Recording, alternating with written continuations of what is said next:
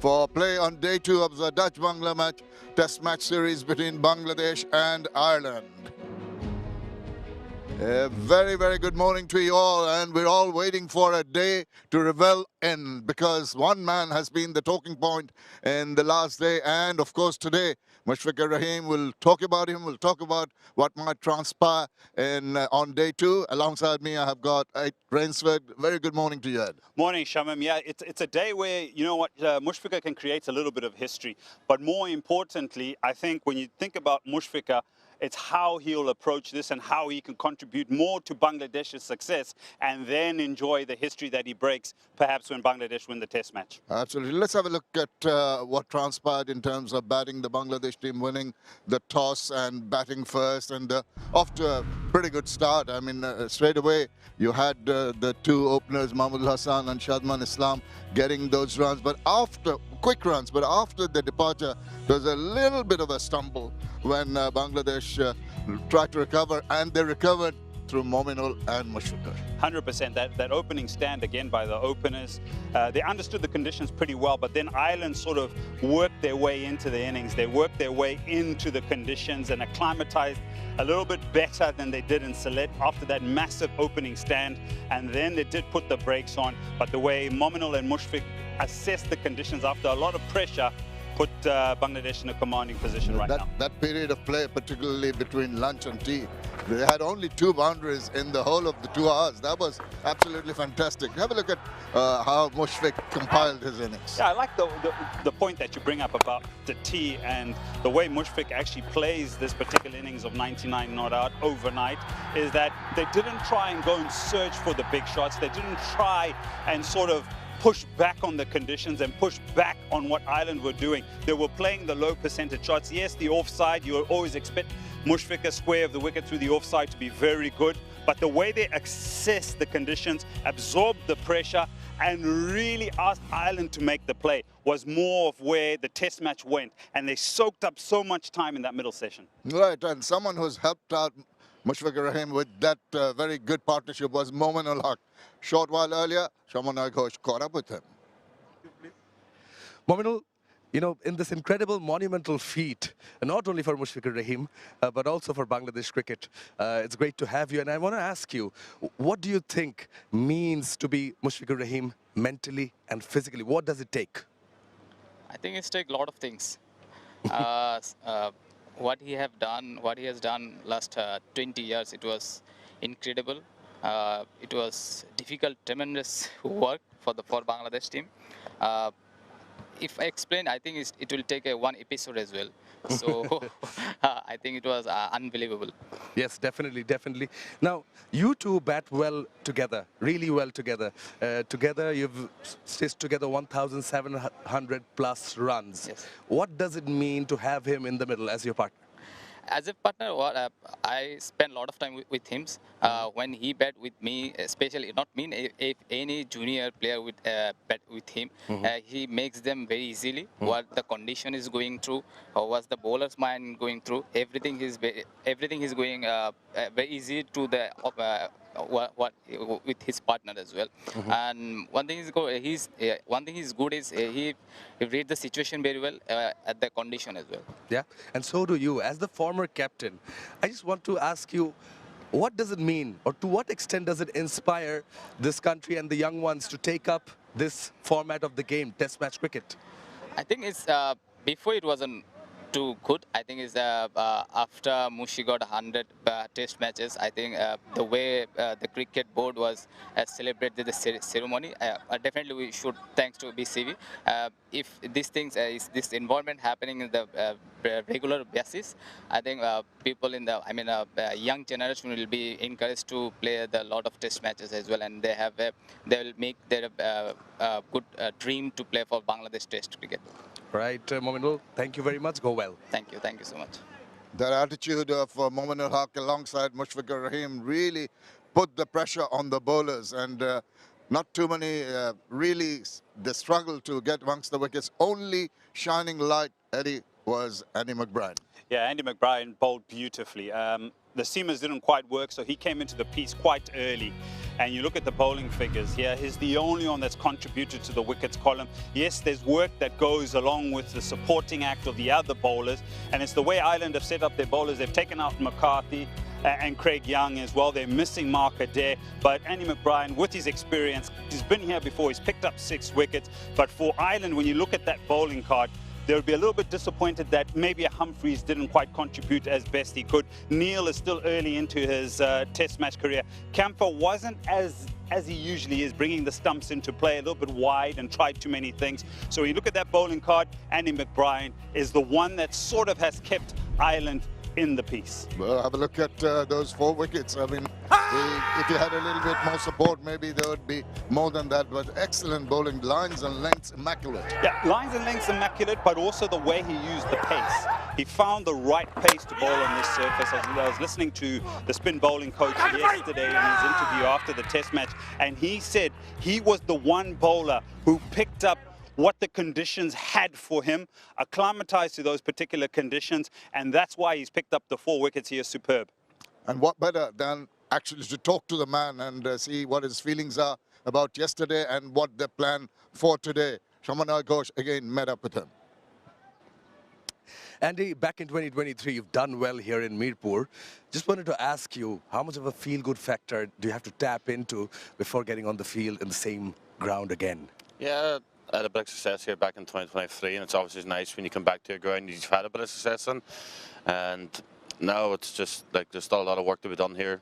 I thought the way the lads went about it yesterday was fantastic, the way we stuck our guns and kept our discipline. And yeah, you got 4 wickets yesterday, and just want to know on what your mantra was on this surface on day 1. I thought it was a pretty good wicket yesterday, and I thought just, again, as I said there before, just been boring, as been patient as possible, and lucky enough to get my rewards. Yeah, and your thoughts on Mushfiqur Rahim reaching this incredible feat of 100 test matches? Is there on 99? Thoughts, please. I'm not too sure how well he would have slept last night sitting on 99, but no, obviously a fantastic career. Anyone who achieved 100 test matches in cricket has obviously had a lot, just shows how much longevity he's had and the performance he's had over the years to reach that there 100 test marks. And obviously, first Bangladeshi to do it's been fantastic to be a part of even this test match for him. And finally, you know, looking forward to the test match, how do you think the pitch is going to pan out on day 2 and day 3? I thought yesterday wicket was pretty good. And we'll just have to take each day concession conditions as much as possible. But no, I thought yesterday the wicket was pretty good. All right, all the best. Wish you all the best. Cheers. Andy McBride was asked about the pitch and how it would behave. And our expert, the pitch doctor today, was Isabel Joyce. She had a good look at the wicket, and these are her thoughts. Good morning and welcome out to the middle for day 2 of the test here in Dhaka, where the spotlight is firmly on one man, Mushfiqur Rahim. He went in overnight on 99 not out and his team well set, 292 for 4. And the conditions, well, they couldn't be better for batting. It's 24 degrees this morning. That will rise to around 29 degrees this afternoon, and humidity just in and around 46%. So it couldn't be better for that man. Ireland, they need to get wickets. They need them as quickly as possible because batting, it's going to be at its best today. What did Andy McBride do really well? He kept it simple in channels outside off to the right-handers and to the left-handers. He changed things up from there in terms of length and flight and how much action he put on the ball. That meant he challenged the outside edge, but also kept the LBW in play. Why was he able to bowl like that on this surface? Let's take a closer look. Well, there is some grass covering, but some of it is loose as well. That's going to give a bit more grip and slow turn for the spinners. The surface as well, while it's compact, it's not hard. So that's accounting for the slightly low bounce for the seamers. And then we've got these tendrils of cracks that are forming across the surface as well. Those are going to widen up as the test goes on, and we might see a little bit more indifferent bounce that we saw a couple of times yesterday. So yeah, you do want to get batting as soon as possible on this surface if you're Ireland. If you're Bangladesh, pile on the runs and see if you can stamp your authority on this test match. But for Bangladesh, for the Bangladesh team, for one man, it's one run that they're thinking about. Bangladesh have the platform, Ireland have the window. Mushfiqur Rahim, well, he's just one shot away from history. Which has made it clear what Ireland needs to do. Can they do it? That is the question. I'm hoping that they've learned from what has happened in the first day of this particular test match and what their seamers perhaps need to do. I think on this particular surface, as she's mentioned, it's going to be a good batting deck. But if you starve the batters of scoring opportunities, and I think Andy Balbirnie yesterday just allowed Bangladesh to rotate too much, the strike in between the two batters, the ones, the twos, you've got to find the right angles because scoring is going to become even more difficult. You mentioned in that middle session, only 2 boundaries. Now, if you're able to squeeze your opponent, you'll get wickets. I was wondering, with the early morning conditions, maybe a little nip in the air, will they bring in the paces? Didn't use them very much yesterday. Yeah, I didn't use them very much, but you're right. It's an earlier start. It's a 9:30 start, so why not get your seamers out there? And hopefully, like I keep saying, especially to Ireland, who don't play a lot of test cricket, are you learning about the conditions? Are you learning about maybe getting a little bit better in your lengths and your lines and challenging the batters? And I hope they've done that today, because Barry McCarthy did it in Sylhet the next morning when he used the ball superbly. Well, they've got to have that little bit of a surprise or variation, not surprise element, but the variation that's needed. You cannot allow them to settle down. First thing, they've got to strike in the first half hour if they're going to make an impression on this test match. Yeah, I agree with you. The first half hour is going to be crucial. So Ireland will be thinking of capitalizing on that. How do they capitalize on that? Starve, starve, starve. But I tell you what, the crowd's coming in for a historic moment. I did mention yesterday who writes it, who scripts it, who's writing what today. How's it all going to pan out? Not you. I don't know. Sure. You know what? You look at the contents of a book and you sort of say, I'm going to dive in, but you never know what that book's going to hold. Don't read it. What do they say? Don't get a book by the cover. Luckily for me, I listen to audiobooks. All right. We're all set for a historic day here at Mirpur. History beckons. Mushfiqur Rahim just 1 run away from his century in his 100th test match. All to look forward to. The excitement is building up. It's time now to go and join our first set of commentators. A very good morning to everyone, and all eyes will be on the batter on the left side.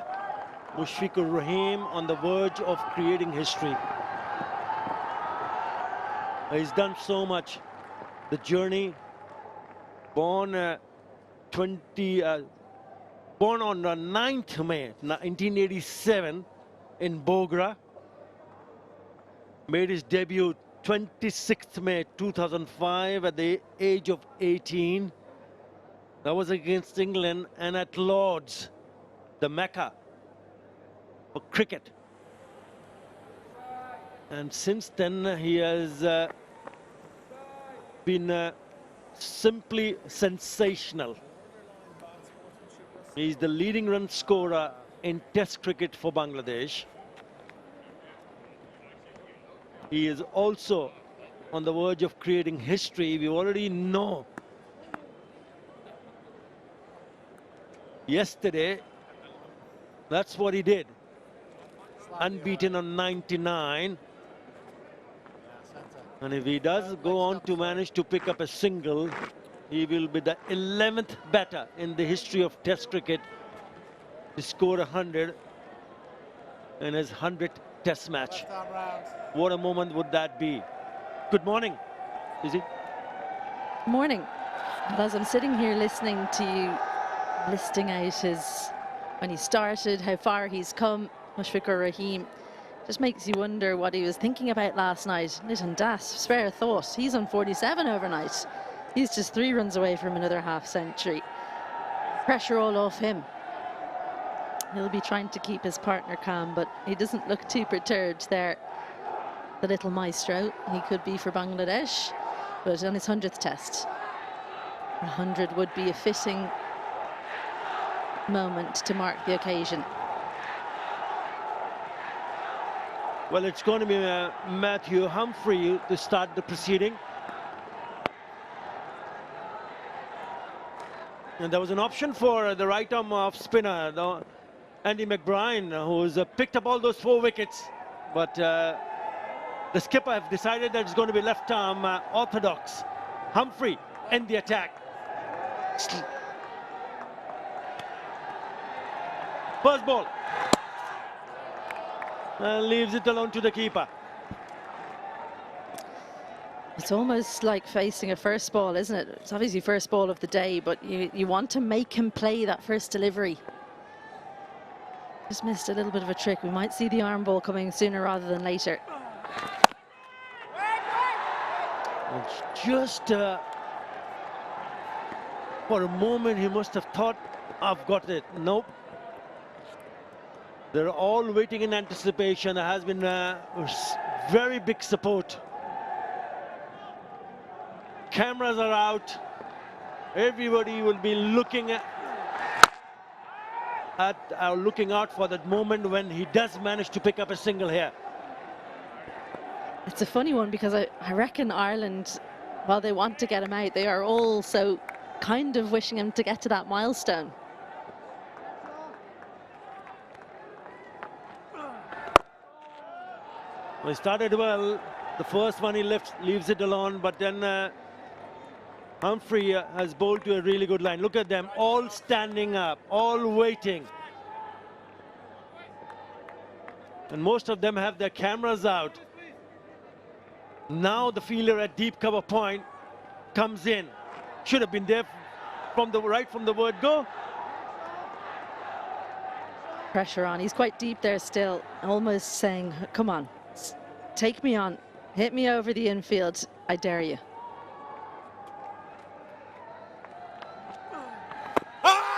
Now then, there's an appeal. Beautifully bowled, maybe a bit of a bat, maybe a bit of an inside edge. That must have been the discussion, or is the discussion. Excitable. That's a good word to describe Matthew Humphreys. Yeah, Andy Balbirnie unmoved. I think there's a lot that's not going right for this. Quite a lot of bounce. This ball pretty new. Inside edge as well. But no harm in letting Mushfiqur know that it was close. Just behind, Johnny, just behind. Now he has that fielder, a deep square leg coming in also. It's the last ball of the very first over day 2.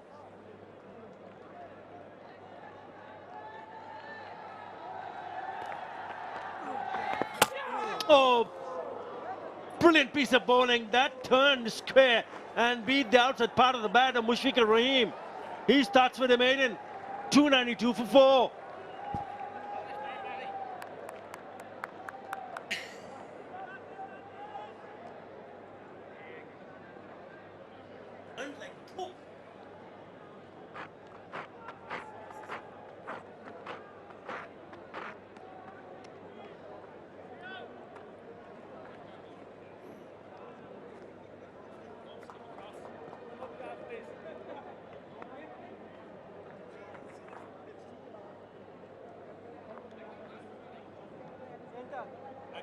Beautiful day out here in Dhaka. Last ball of the previous over was a beauty. Well, just playing slightly within himself, which is the opposite to what he did yesterday. It came off Lorcan Tucker, and that sound, well, we thought up here, what's that done? Has that clipped the stumps? Turned too much. And actually, in some ways, it's a good outcome that Mushfiqur didn't commit too far forward. He might have overbalanced. That being said, Lorcan Tucker didn't take it clean anyway. Jordan Neal into the attack.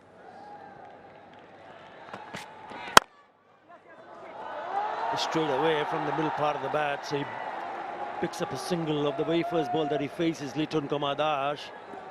And once again, Mushfiqur Rahim will be on strike.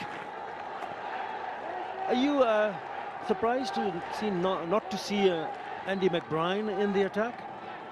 I am. I have to say, I was thinking this morning, how are Ireland going to go about this? And I mean, if Andy McBride's not taking the first over, I certainly thought he'd take the second.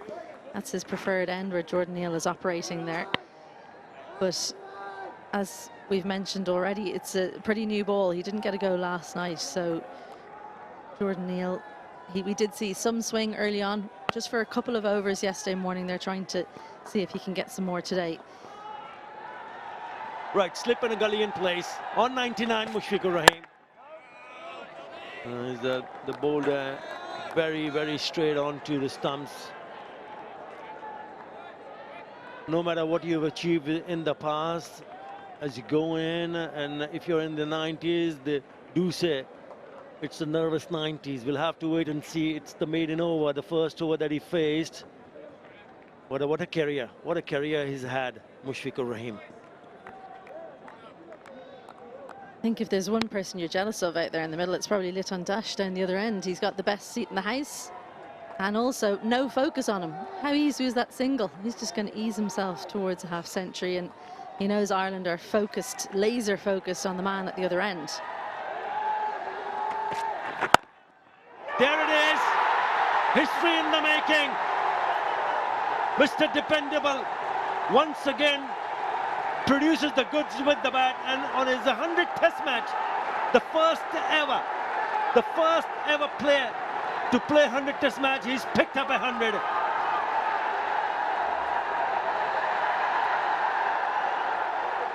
What a moment. It also equals the most test hundreds for Bangladesh in test cricket. Equal with Mominul Haq, 11th batter to score 100 in his 100th test match. Magnificent. All that pent-up energy overnight released in one moment. Back to business of scoring runs. Nice little clip from Liton Kumar Das, and he picks up his 20th 50 in Test cricket. His first two deliveries. The first one was a drive through the offside, but this was really good piece of timing to pick up his 20th Test 50.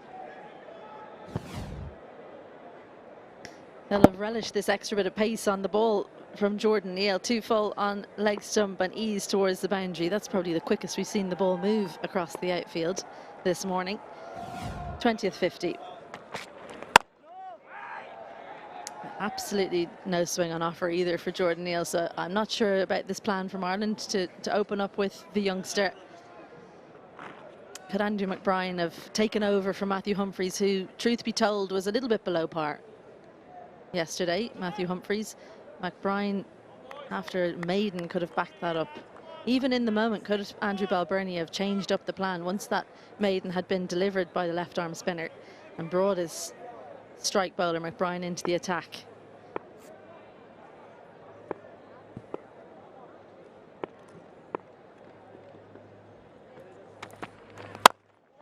Again, lovely piece of timing. Good feeling, good cricket all around. 299 for 4.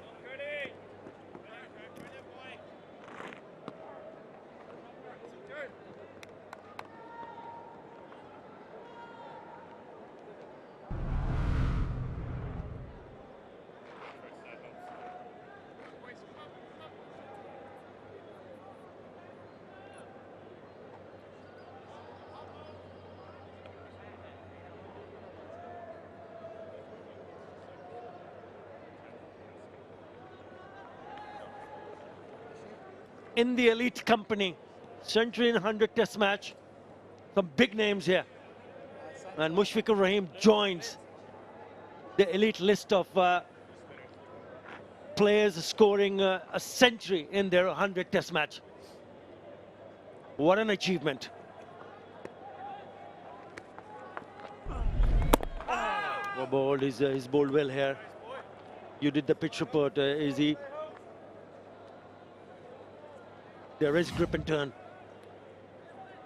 Absolutely. It turned most in the afternoon yesterday, but I think what Matthew Humphries didn't do yesterday was actually use the surface.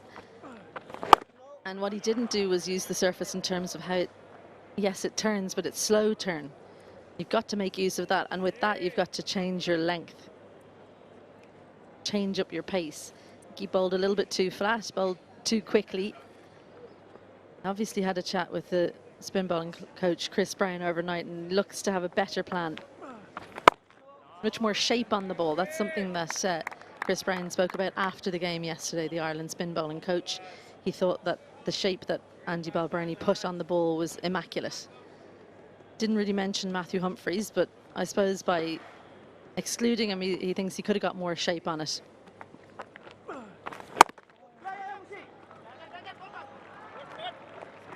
It's certainly a surprise for me not to see Andy McBride to be in And the attack is straight away.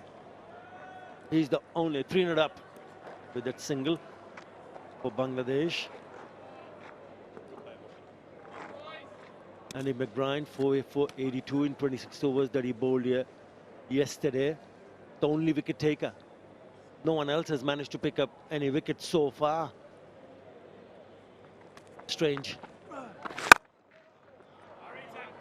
Because when you have a bowler who's have tasted success on this kind of a surface in these conditions, and if you don't have him on, you're just releasing the pressure.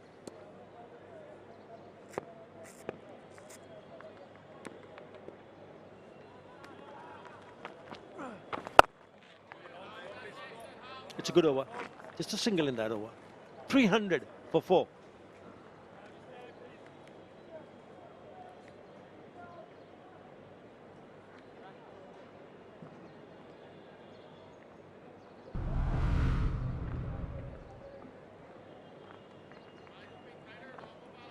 Tighter strap, please. Yeah.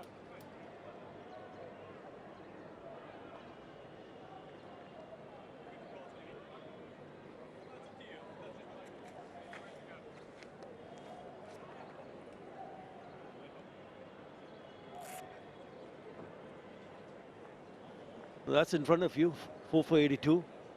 And the wicket column for the others, nothing.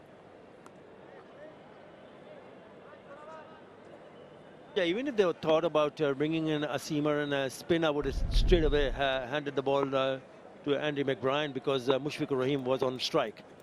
He has been the best bowler.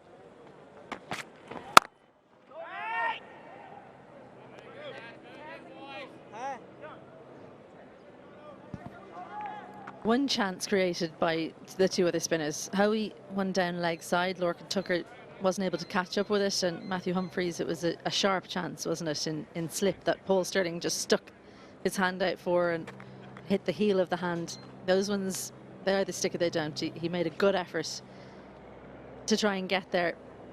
Speaking with Gary Wilson, the batting and wicket-keeping coach before the game, I asked him what he thought of that missed chance down leg side. He says, look, it's international cricket. You've got to have a standard where you feel you should take those. So Lorcan will have been disappointed. And his dad is here, Lorcan Tucker's father, in the crowd. Barry Tucker, along with the Balburnies and some other die-hard Test fans. They said they're not sticking around for the T20s, it's Test cricket that they're interested in. You get to know the area, spend a bit of time. Test cricket, it's just bish, bash, bosh, move around. So they said, we'll see you later once these tests are done. Yeah, there they are. That's Barry Tucker on the right-hand side. He maybe had a late night, worried about how things were going to go today.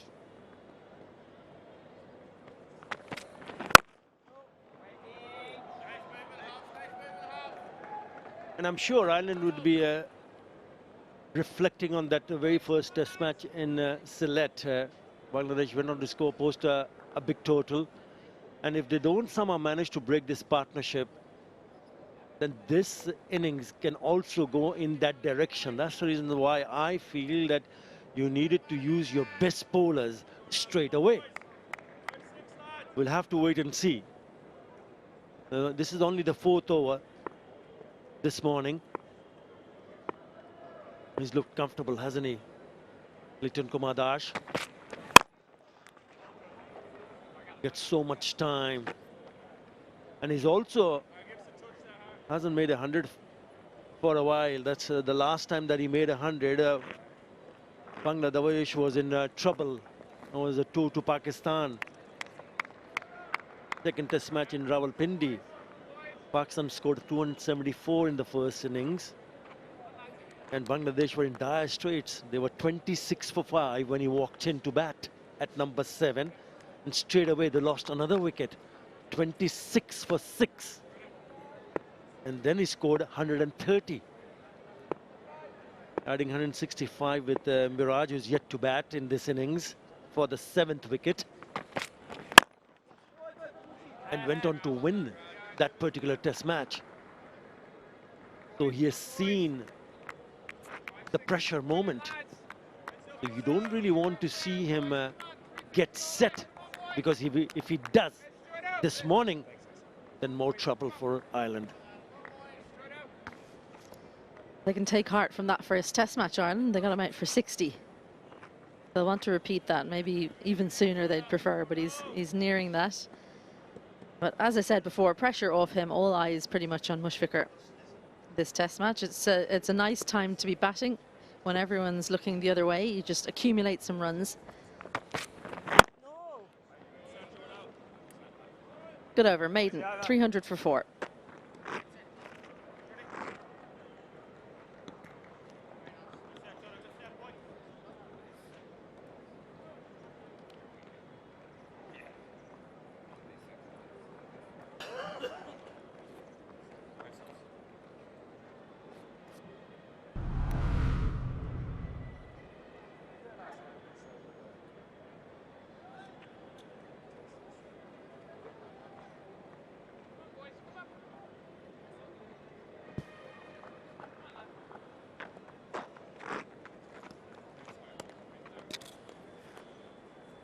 Now that's another record, another milestone for Mushfiqur Rahim.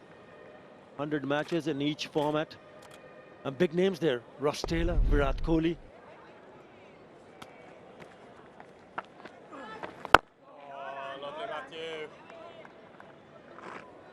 It just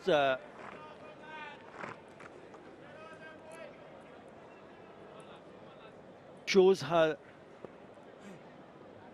the passion, the devotion, the character he possesses, the longevity. More than 20 years of playing international cricket, and he still keeps going on. The hunger to score runs, incredible. Huge inspiration for youngsters. Lovely.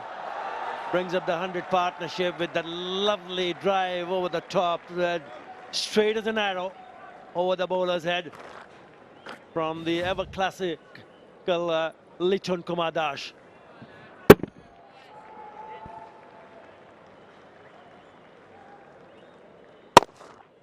It's something he does so well, just able to go up the gears all of a sudden. And playing very much within himself so far this morning, but he got a delivery he fancied and backs his skills. Man back at long off now. Brings up the 100 partnership also. He's been very clear in his mind the way he has handled so far. It's such early days here, just the 5th over of the morning. But he's looked solid, rock solid. He's timing it nicely, the ball coming from the middle part of the bat. If it continues to do so, then he's going to score a few more for sure.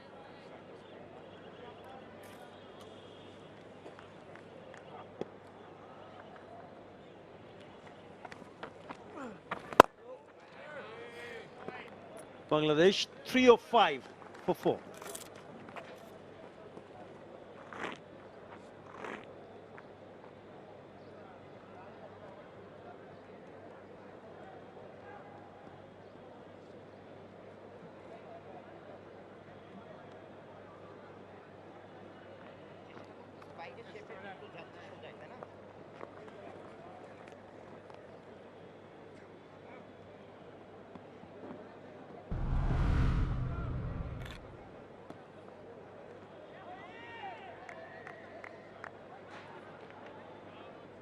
This is the 7th partnership of 100 or more between Mushfiqur Rahim and Lichun Kumar Das. They enjoy batting together.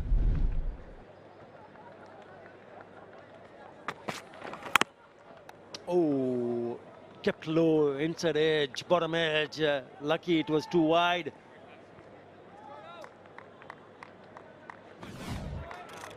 What a day, what a couple of days for Mushfiqur Rahim.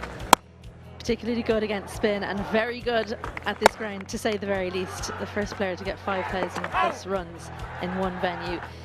He worked the ball around beautifully, pounced on the couple of deliveries that there were to score for. He had to wait overnight and he had to wait a couple of overs, but when it did come, it was a sweet moment for Bangladesh's most capped Test cricketer.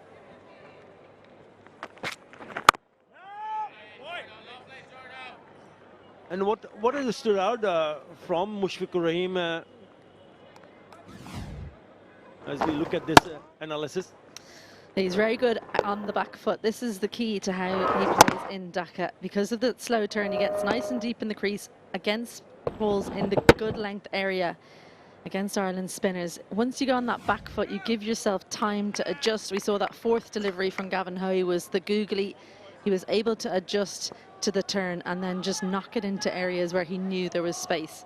It's very much been a century of accumulation rather than blasting it around. Pulled away. This should be cut off. Just looking at that analysis, every time he was on the back foot. It's also important. His interception points very late. Have a look at that. Look how late he's playing those deliveries, right back in his crease. And you can see him as he's getting ready to play the shot in that graphic we just showed you. He was coming forward but then pushing back on the back foot. 53% behind the crease, and that has been the key to his success, not just in this Test match but in Dhaka in general.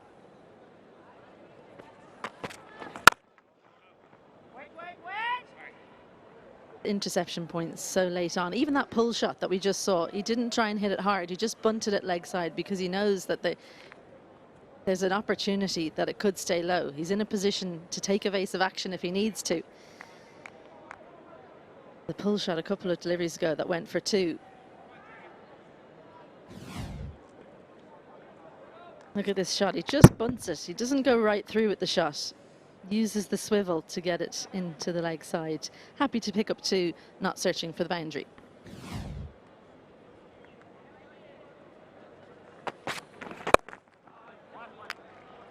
I mean, if you look at the way he has batted in the first Test match, and also you mentioned about yesterday and today, most of the runs he scored off the back foot. My point is that as a skipper and the team management and the coaching staff would be looking at this closely and telling the bowlers, okay, let's see what he does of the front foot. Let's see whether we can pitch it up a little bit further, more close to the body. Let's see whether he takes on the bait to drive and try to play off the front foot instead of the back foot, because we know he's very strong. So maybe the Irish bowlers have been guilty of bowling a little bit on the shorter side. That didn't get up. He misses it onto the body. 308 for 4.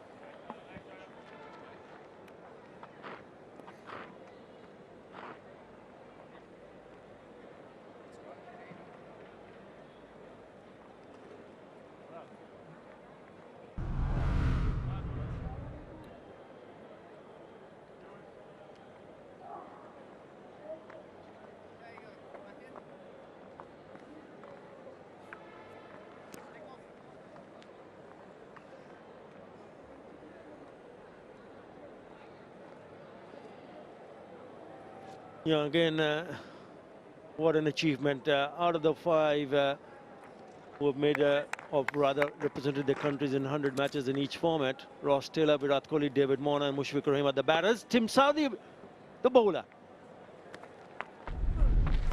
Yeah, just going back to the point, as a bowler, you would need to find very quickly the weakness from the batter. If you don't, then you're still asking yourself questions of what shall I do next to keep him quiet.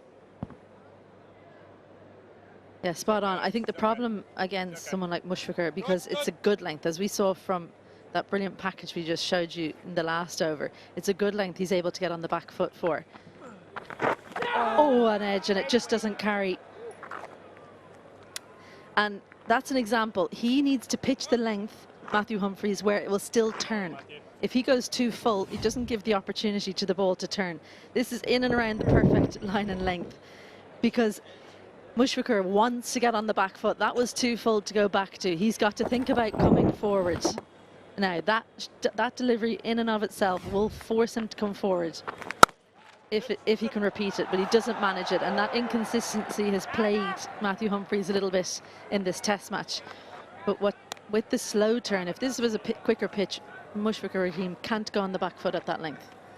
But because it's slow turn, he can, and he can adjust as the ball is approaching him. That's why he's done so well. Ireland need to watch closely, because there's going to be a lot of spin when they do get to bat. And if they can emulate how he's gone about things, then they'll have success.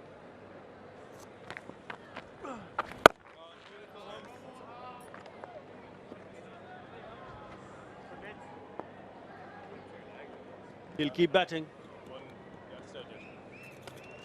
Mushfiqur Rahim, he loves batting.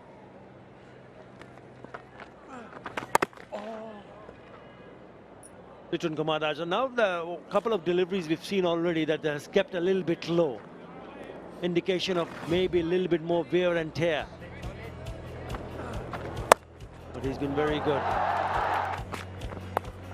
It was a class act. Good treat to an eye to see him bat the way he bats. He's got every shot in the book.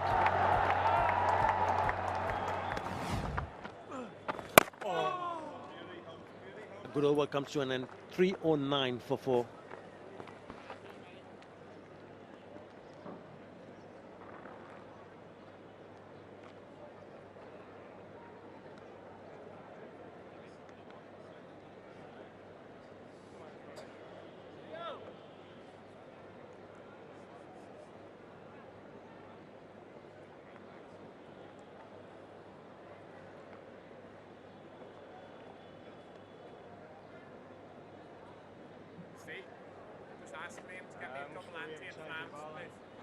Straight away, there has been a bit of a chat. 7 overs today so far. They bowled okay, none for 17. And now, after 7 overs, we see Andy McBride finally coming in the attack. 50 seconds. 4 for 82, a good return. He'll be hoping to add to that this morning, and certainly his teammates will be hoping he can double it, and in quick time.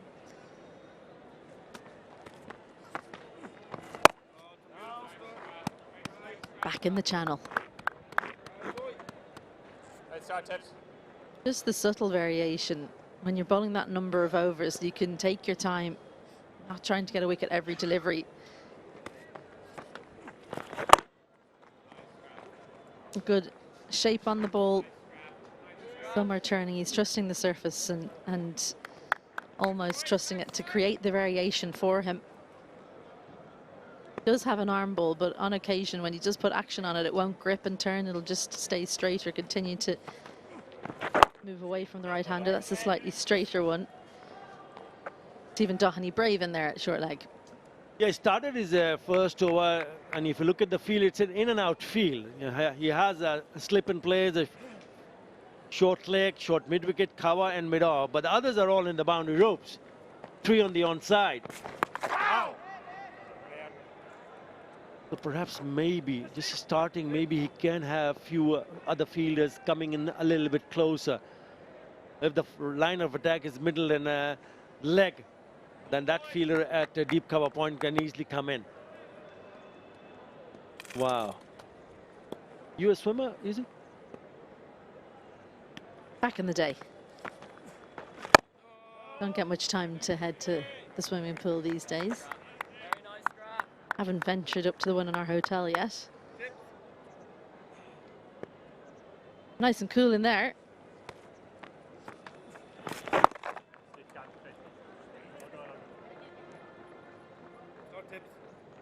He concedes the single of the last delivery of his first over this morning. Bangladesh. 310 for 4.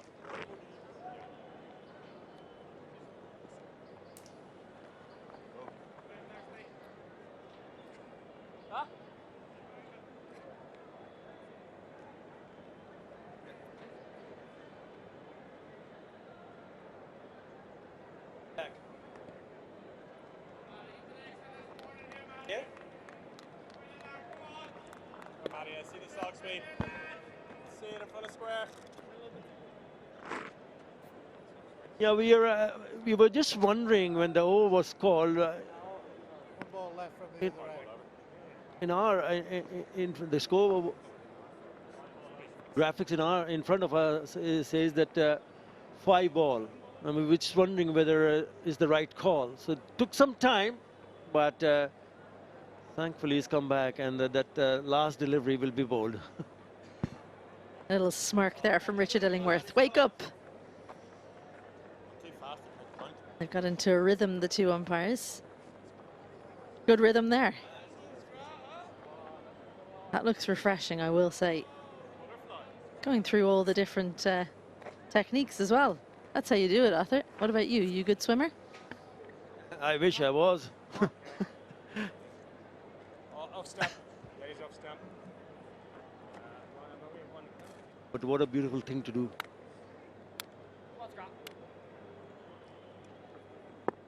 Works out every part of the body.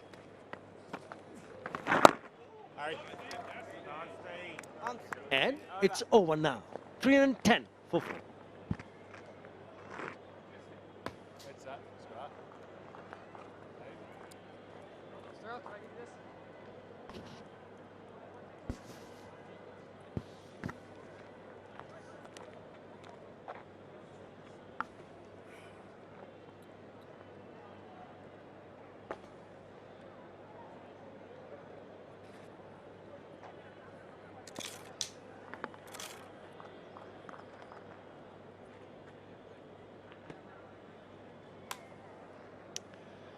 The first half an hour on day 2 was all about the milestones as Mushfiqur Rahim reached his 13th century in Test match cricket.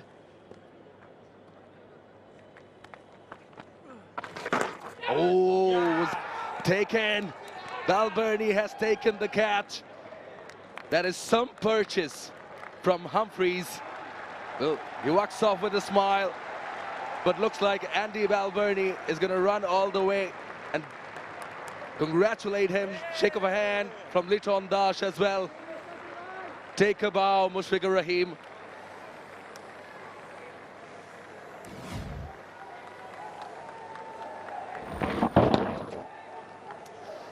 Yeah, had to take a good delivery to dismiss him. And a sharp catch as well. Shake of the head, but an enormous innings and history made. 106, 310 for 5.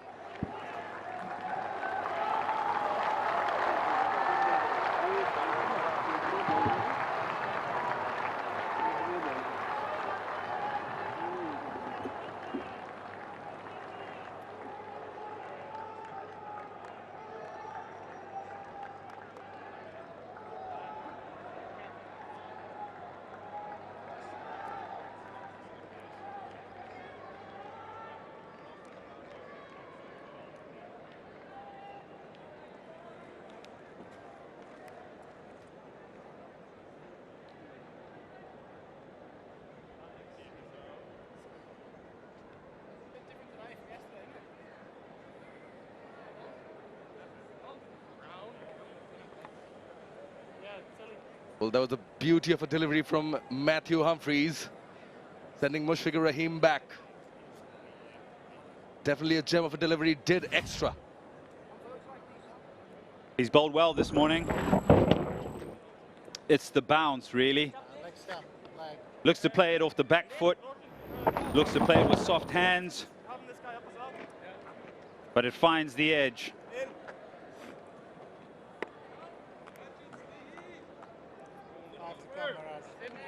Yeah, great gesture. 5 left, left arm round.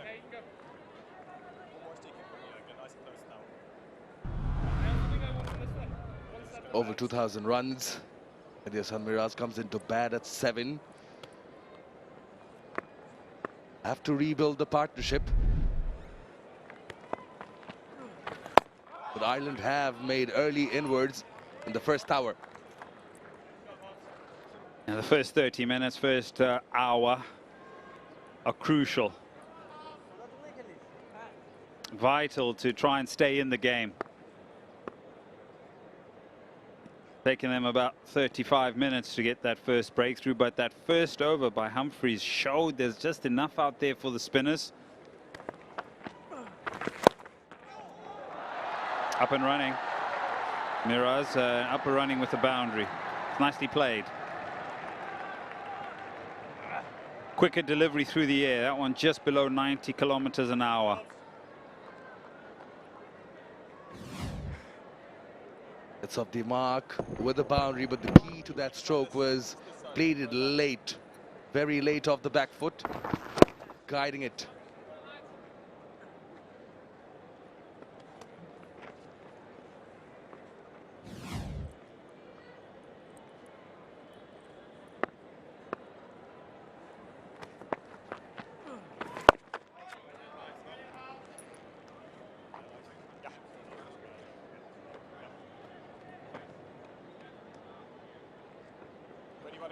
They've come in, they came in, they saw, they absorbed, they took memories, they took pictures, they cheered, they were on their feet. How special is sport?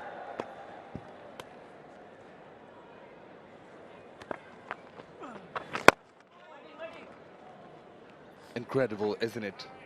It is a Thursday. Can compare it to a Friday in the Western world. Last of the weekdays, so students, you've got work. They all showed up early morning just to witness that greatness. That was good. How good a knock again. Epitome of resilience, persistence. Humphreys in this over got the better of him in the very first delivery. Wicket taking over comes to an end. 3:15 for 5.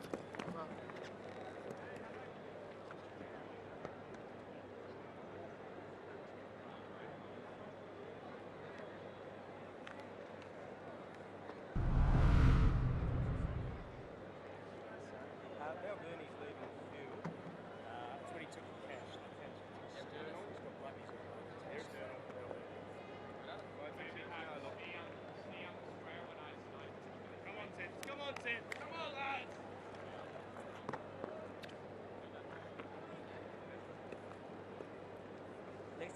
250s, but that century stands out. 106 on his 100th Test match, 11th player to do so. No, when the bails were taken off last night, I was wondering, you know, how was he going to sleep? What was he going through all night? Would he be in front of the mirror thinking, well, this is how I'll get that one run? Would it be a restful night? Or would he be tossing and turning? Doesn't really matter. He did end up getting it, does it? That was fantastic by Mushfiqur. Seen all the numbers come up and the annals that he has created in history in the game of cricket.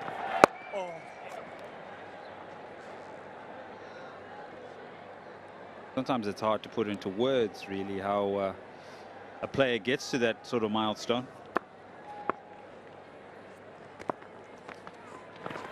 We, just the spectators and people that put words to these wonderful images, try and do it justice.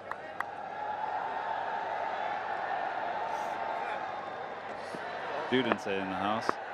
What time is it? Gone past 10 past 10. What time does class start? Shamanoi, what time does the classes start? No classes when Mushfiqur Rahim plays his 100th Test match. Teachers will be in the house as well then. Nicely bowled to end the over. It's a maiden. It's 3:15 for 5.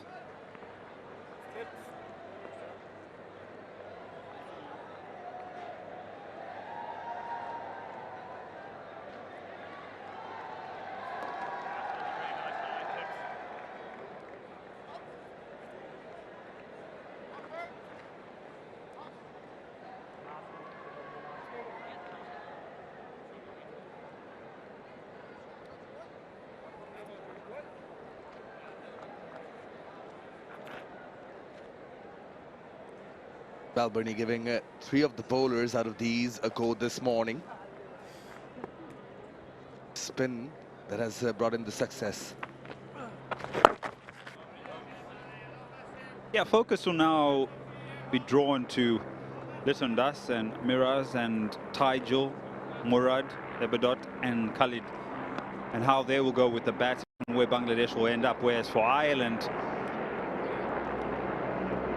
it's not as if the focus of trying to bowl up Bangladesh has been lost, but now trying to restrain this 316 from being a 400, a 450 on a surface that's clearly, as this test match starts to progress, going to be quite difficult to bat on.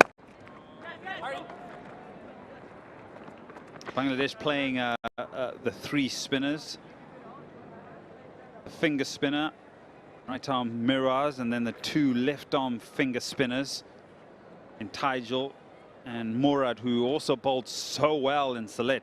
So all that little bit of focus now is going to unfold in some sort of plan or journey to how the session will play out and how the day will play out, and possibly where Bangladesh will end up. I like what Shamim Chowdhury said in the build-up in the show, where he mentioned that in that middle session, Bangladesh only scored 2 boundaries. But still in scoring those 2 boundaries, they kept up with the run rate of over 3 runs and over, which meant that Ireland missed a trick in trying to correct the angles in the field to stop the scoring opportunities. And here comes the scoring opportunity. Should run away for 4.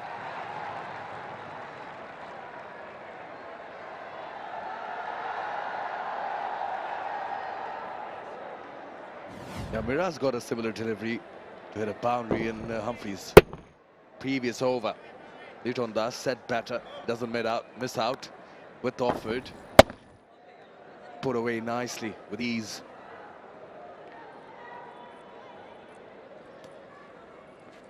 And also, just to go back to the conversation,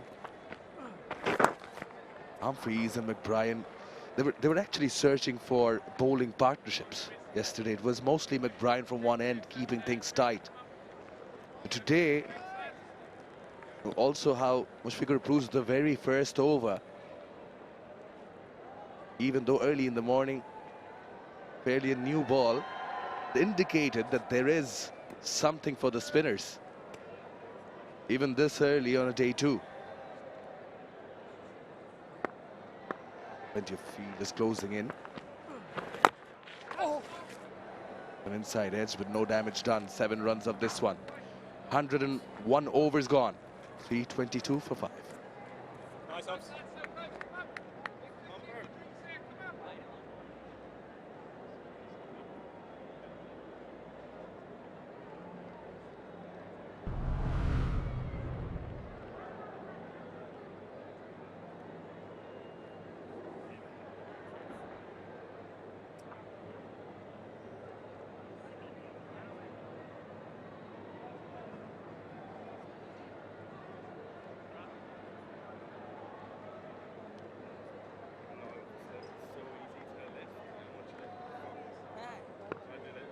Litton Das still in there.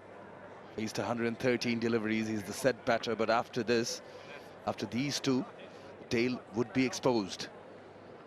Last of the recognized batters for Bangladesh would want to make the most of it.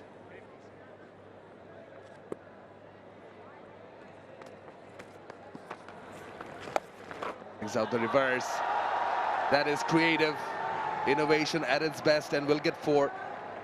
Yeah, nice positive intent there by Litton. That's how he plays. That's his ability just to reverse pressure. That's well executed. One thing you can always depend on with Litton, he'll get the game moving quickly, won't he? You generally enjoy his approach when he's batting.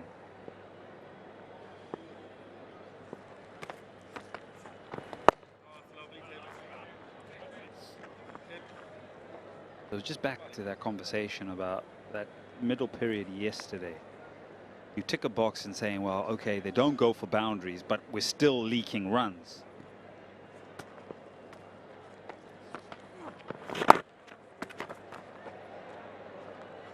Nifty footwork. Let's just make sure that didn't get any sort of backspin onto the stumps. So presence of mind just to, yeah, let me get my dancing shoes on. Okay then. Yeah, there's one thing in that scoring will always be evident. But how you can continue to squeeze that scoring, so the batters then have to find different angles. And on this particular pitch, I feel Select, you had to bowl a little bit slower to get purchase. I feel on this surface, there was a small montage on how Mushfiq has played spin.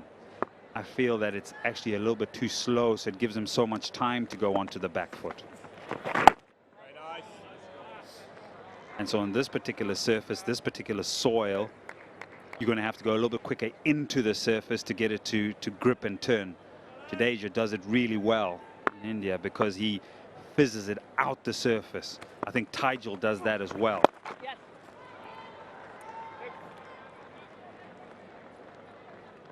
And the over, 328 for 5.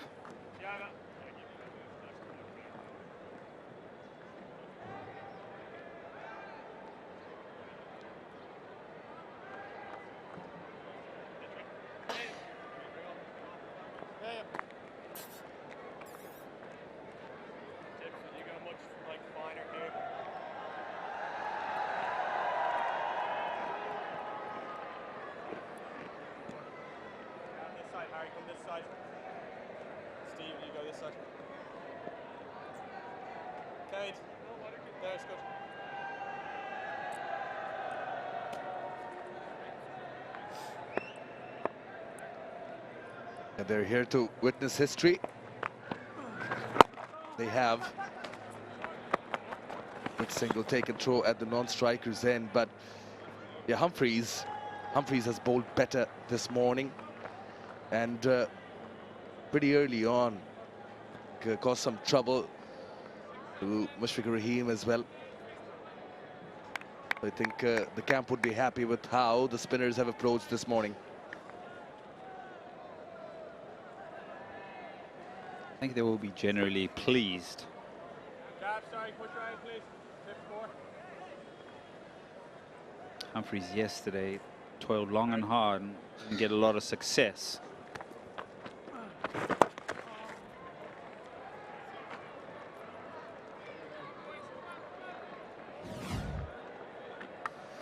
Let's have a look at Humphreys today. Look at this on a fullish length. Look at the bounce. And then the wicket a little bit wider and takes the outside edge, and that's a very smart and a good catch. Andy Balbirnie.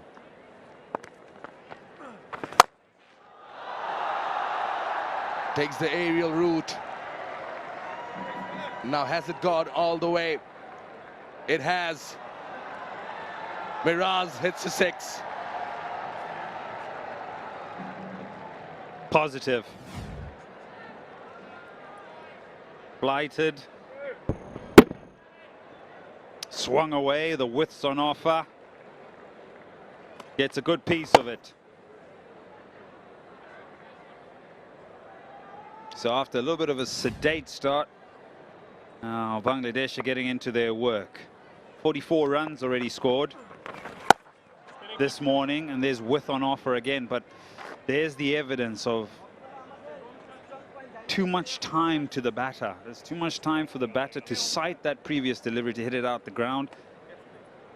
And then this one, so slow out the surface, so much time to play it through the offside, including the width as well.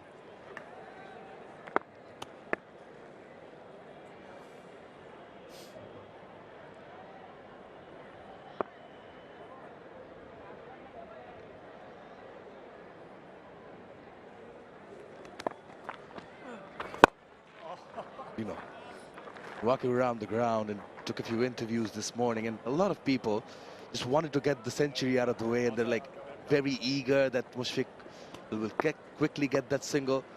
But Humphreys was right on the money this morning, and hence the sedate start. He needs to bowl well, but a 6 in this over. 3-3, 6 for 5.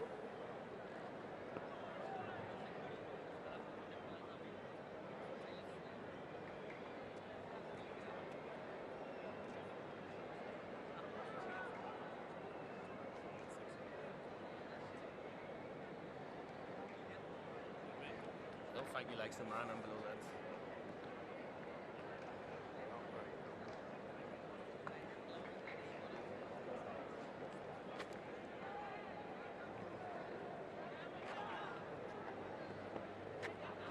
What a sight that is. Ball into stumps. Best feeling in the world if you're a fast bowler. For batters, they hate the sight of that.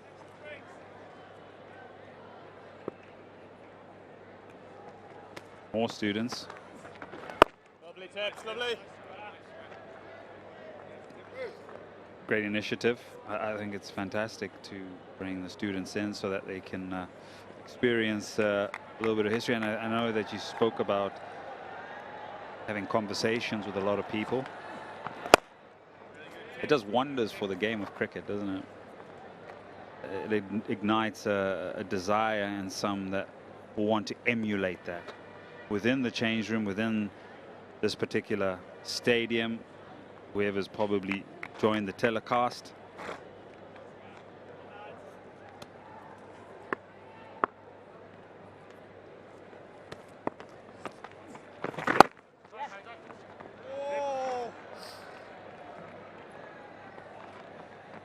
I had a chat with Mominul this morning and I asked him the same question as a former captain of Bangladesh cricket.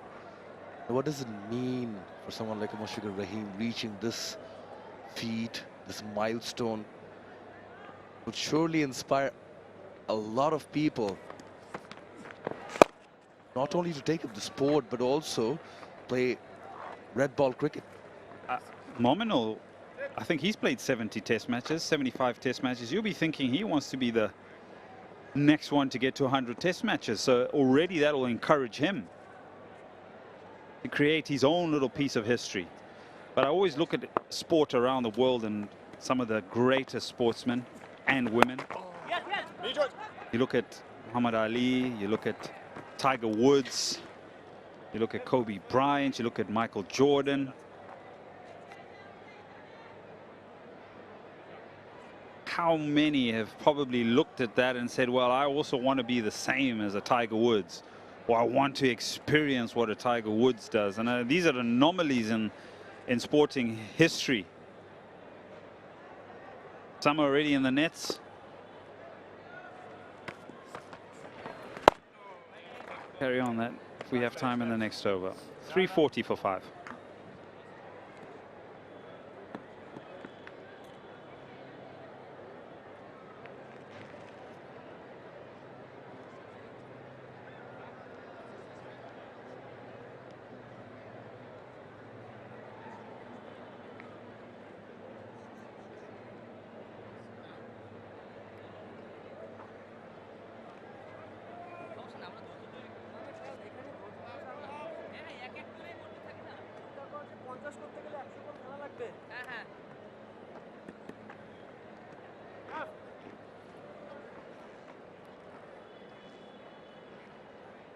Where's your house, Chamanoi?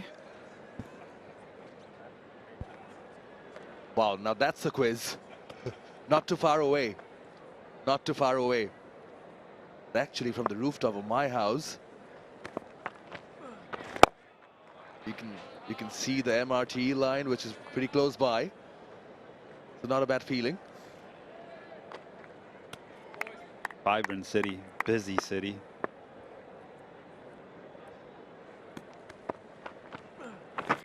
Yeah, so just finishing that conversation about how the great sporting icons, I think about Shelly-Ann Fraser-Pryce, the sprinter from Jamaica, what she's done for sprinting in Jamaica for women. I mean, you look at Tiger Woods, I'm not sure there will be many that will ever reach his level, but there will be some that will be thinking, oh, I want to do that.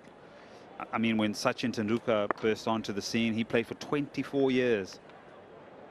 There would have been the MS Dhonis, the Virat Kohlis, Brian Lara, remember him, and he's 375. Then the 380 broken by Hayden, and he said, well, I got to come back and get 400. And then Vian Mulder, I did the test match in Bulawayo, 367 not out. And you know what he said? The legend needs to keep his record. Sudarshan, were you there, our stat man? Yeah, he was. And our stat man was rattling off all the numbers. He can do it. He's going to get to 400. And then all of a sudden, he said, no, I want Brian Lara to keep the 400. 367. He could have done it in 3 or 4 overs, in fact. He could have got there. So there's that sort of respect for the game as well. But I remember Brian Lara a few days later saying, well, you know what, records are there to be broken. And he actually had a conversation with him on the phone and said, well, you should have broken it. But those are all the stories that these young cricketers and cricketers that we haven't seen yet, and we'll see in the future, that will be wanting to emulate those sort of innings. A little bit of an outside edge, just straight to the fielder. Just 2 off that over, 342 for 5.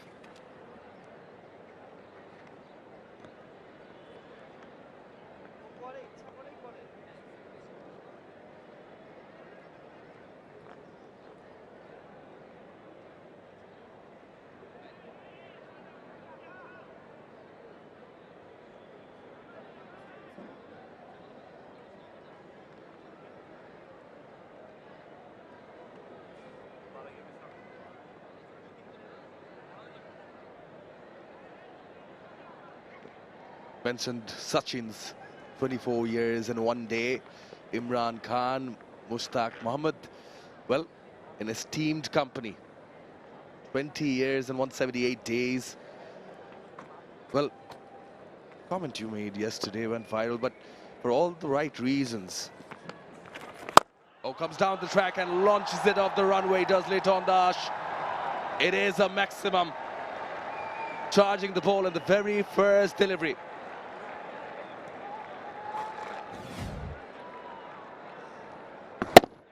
Second for Leighton Dash now. So positive, so clear in his mind where he wanted to hit this. All the way for half a dozen.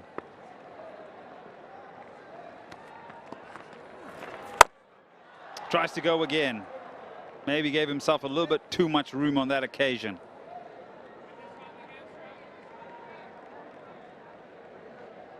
The 2 sixes and 5 boundaries this morning, and Shamim Chaudhary mentioned and you mentioned how there was a bit of a drought the second session yesterday, but they've come out with some intent this morning, some positivity. The importance of longevity, Ed. 20 years and more, and it takes a lot more that meets the eye, doesn't it? Yeah, longevity is something you can't run away from. Father Time. None of us can. Time will catch up with you. Some will catch up with you earlier than than others. The one sporting icon that's currently playing, actually there's 2 of them that have been able to play the sport for such a long time and remain at the highest levels, is Cristiano Ronaldo, who's in pristine, he's in showroom condition, and LeBron James. Their longevity, and there's always this conversation about them, who is the GOAT in basketball and who's the GOAT in football. Some would say Pele, some would say Messi, because Cristiano Ronaldo hasn't won a World Cup. Messi has. Pele's won 2 or 3, I think. But because they've played for so long and achieved so much, there's always that conversation. Oh, we're going to have to continue this off comms. Damanoy. 3:49 for 5, and it's time to have a refreshment.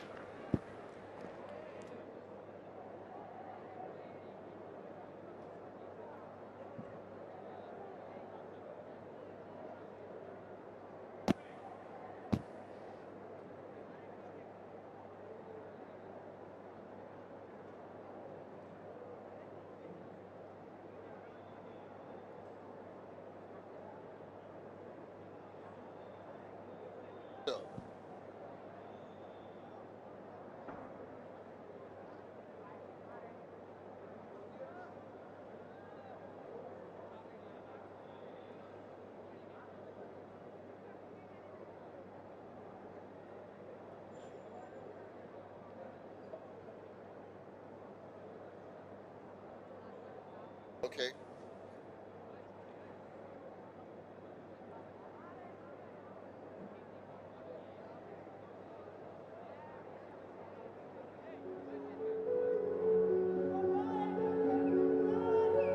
Attention to all. 𝗍𝗂𝐶 Anti-Discrimination Policy. Policy statement on inappropriate conduct. It shall be a breach of the terms and conditions of entry to the venue for any ticket holder to engage in any conduct, whether through the use of language, gestures or otherwise, which is likely to offend, insult, humiliate. 𝗵𝗺𝗃𝗃 has done it on day 2 here. Completed the century in his 100th test match. He's back in the hutch now, but not till he compiled those runs with a lot of ease and aplomb and a lot of dedication.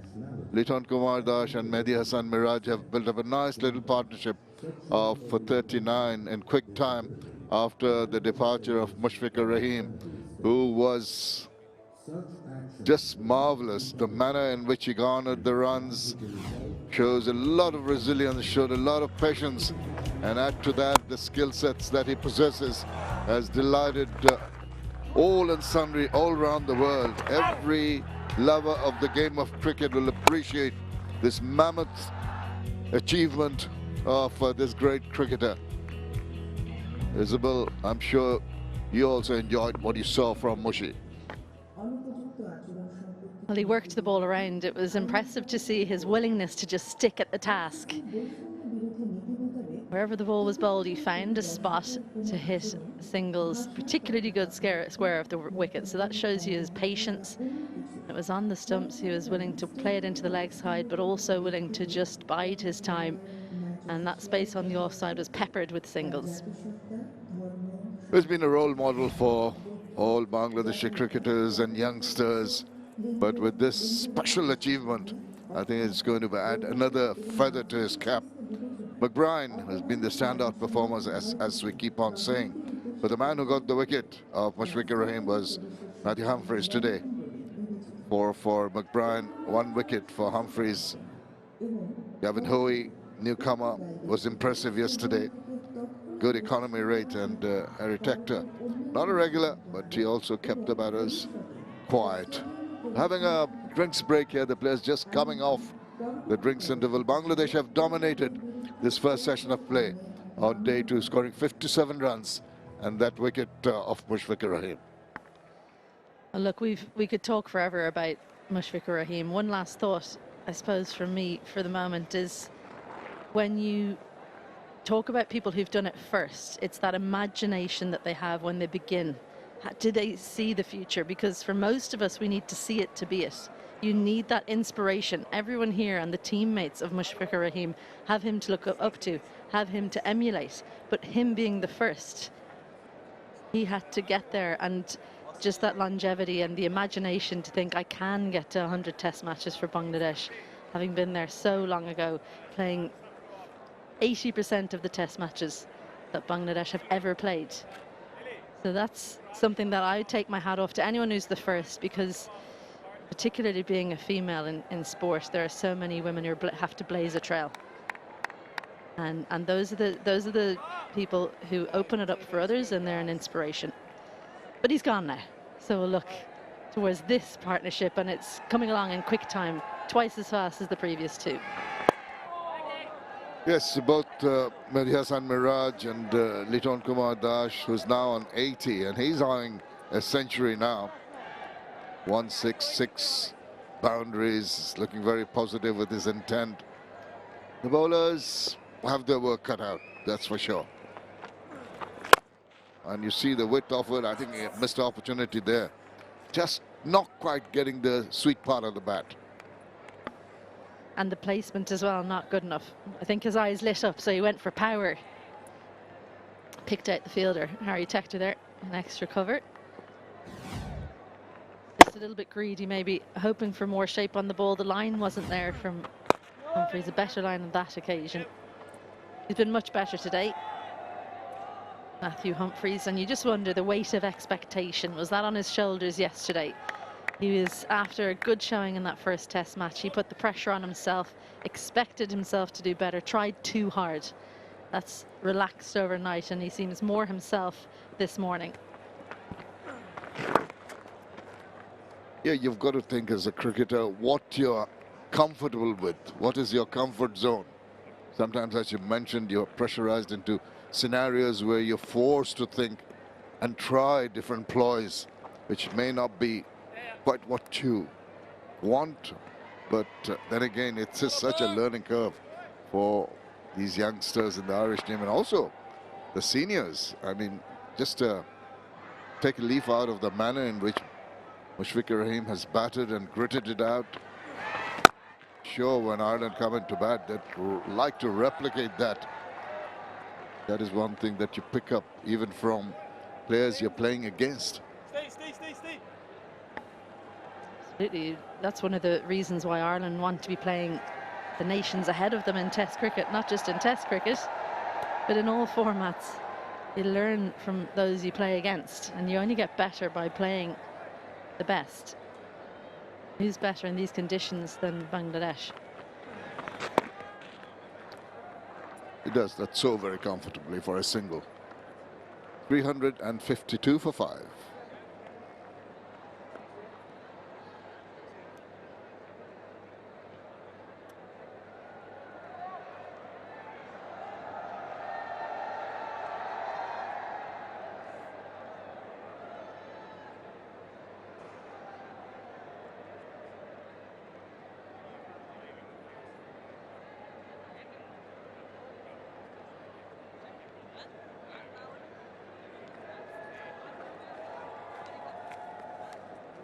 Good to see the crowd in. They were here early to see Mushfiqur Rahim get his 100.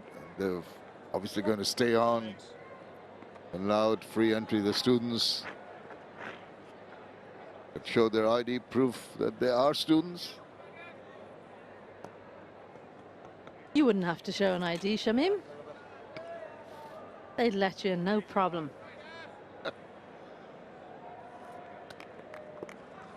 𝗂𝗏𝗄𝗽. Now, it's a guy who has been bowling a high percentage of orthodox leg spin. I haven't really noticed him trying either the googly or even the topspin or the flipper. Seems to be comfortable there. I think once he did bowl a googly which foxed. I think Mominul was the batter, and immediately it was Mushy telling him, watch out for the googly. But I'm still watching out for it. Not quite there. Well, we had a video package earlier on, and there was a googly in there. It was against Mushfiqur. He was on the back foot, and because of how watchful he was able to just tuck it into the leg side.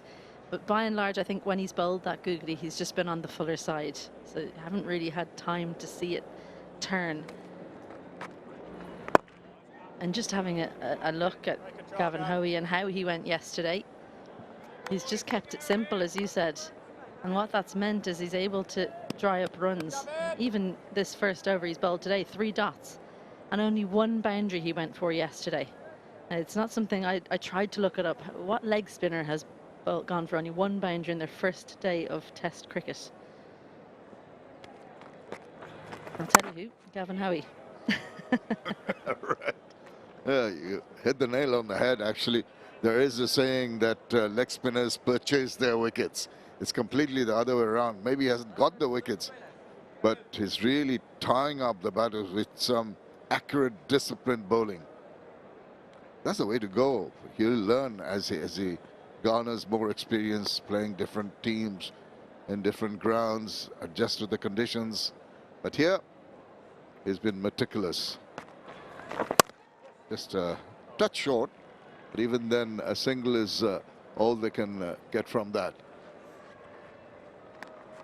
When you think back to yesterday, there was only a couple of times. You see young leg spinners, you get so used to saying drag down, full toss, these kinds of phrases. I remember once, I think you and I were on together, he dragged one down to Mushfiqur and was punished. But other than that, well, he has bowled a little short on occasion. It's not really been that classic drag down change up that leg spinners are known for. Excellent bowling. Just the single run in that over. 353 for 5.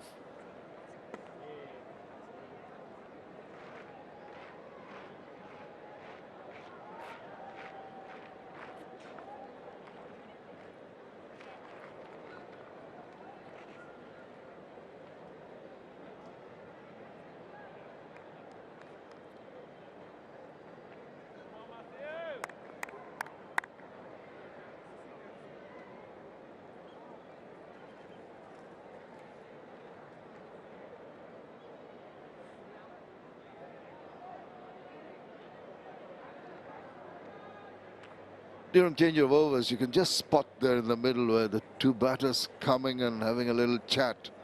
I wonder if there will be a change in the approach. They've been pretty proactive after Mushfiqur Rahim's departure. The last over from Gavin Huey, very impressive. Slip in a gully now for Humphreys. Into the wide spaces, a couple of runs for the taking. A calls of 2 immediately as that hit the bat. Just knocked it into that huge space on the leg side. That fielder in mid-wicket will drop to the boundary now. You wonder about changing gears. Nitin Dash, 85 at the moment. He's naturally aggressive. He's got certain deliveries he will take on, no matter what the situation. I think, though, he'll stick with working it around while taking full toll on those looser deliveries until he reaches that milestone. Then we might see a change in tempo.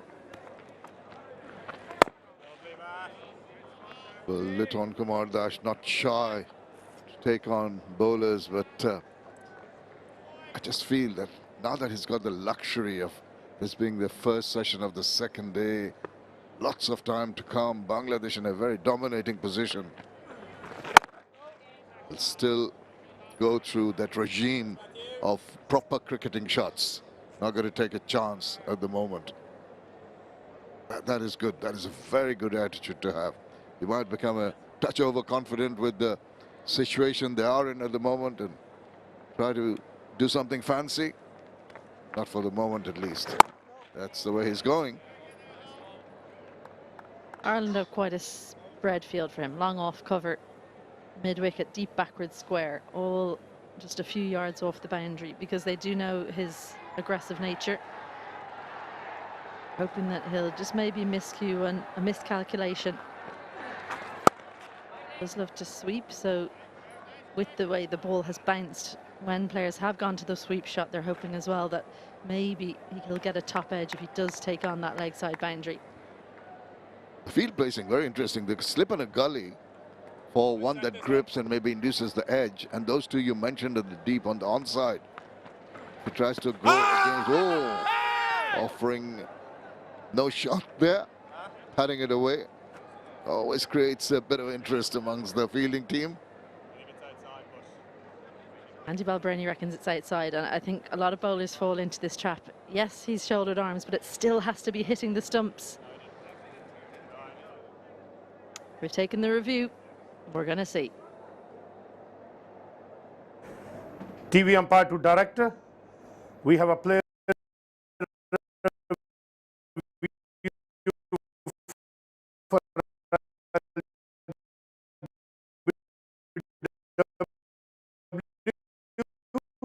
original decision is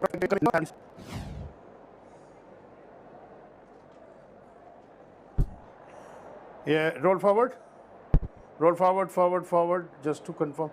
Satisfied, clearly, no bat involved. Ball tracking when ready, please.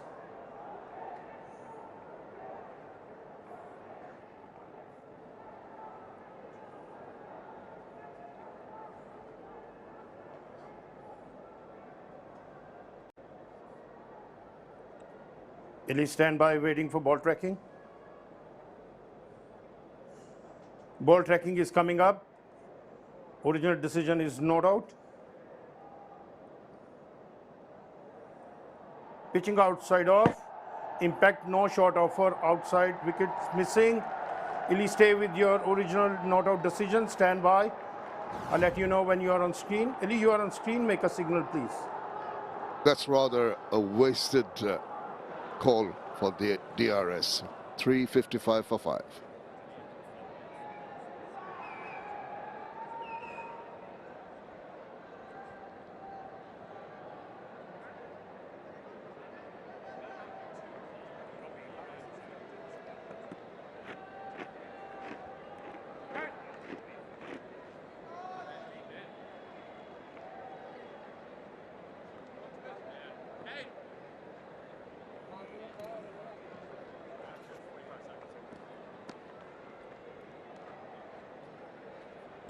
They're building up a partnership, Liton and Medias and Mirage. 45 of 65 balls. Little interest created by no shot offered in the previous over, the last ball. We'll get a chance to have a look at it. 𝗵𝗺𝗀 went up for the review.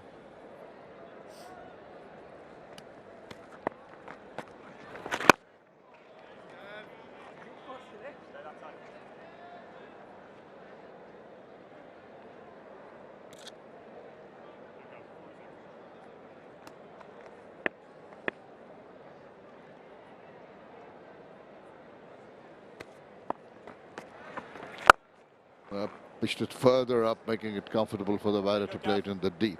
Right, let's look at what made Andy 𝗵𝗺𝗀 take that review.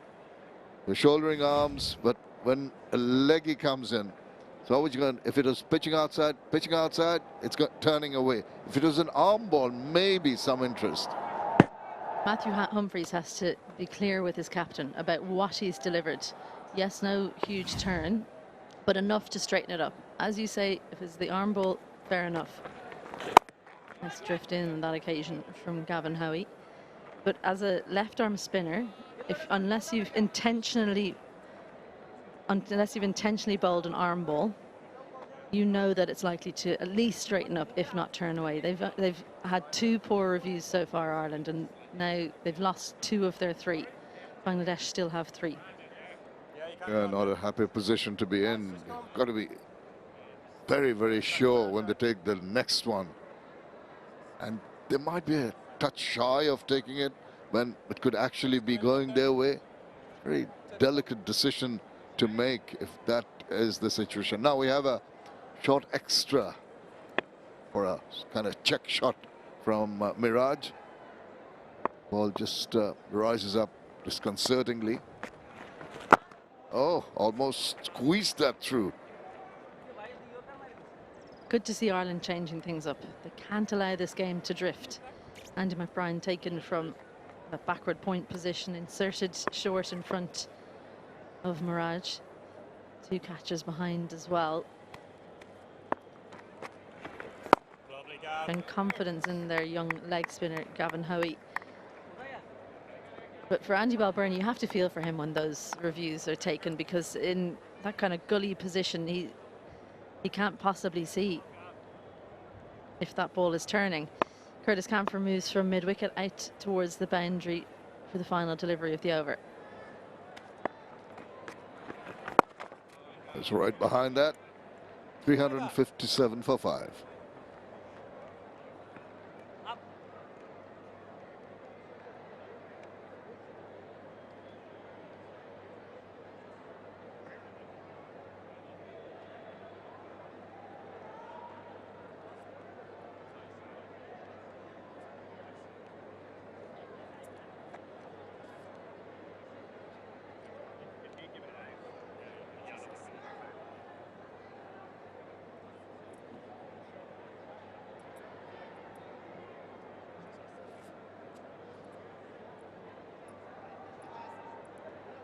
Continuation of some good work today by the Bangladeshi batters. Mushfiqur Rahim has reached that milestone. They are relaxed now. Everyone so tensed up first thing in the morning, particularly after rather a fidgety first over was survived by Mushfiqur Rahim and eventually getting that 100. But everyone now enjoying this partnership between another 2 players who have been there for Bangladesh for quite some time. they're content to just milk the runs. Not in a hurry. No, look, the temperature's risen, as we knew it would. It's up in and around 30 degrees right now. Started out the day when we first arrived at 24. It's currently 26. It's going to get up to 30, though, after lunch. So Ireland, if Bangladesh do lose a couple of wickets, if they decide that they've had enough of batting after lunch, then Ireland will be batting in the heat of the day. And I mentioned those cracks as well earlier. Those will start to widen up as the heat gets up in the middle of the day as well. So it'll be the best conditions for bowling. So yesterday afternoon, that was when the most turn was elicited by the Ireland spinners, 3.6 degrees of turn. So expect it to be similar. Well, Ireland won't mind the manner in which the Bangladeshi batters are getting the singles. They don't have to run around too much chasing balls to the boundary. Conserve some energy for that time when they come into bat. It is quite warm despite the fact we're into the last phase of November. Must be pretty chilly back home, Isabel? I believe there's a cold snap. I don't know if you know what those are, Shamim. I do. It can be nasty. In and around at home, I think it's 1 or 2 degrees. But the thing in Ireland isn't what temperature it is, it's the feel factor. Usually when it's in and around between 0 and 5, it feels like -10 because of the moisture in the air gets into your bones. And the wind, ooh. Just remember standing on a cliff in Galway Bay with the wind from the Atlantic hitting you. Wow, that was cold. Cliffs of Moher. Yeah, Cliffs of Moher. Galway, west of Ireland. I'm sure the view kept you warm. End of the over, 361 for 5.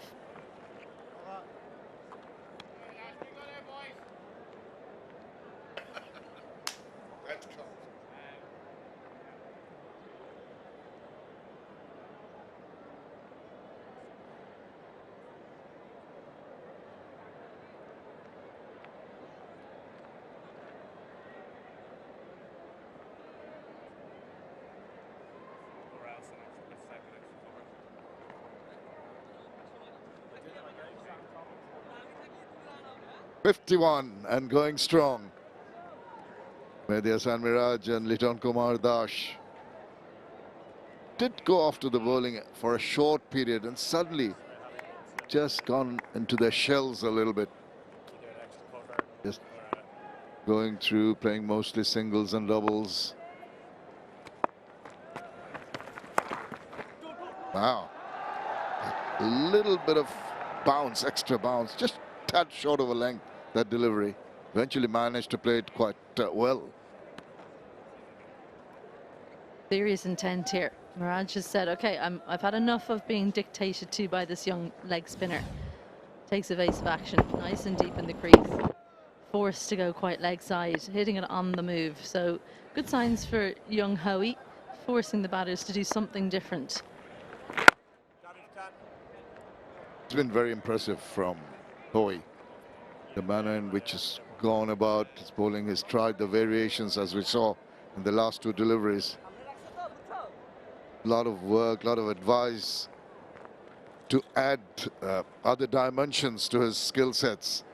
I think will be the need of the hour as Ireland progress further into the Test arena, get more experience playing bigger teams, and I just hope that it happens on a regular basis. Someone take note, give that support, because Bangladesh had similar kind of problems.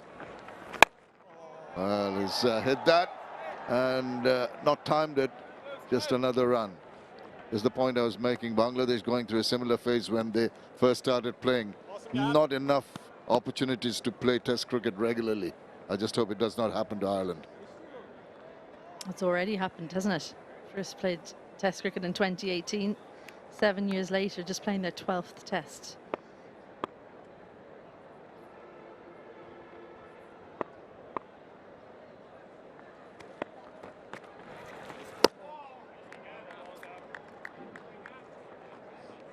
practically, even when you're 24 or 44 balls with 1 4 and a 6, still this young man has created problems for 𝗿𝗂-𝗏𝗂 twice in this over. Just opened the blade enough to let it go past. If it was straighter face with the blade, it might have induced an edge. So credit to 𝗂𝗏𝗏. Great encouragement for the googly as well. Field is coming in tighter now, putting pressure on. Mirage trying to get the game going forward. 𝗂𝗏𝗏 with opportunity. Lovely, Gav. Just the two fielders out in the boundary now. Deep backward square. Point. Well, as I said, mid-wicket goes back out. That forward defence says a change in mindset once more. It's all been happening in this over. He's thrown the bat at that one once again. He does not make the requisite contact. Lucky there are empty spaces there. Gets a single. It's 366 for 5.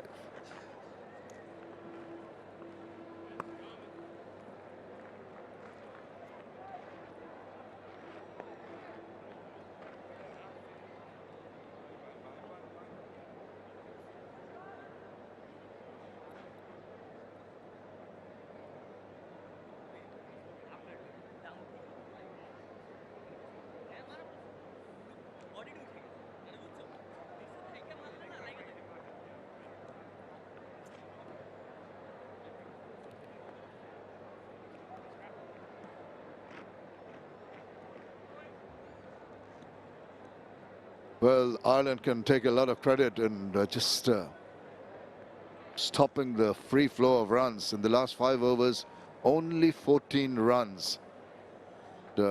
None of the batters have really looked right on top of things and in domination mood like they were when they started the innings.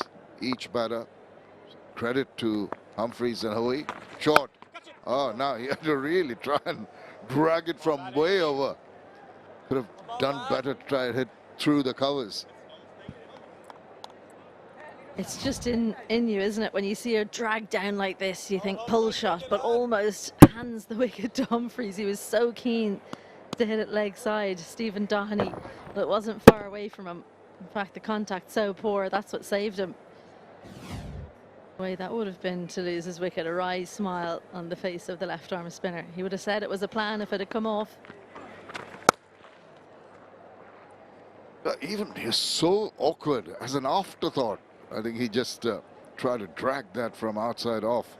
And it's the pressure that I was mentioning that's being built up through some diligent bowling and disciplined bowling by the Irish.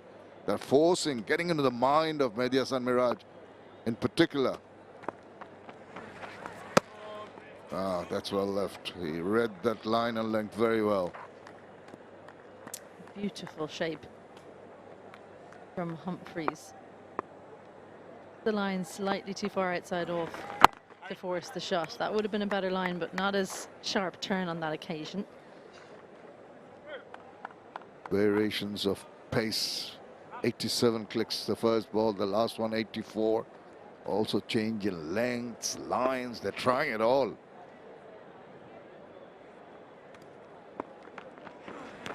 Again, a little quicker with the angle there.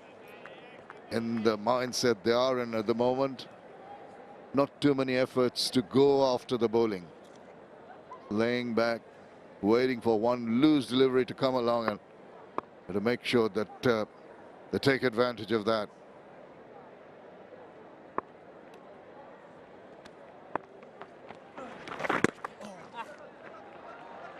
Well, chase on here. Paul Stirling gets to it but can't stop a couple of runs from being taken. 366 for 5. 68 now for 5.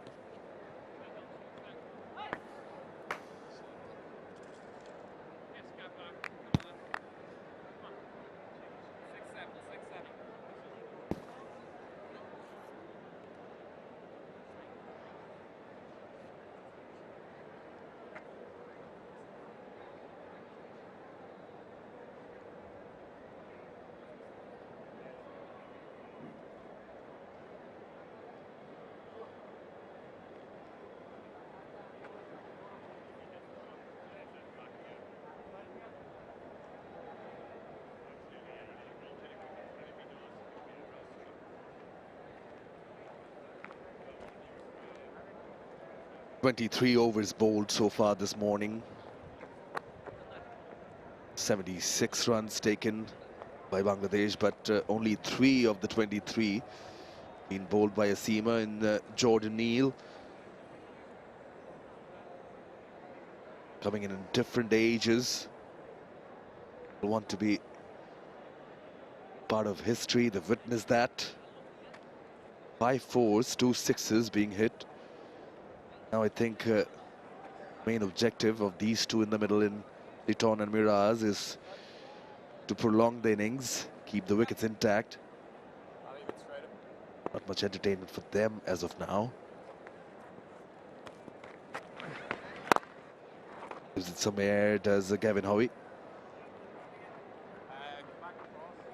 Looking comfortable. Miraz as well, facing 52 of 20.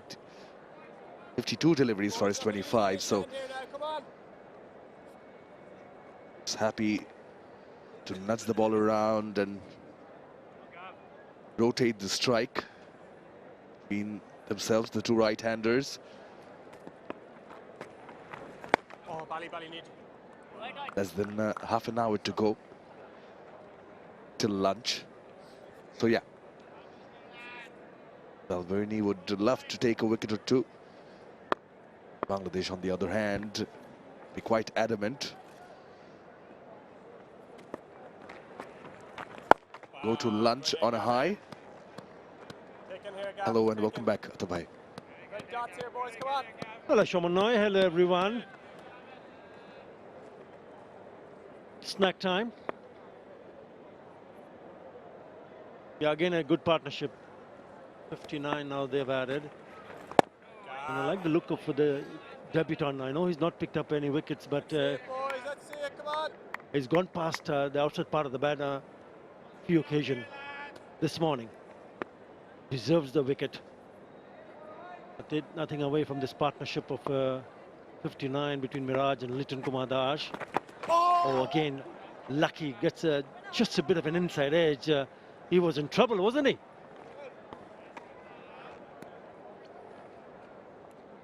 Just on cue, as you mentioned, that he's gone past the outside edge on a few occasions in the inside part of the bat.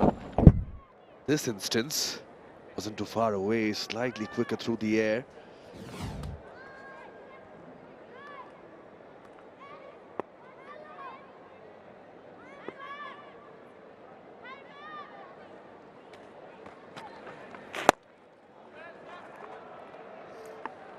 For Liton, the field does spread a bit and allows that single. 371 for 5.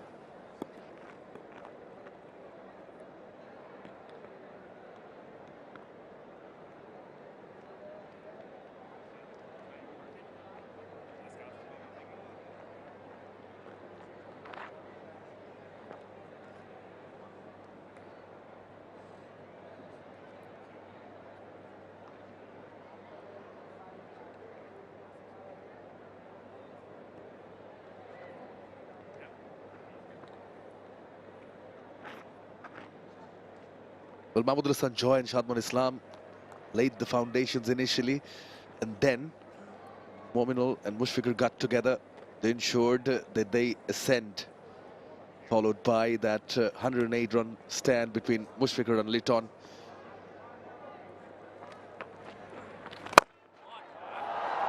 Wings deployed. Gets a maximum, does Liton Das. Moves on to 97.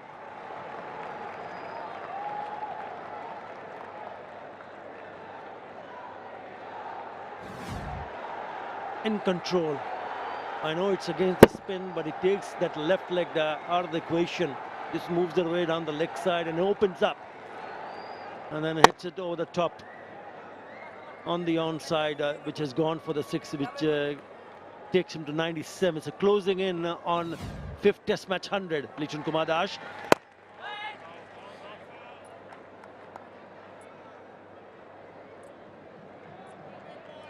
Primarily, he's injected that optimism into this innings. 6 boundaries and 2 sixes, along with the rotation of strike as well. But he's paced himself nicely, complemented Mushfiq, and now this partnership between him and Miraz Very important for Bangladesh that they both continue. Not giving anything away to the island bowlers. Just testing each other's patience. Both sides. As of now, Bangladesh in control. Not making those mistakes which Ireland are waiting for. Well, when it came in the morning, Shamanai, all eyes were on Mushfiqur Rahim, and since then, everyone has concentrated on Liton Kumar Das. 98 now. He's closing in his fifth Test match 100. He's in terms of runs for Bangladesh in Test cricket, he's at number 5. He'd gone past 3,000 runs in Test cricket. Nice, it'll be a very nice moment for him because the last time he scored 100 was against Pakistan in the year 2024 in Rawalpindi.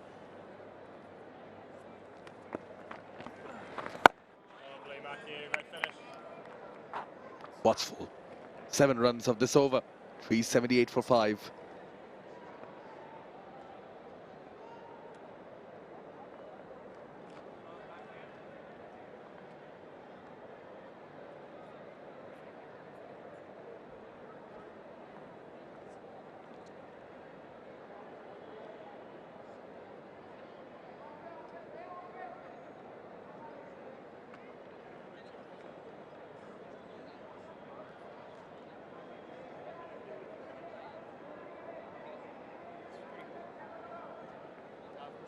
The 5th batter to do so for Bangladesh. Achieved this feat of 3,000 plus runs in Test cricket.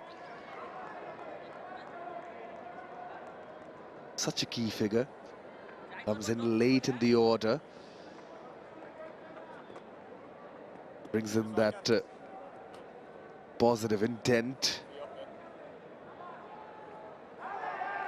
We're so good to the eye. Now there's a short cover in place. 𝗵𝗺𝗎 standing there himself.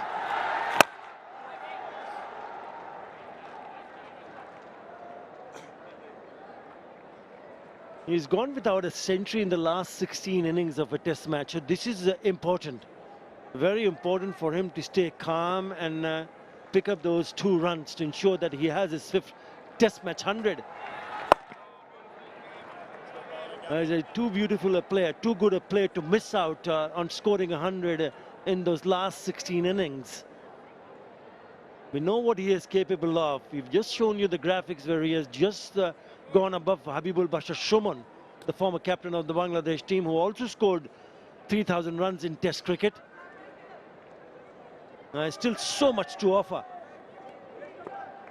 from Liton Kumar Das.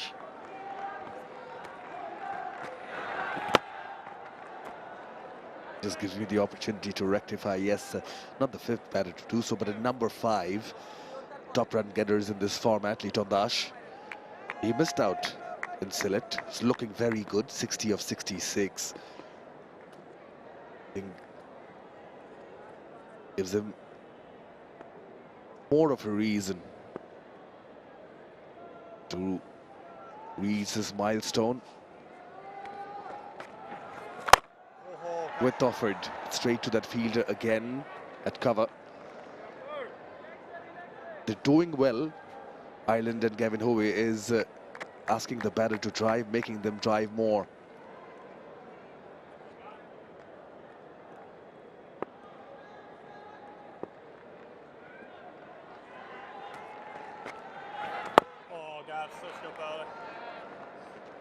It's a really good over. It's a teasing over from Hoy.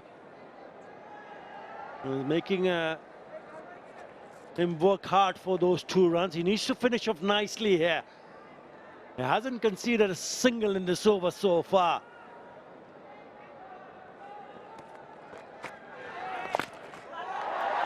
Now he brings out the sweep. It's running away. He will come back for the 2nd. Reaches his 5th century, does Liton Das. Kiss on the helmet, kiss on the logo. applauded by the coach and everyone here at Mirpur. Even the opposition supporters stand up in ovation. Superb knock at a time of need as well. Yeah, appreciation from everybody around here. He is a class act, and well done, 𝗏𝗏𝗂𝗏. Picking up his 5th test match 100 with that couple of runs down the leg side to finish the over. 382 for 5.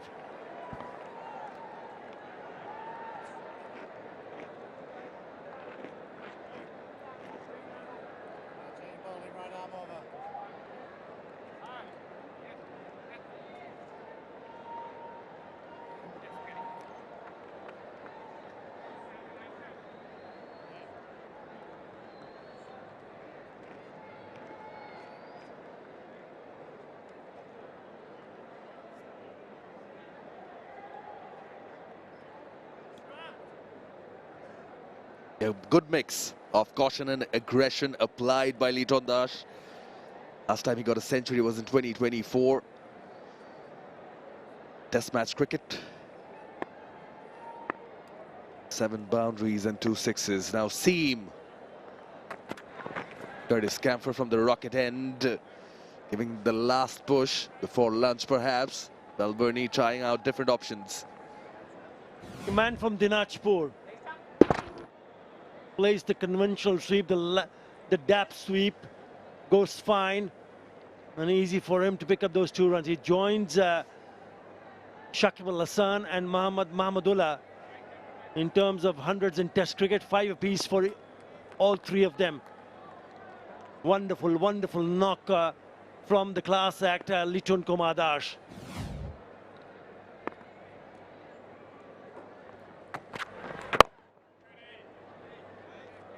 You mentioned how the previous over was the teasing over. Some variations with some flight, but pitching it up there, asking the batter to drive. He waited and waited for it. Then the very last delivery, picked the right delivery to bring out that sweep.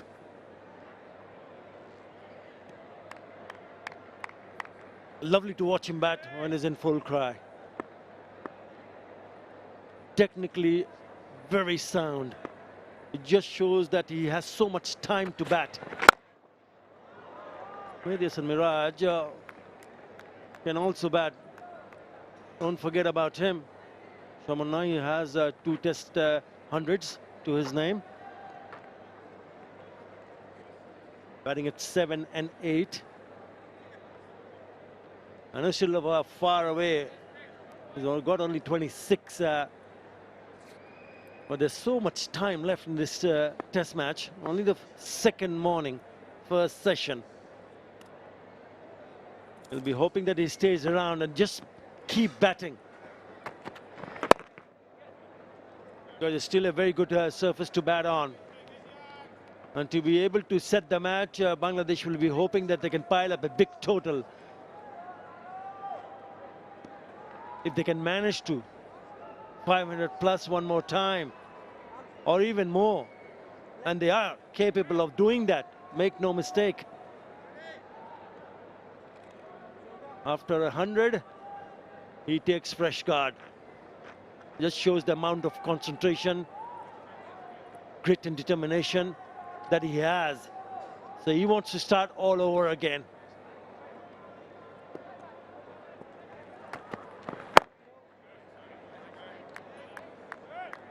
And standing right on top of the crease, that new guard is 𝗏𝗏𝗏𝗏.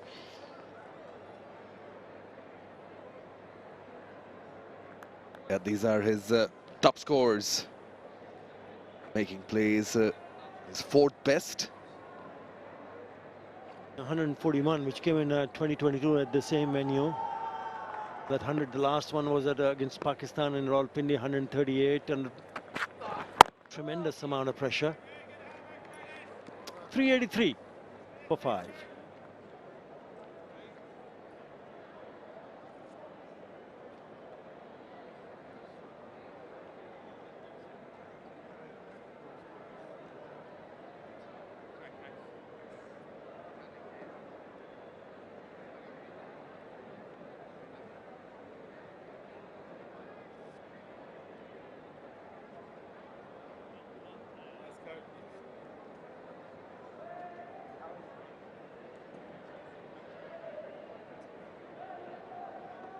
27 overs, 91 runs in this session.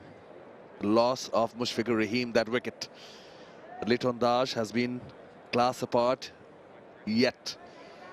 Another occasion, bit of a treatment he's receiving from Baizul Islam, the team physio. But he's been so good, paced himself nicely. Good with the cuts, the sweeps. When given the opportunity, took the charge, played them straight also.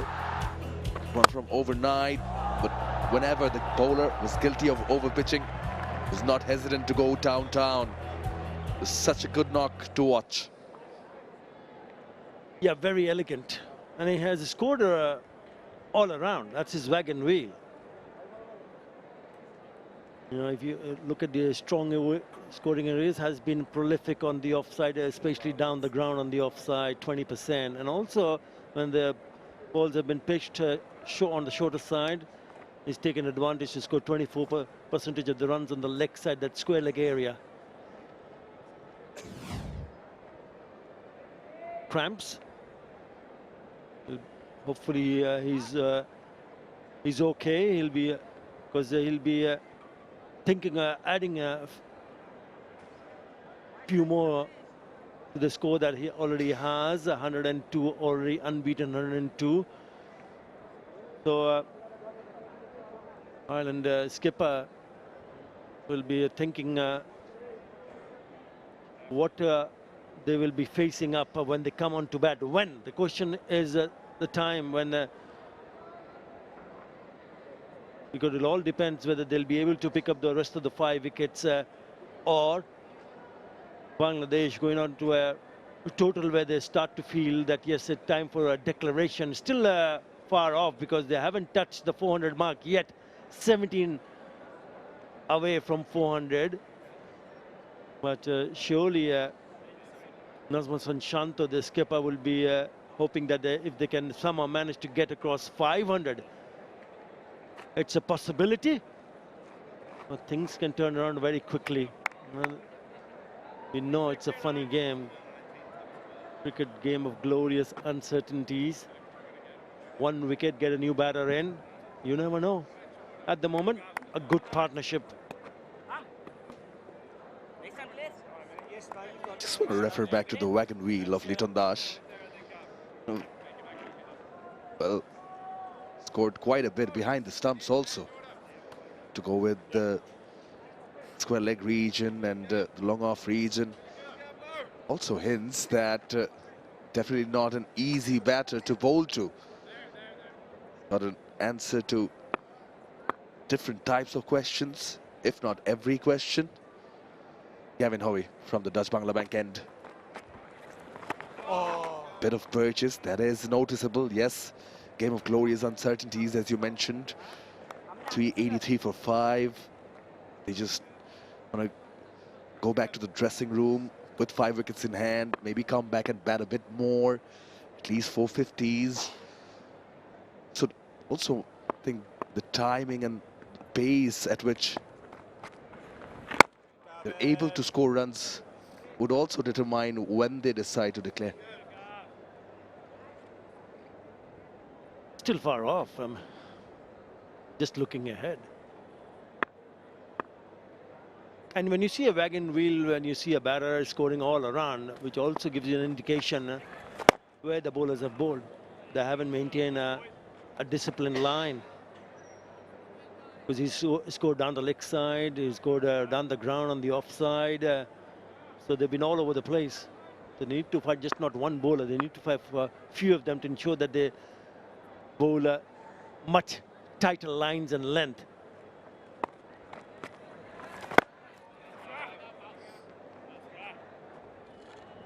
Now, noticed Andy Balbirnie opting for some unconventional fielding set up yesterday also, even now.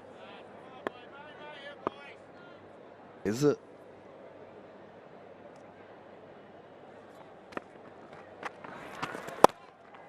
plays it late, back to that, fielder there. Just want to refer to, there is a mid-off, which is quite straight, quite adjacent to the deck here at Mirpur. There's another fielder right behind that person. Now for 𝗵𝗺𝗃𝗀, long off does go back to the boundary. That straight is, but off does remain. There's also fielded extra cover.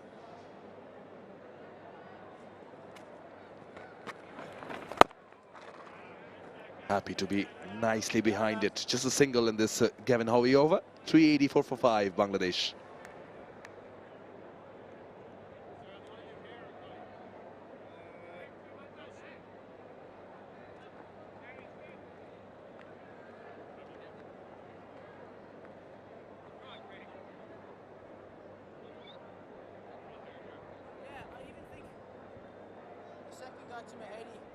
like even like a catching square leg. Or you can just put two there, but just the first session on day 2 of the second test match of the Dutch-Bangla Bank series. Dutch-Bangla Bank is the first European joint venture bank in Bangladesh and a pioneer in the banking sector of Bangladesh in terms of customer trust and confidence through transparent and pure banking. Snack time, you said, almost approaching lunch. 28 overs so far. Camphor from the rocket end. Again, there's a deep square leg, there's a short mid-wicket, there's a mid-on, with 3 fielders in that vicinity on the onside of Mehdi Hasan Miraj. Is he going to test him with an odd bouncer, odd short delivery? Haven't really seen that from Ireland yet. Balbirnie putting himself there at unusual spot.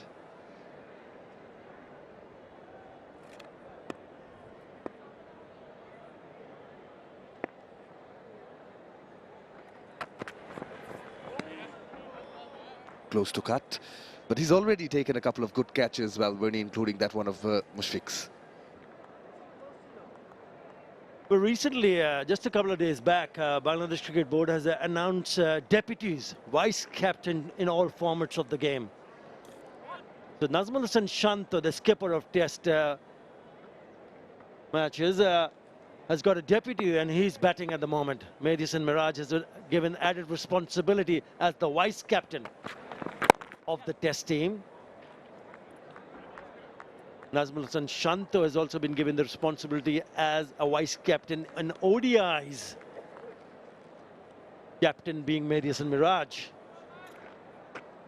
And in the T20 internationals, they've also added Saif Hassan, the young Saif Hassan, who's had a wonderful time with the bat much recently, to be the vice captain of the Bangladesh team, to 𝗵𝗺𝗃𝗀𝗃𝗃, who is the captain and who's in the middle.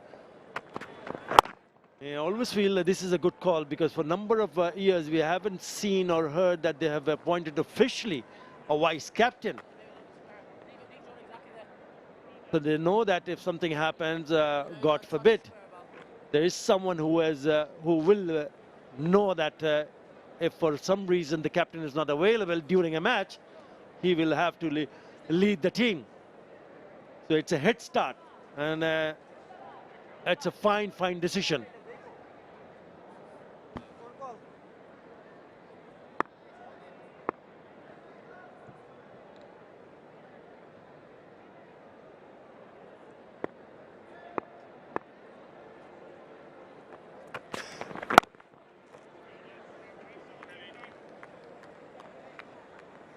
And I like the timing of it as well. It's so important to have someone you can count on, to have a deputy, of course, but having said all of that, this team comprises of the likes of Mushfiqur Rahim, Mohamed Ul Haq, former captains, plenty of experience in there.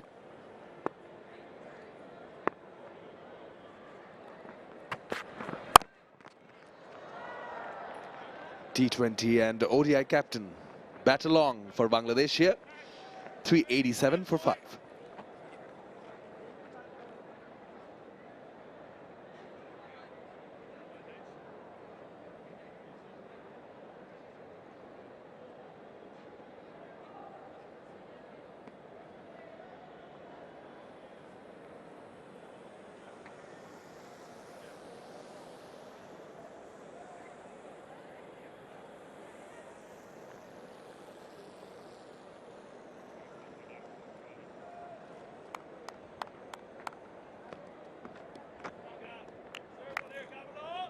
Liton Das and 𝗿𝗂𝗃 Miraz putting together 77. Taken 125 deliveries for that. Might as well be the last over before lunch. Slip on a gully, still in place, 𝗂𝗃-𝗂𝗃 to continue from the Dutch Bangla Bank end. Want to see this off. The deep backward square leg in case he does deploy the sweep. Yeah, 𝗿𝗂𝗃 Miraz has got a good track record in Test cricket. He's got the double of scoring more than 2,000 runs in Test cricket and also picking up more than 200 wickets. 56 Test match, including this one. He was a former skipper of the under-19 team, I think, which was in 2016 ICC Cricket World Cup here. There you go.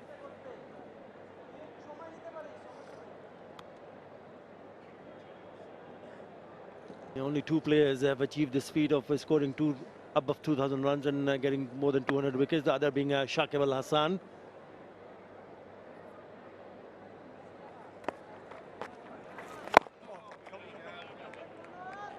That just reminds me of my previous stint with Ed Rainsford. I'm sure you would agree. I know how much you look up to someone like Muhammad Ali. He's such a global icon. But we keep on mentioning the records and milestones. It's so important to, of this. It goes beyond numbers, how much this inspires. As we say, records are meant to be broken.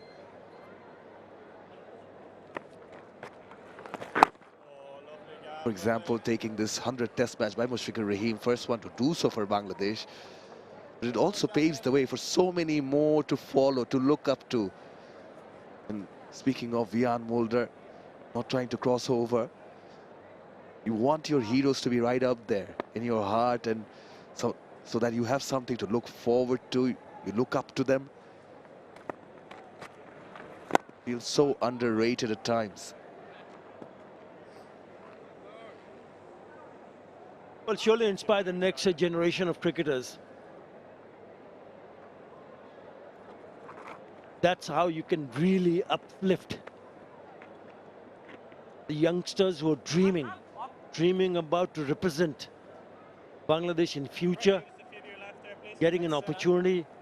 And just imagine looking up to someone like Mushfiqur Rahim and company, what they have achieved. Huge inspiration.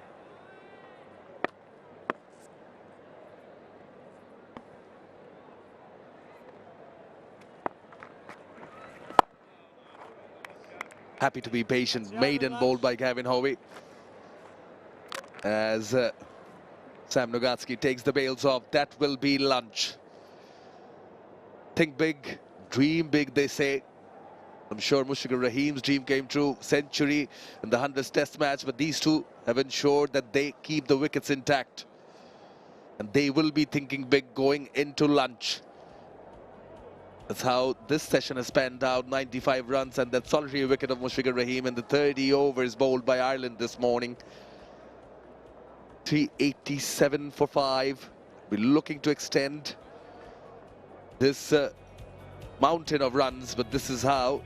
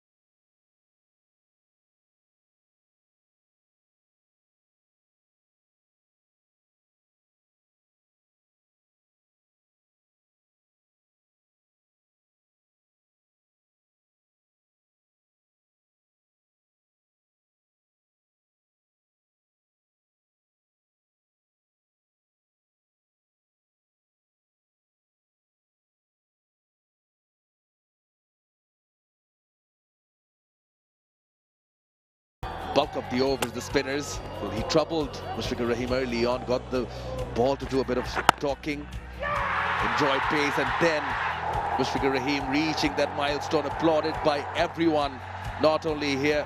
So fitting that he gets it in Mirpur, his 13th century, and then 𝗵𝗺𝗃𝗃 reached his 50.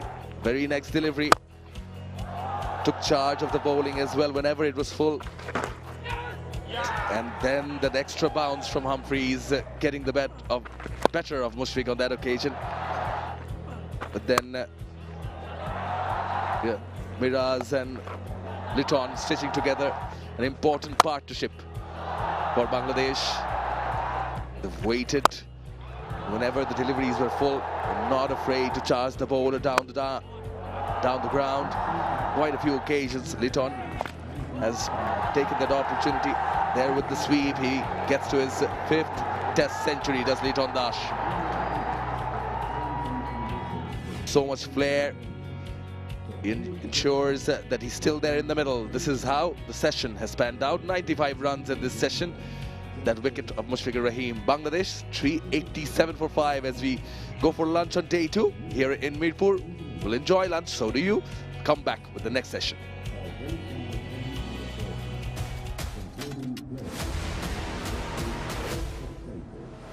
On the basis of their race, religion, culture, color, descent, nationality, ethnic origin, sex, gender, sexual orientation, disability, marital status, or maternity status.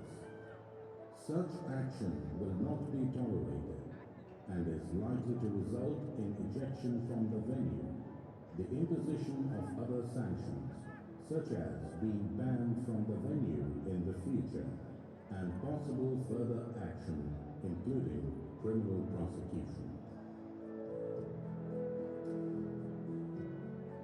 স্টেডিয়ামে উপস্থিত সবার মনোযোগ আকর্ষণ করছি। ICC বৈষম্য বিরোধী নীতি, অনুপযুক্ত আচরণ সম্পর্কিত নীতি বিবৃতি, আইনি ধারা ও প্রয়োগ। আইসিসি বৈষম্য বিরোধী নীতি মোতাবেক টিকিটধারী কোনো দর্শকের কোনো আচরণ, ভাষা তথা কথাবার্তা, মন্তব্য, অঙ্গভঙ্গি বা অন্য কিছু খেলা চলাকালীন স্টেডিয়ামে অবস্থানরত কোনো ব্যক্তিকে, যথা খেলোয়াড়, ম্যাচ অফিসিয়াল বা দর্শককে, তার জাতিসত্তা, ধর্ম, সংস্কৃতি, রং, গোত্র, জাতীয়তা, জাতিগত উৎস, লিঙ্গ, লিঙ্গগত দৃষ্টিভঙ্গি, অক্ষমতা, বৈবাহিক এবং মাতৃত্বের অবস্থা বিবেচনায় অপমান, লাঞ্ছনা, ভয়ভীতি বা হুমকির উদ্দেশ্যে পরিচালিত করে তা স্টেডিয়ামে প্রবেশের শর্তাবলী লঙ্ঘন বলে বিবেচিত হবে। এ ধরনের আচরণ সহ্য করা হবে না এবং ফলস্বরূপ উক্ত দায়ী ব্যক্তিকে স্টেডিয়াম থেকে তৎক্ষণাৎ বহিষ্কার করা সহ তার উপর অন্যান্য নিষেধাজ্ঞা আরোপ এবং ভবিষ্যতে তার স্টেডিয়ামে প্রবেশ নিষিদ্ধ করা হতে পারে। এমনকি পরবর্তী পদক্ষেপ হিসেবে ওই ব্যক্তির বিরুদ্ধে ফৌজদারি আইনে মামলাও করা হতে পারে।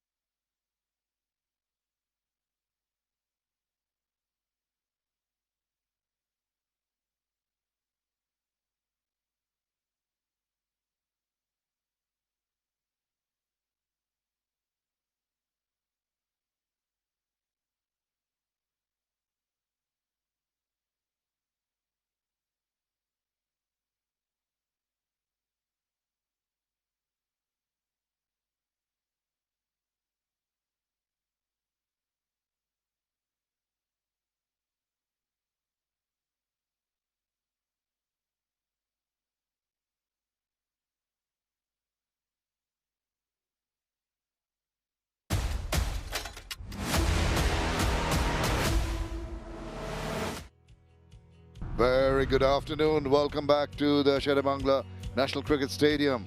We're all set for the second session of day 2 in the Dutch-Bangla Bank second test match between Bangladesh and Ireland. Well, Bangladesh have had a good morning on the second day, and that's how it stands at the moment. The century completed, that feat attained by Mushfiqur Rahim, 106, 100 in his 100th test match. And Liton Kumar Das has done a grand job in supporting him and complimenting him and individually completing his 100. It's been a delight to watch him in full flourish. He's been very selective with his shot making and even trying the reverse. Seemed pretty adept. Every time he was into a shot, made sure that it went the distance. Interspersed among those lovely shots were shots all around the ground. He garnered quite a few runs through rotation of strike and milking the runs, and it's been very, very impressive and rather threatening from the Irish point of view. He's had good support from Mehdi Hasan Miraj, who scored 30, and this partnership has built up 77 in 131 bowls. They're all set to go after the lunch break. It's going to be hard work in the middle for the Irish. How do you reckon they should approach this at Rainsford? Hello, Shamim. Hello, everybody that's had their lunch or waking up in some part of the world or going to bed in some part of the world. Approaching this session, they need wickets, Ireland. They really do, and they need them very quickly. 120 overs in the field thus far. 387 for 5. You got a set batter on 100. Miraj looks set also. 78 deliveries for his 30. Yes, you'll have to start again after a bit of a break. But where do you turn to if you're Ireland? This particular ball coming up to about 40 overs old. Is it still hard? Does that seem still hard? Can they get some shine on it? Get some movement? Is there any reverse swing? Do they turn to the young man? Do they turn to Camphor? McBride, he's bowled 31 overs. Humphreys has bowled 39. The leg spinner in his debut test match has bowled 26. So as I said, laboured bodies, but they've got to make something happen and they need wickets. It's going to be a tough ask. It'll be difficult to raise your spirits, raise your game when you're faced with that daunting total already set up by Bangladesh, 387 for 5. And Mehdi Hasan Miraj on 30. He's compiled them with a combination of dot balls and singles. And he started off going after the bowling initially, but it just watered down his approach a little bit. Well, 1 for 128 for Matthew Humphreys. That's the bowling that at Rainsford was talking about. Tough work, wickets needed. Easy to say, but it's going to be a hard grind. It's going to be a period of play when they've got to show, in addition to their mental strength, their physical capabilities. Here we go. Oh, straight away. He has had the batter in a spot of trouble. Went for the wild hoik across the line. Missed everything and got to the boundary. I'm as surprised as you, Mr. Humphreys, by that shot. First ball right across the line, trying to access the leg side. Have a look at this, straight off the lunch. It's just missed off stump to the legs of the keeper and buys. Sometimes you don't want the ball to turn. If it held its line, it would have crashed in. There's a brave effort in the deep, but to no avail. Well, it seems that he's going to be trying to take the bowlers on. Second time, he's tried to hoik it across the ground. That bum ball straight into the hands of the fielder. His approach is quite clear at this moment. Yeah, perhaps a discussion during lunch about getting runs quickly, getting past 400, maybe get close to 500, and so this session will be one to set up the innings, or what will be the final innings or total for Bangladesh. Indications clear.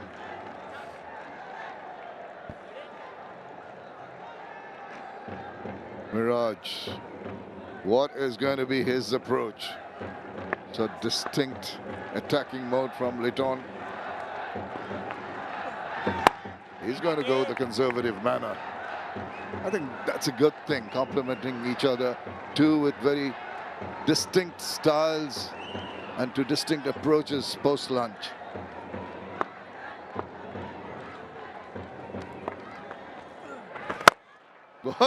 He's proved me wrong. He's not going to hang back and has crashed that straight as an arrow to the boundary. Yeah, this is an attractive shot. It's played superbly. It's tossed up, and it's a free hit, essentially, with mid-off and mid-on pretty close to the playing square. Straight over the umpire and the bowler's head. Emphatic shot.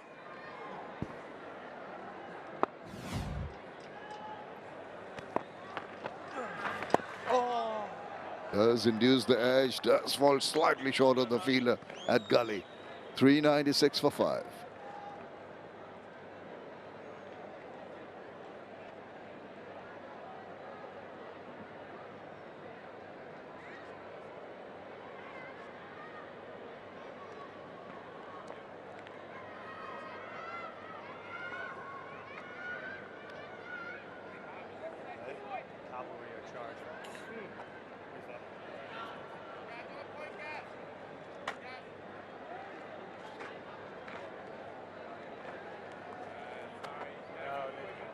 Bangladesh cruising along and looking to get a move on from what we saw in the first over after lunch.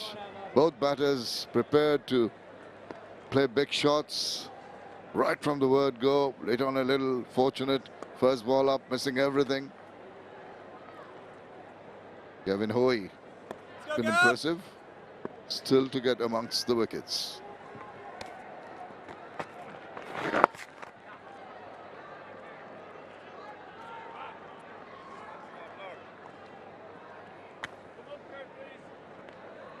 You go back to how Ireland have set up their 11, their playing 11.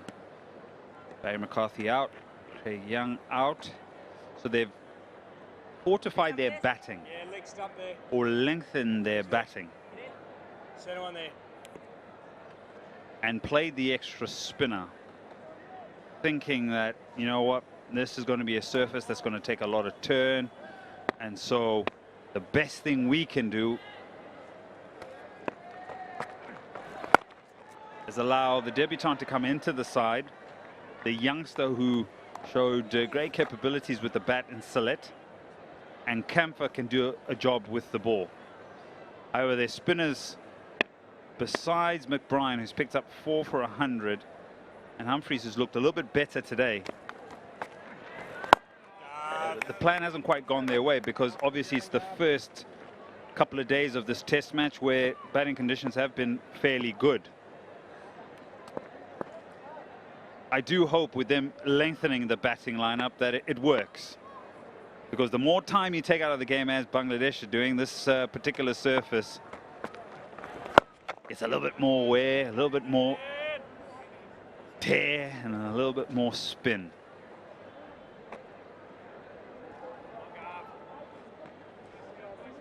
Oh, cute. Oh, that's cute.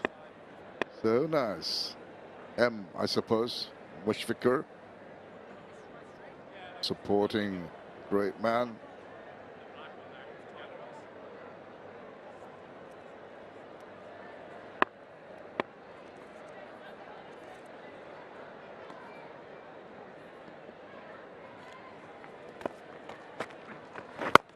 And what Ireland will be hoping, despite the fact they have not really been troubled by some turn which has surprised them, Melbourne is still pursuing with a slip and a gully, in the hope that one odd ball is going to bounce a little extra, get a bit of extra turn.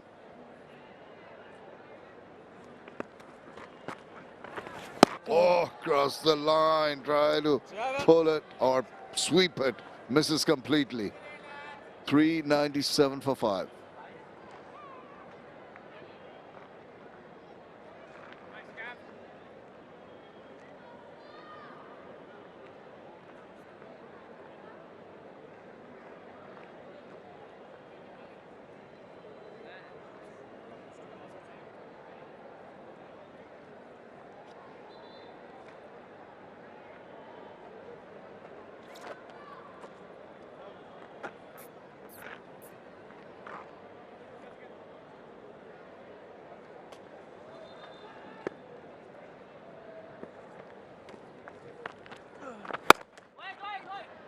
𝗂𝗧𝗙, the last ball of the previous over. Yeah, more intention, more visual intention of wanting to get on with the scoring. Nice loop on there. You can also see a little bit more purchase. That last delivery by Humphreys, 101 kilometers, big arm ball. That's the mix he's got to bring into play, because the batters with the frame of mind they are in, they're ready to take a few chances, take a few risks. That's when the bowler, as a bowler, you fancy your chances to strike. 𝗵𝗺𝗪𝗓, 105 of 168 balls. Just needs some work done on the grip of the bat. Yeah, little help from your friends.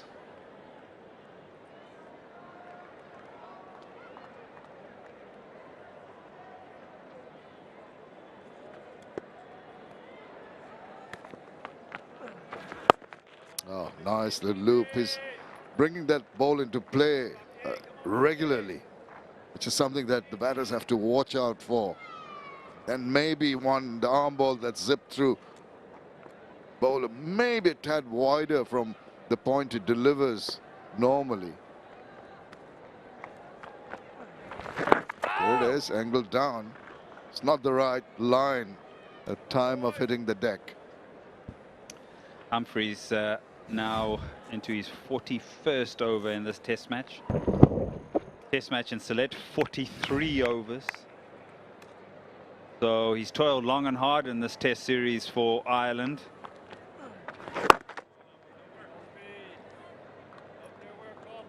There is, and there will be a time in a bowling spell where you just go through the motions. The body gets tired, the left side of the body gets tired. Ball after ball after ball. Occasionally, we've only seen a couple start to turn. It's not regular, as we saw perhaps in Sylhet as that particular test match progressed. Oh, no, that can be close, and up goes the finger. That is the arm ball I was talking about. He tried it a couple of balls back. This time around, he is pondering the review, but seems to be pretty much in front. And you don't need it to turn all the time. This goes on with the arm. We'll go upstairs.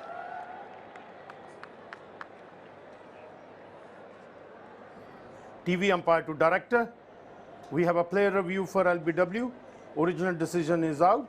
I have checked the feet. It's a fair delivery. Front on, please.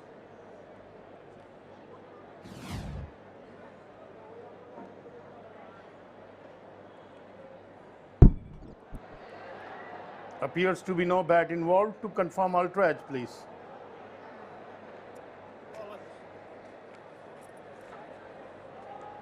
Yeah, keep rolling, keep rolling, keep rolling. I can see teeny gap between ball and bat. Satisfied. No bat involved. Go for ball tracking when ready, please.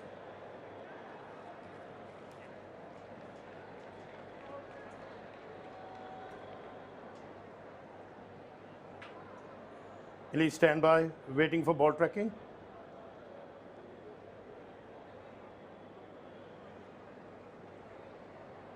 Original decision out. Pitching outside off. Impact in line. Wickets missing. Please change your original out decision. Stand by. You're on steam. Make a signal, please. Too good an arm ball. Just held its line, angled enough to miss the stumps. Relief for Litondash. End of the over. 397 for 5.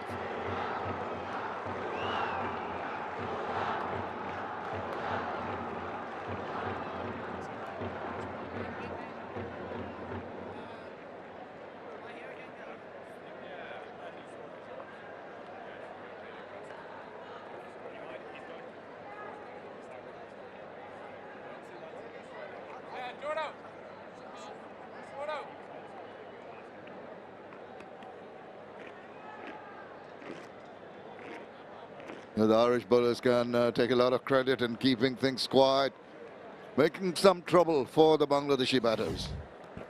Yeah, you just look at where Litondash gets struck here, but initially where he starts leg side. That's how he plays. So it's taken a little bit of time to think about it, a bit of despair there and disappointment by the travelling supporters and the bowler. But he understood where he was standing and went upstairs and said, that's marginal. I'm going to ask the TV umpire and Hawkeye to maybe have a look, and survives. More turn, more plays across the line. Can't understand this thought process at the moment. As you said, more plays across against the turn. Not the wisest of options. The bounce now a little more erratic. So reading the bounce also imperative. Better to just get behind the line, play with the turn through the offside. Well done, Gav. Pursuing with the slip and the gully. Fielders in that imaginary 30-yard circle either side of the wicket. Not fully on the defensive. That is good from Ireland. Oh, almost chopped it on. Living dangerously. Inside edge, goes past the wicket. More frustration here for the Irish. Seen a couple go past the stumps. Seen a review. We've seen this one come off the bottom edge. On other days, it'll cannon into off stump or leg stump. On this occasion, it keeps missing the woodwork. This is good, Gav. Now, you talk about why they continue to play across the line. The field changes now because there's a steep backward square leg and a mid wicket and a mid on. But to Miraj, there was only two. There was only two fielders through the leg side. So he thinks to himself, even if I get a top edge, it'll beat either of those fielders through the leg side. Whereas Ireland are thinking, well, now with the more set batter and a batter in Das, we'll have extra protection in the third fielder. Well, they've compelled the Bangladeshi batters by beating the bat on several occasions after the luncheon interval to pay more heed, to be looking at the merit of the ball and playing accordingly. Very lucky on various occasions. And now it's got a fielder in the deep who's going to cover it on the awkward bounce. And that takes Bangladesh to 399 for 5.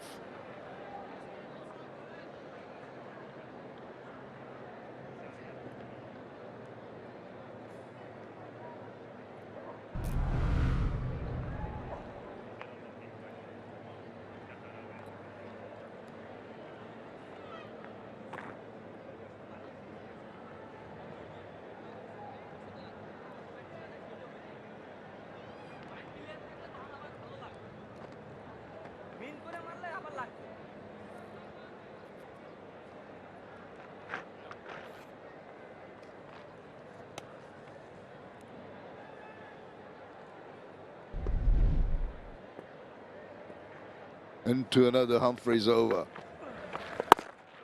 Holds well. He's got that confidence going now and mixing it up with the variety that he possesses.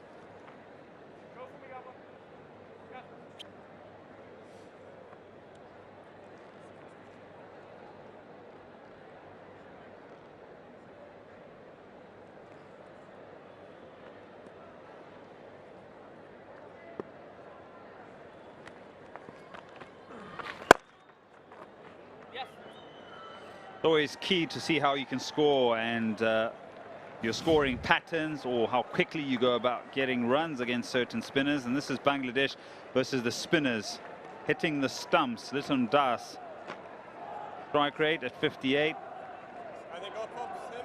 Mushfiqur 52, other batters 32. So when the ball's targeted at the stumps, Mushfiqur and 𝗏𝗏𝗀𝗃𝗏 have found a rhythm. They have found scoring options against the Irish spinners, whereas the other batters have found it quite tough going to get the bowlers off the stumps and get scoring. And I'll tell you something, that cluster tells you that a majority of the balls have been pretty much on or about the stumps. That shows a lot of discipline from the Irish bowlers, and one of the reasons why on certain occasions the Bangladeshi batters have been forced to try and play risky shots against the turn of the ball, getting bogged down, playing on their minds. And this is pure Test cricket. Very good from the Irish, and exerting that pressure, force them to play false shots. That line left a little to be desired, helping it on its way with the angle, and just about managed to pull it in.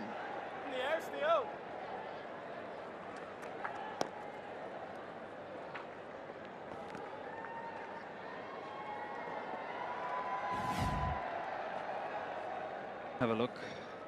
I think he's fine. Yeah, no issues. Yeah, just looking at those strike rates, 52, 54, and 32. As a bowling unit, you'd be quite happy with that, because if you're targeting the stumps, seems like it's quite difficult to score. What would be more interesting for me is when the bowlers sort of venture away from the stumps, what the strike rates would be in comparison when the ball is targeted at the stumps. Another one, another sweep attempted, another missed shot there. Well done once again by the bowler. 4-0-3 for 5.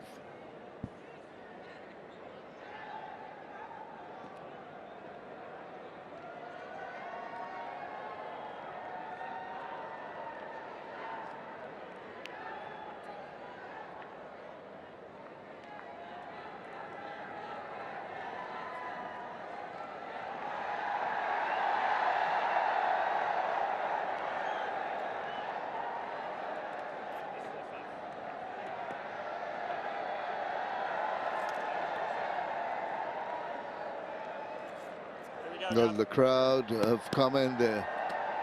The crowd's increasing because it is a Thursday leading into the weekend. So more people in as day progresses here. Into turn on the slowish side. Easy enough to amble the single.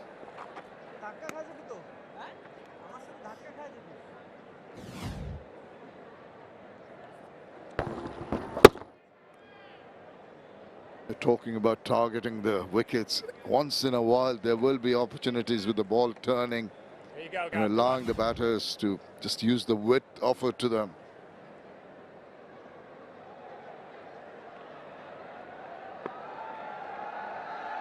Didn't have an extra shirt at home, I see. That gentleman. You're an Arsenal supporter? No, but I know who you support. That's why you're not too pleased to see that jersey. Yeah. Seen a lot of Arsenal shirts amongst Hawkeye. In the crowd, a few cameramen as well. Good effort there. 𝗏𝗏𝗃𝗏 is a very good fielder. Very good fielder. His anticipation and his movement and his understanding in the field is very good. Also, very good hands. Excellent catcher. Wow! In trouble once again. It's happening over and over. That seemed to be the run. Almost had him foxed to the line of the ball.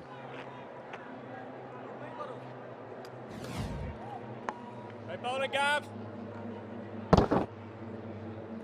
Yeah, nicely bowled. A bit static on that occasion. Litton. Not static there. He's gone for that slug sweep. He favors and thrashes it. And it's gone many a mile. So he's not going to be cowed down by that previous delivery. The partnership reaches 102. Yeah, another excellent partnership for Bangladesh and this pair. And it goes there in emphatic style. Effortless, really. More timing. Always going up and over. He's making a statement. He might have given the indication to the bowlers that they were a little circumspect in the last few overs. Some balls beating the bat, some creeping through, some awkward strokes. But now he's going to go charging and just wide of the fielder, gets him 4 runs. But he must have had his heart in his mouth for a while there. I think that's Humphreys. At mid-on. Late to move, yeah. I'm not sure if he's getting there. Yeah, it's too far.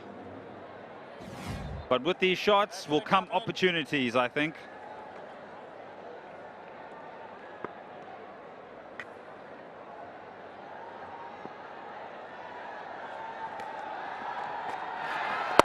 Oh, good from Litton. Respects a good delivery. 416 for 5.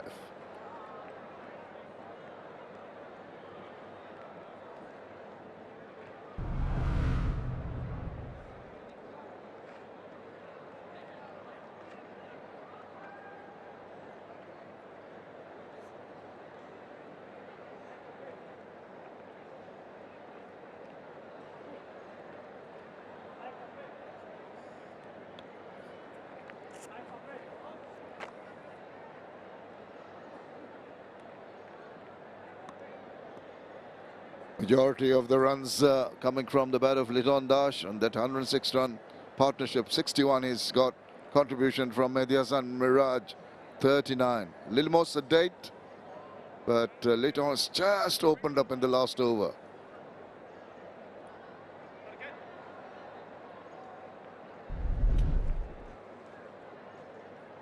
Take a look around the fielders.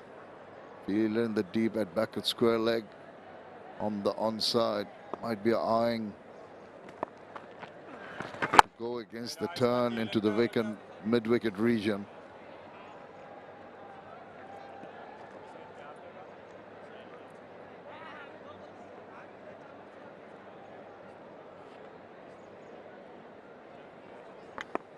Average turn, Ireland spinners today.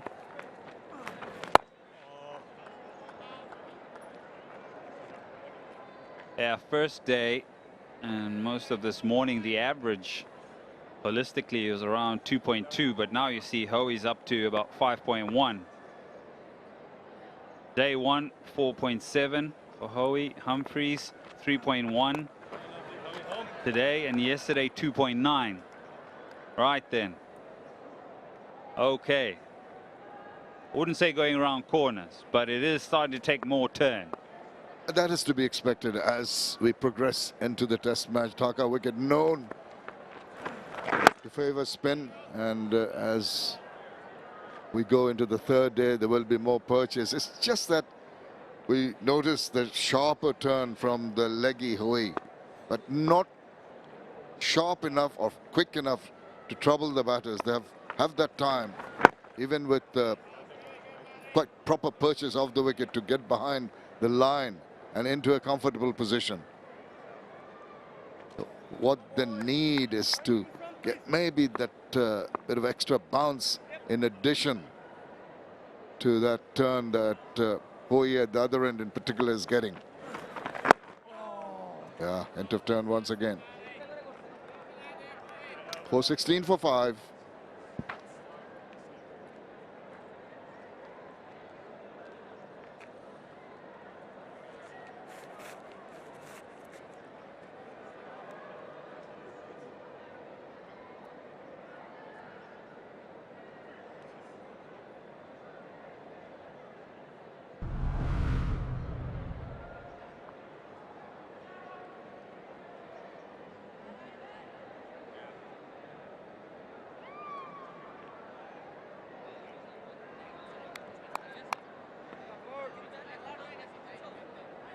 300+ runs partnership. Once with Mushfiq and Mominul 107, Mushfiq and Liton 108. Now Liton and Miraj 106. Lots of worries, lots of pressure for the Irish. Mental and physical exertion. Sweep comfortably employed and allows them a couple of runs.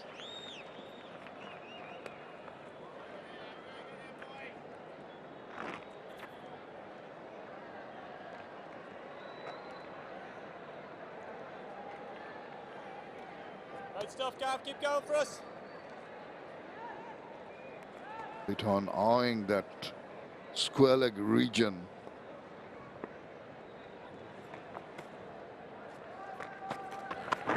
He initial thought of going into position for the sweep, then just makes that little bit of correction.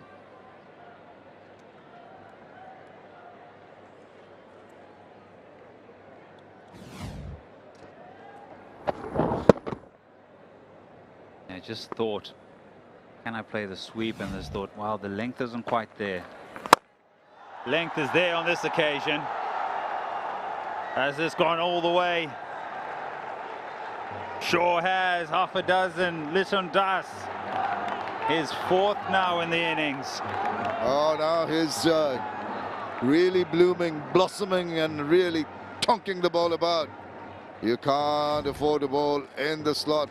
When he's on song like that, all you got to do is make sure you have that swing of the bat and hit it over car corner. Oh, that slog sweep mightily hit for 6. More concerns for the captain. Is he going to do? Think of taking one of the slip fielders out, post him in the deep. He's pursued with the slip and gully for a long, long time.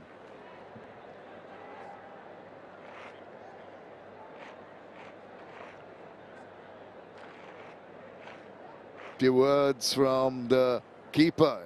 And that's interesting to see. In the middle of an over, and there's a huddle of Irish cricketers. Shows you how concerned they're, how cornered they're at the moment.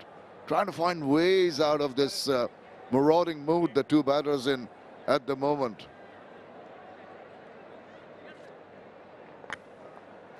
Could be a level of support and comfort for the leg spinner.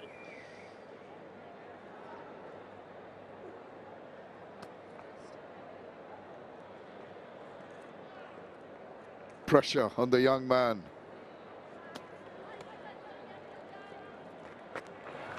And he bowls. That died on him and smiles break out. I'm sure he didn't expect that to happen.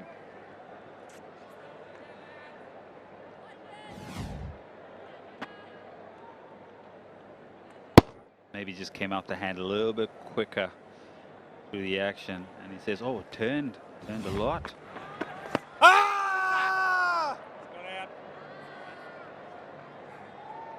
Not for the first time, not offering a shot, putting the pad out. I don't think they're going to be interested. Lost a review, going upstairs. Just one review left for the Irish.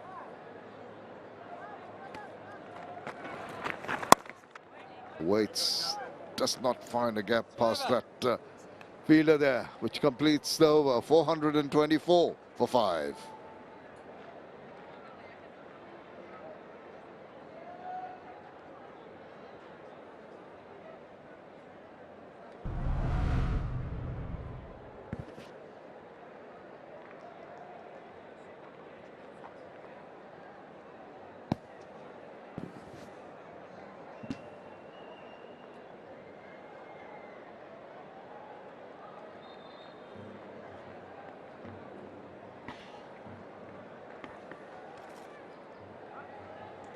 He continues to bat through 127 unbeaten now. Liton Kumar Das. With him is Madison Miraj. Now partnership have grown, and 114 the partnership between these two.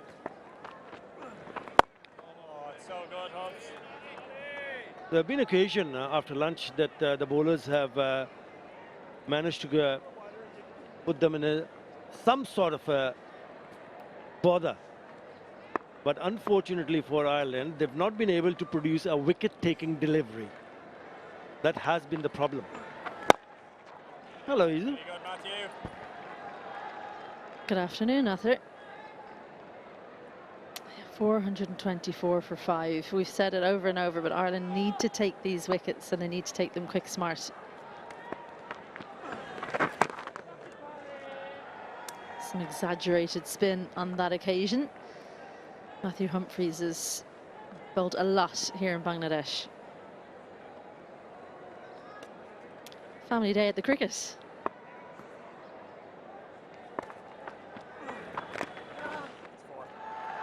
Left inside edge down to fine leg. The chase is on for Harry Tector, but it's going to be 4 more for Mirage into the 40s now. Yeah, in his 44th over now, Humphries started nicely when he was attacking the stumps in the first 3 deliveries, and the moment he drifts down the leg side, gives an opportunity for Maythison Mirage to tickle it away, and it goes fine for the boundary. He knew it. It's all about staying consistent. The both have now been batting for a while, so not exactly looking for opportunities. So whenever it comes, they've taken it. Oh, close. Given. Straight away, he goes upstairs.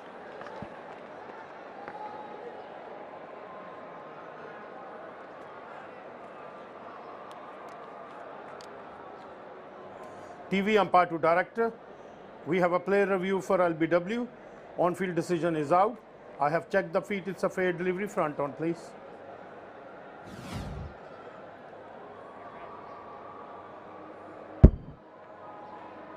Ball is close to the bat to confirm ultra edge, please.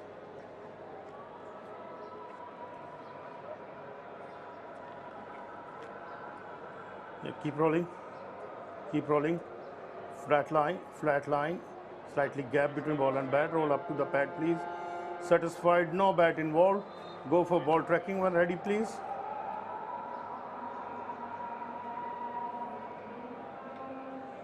Original decision out. Pitching in line, impact in line.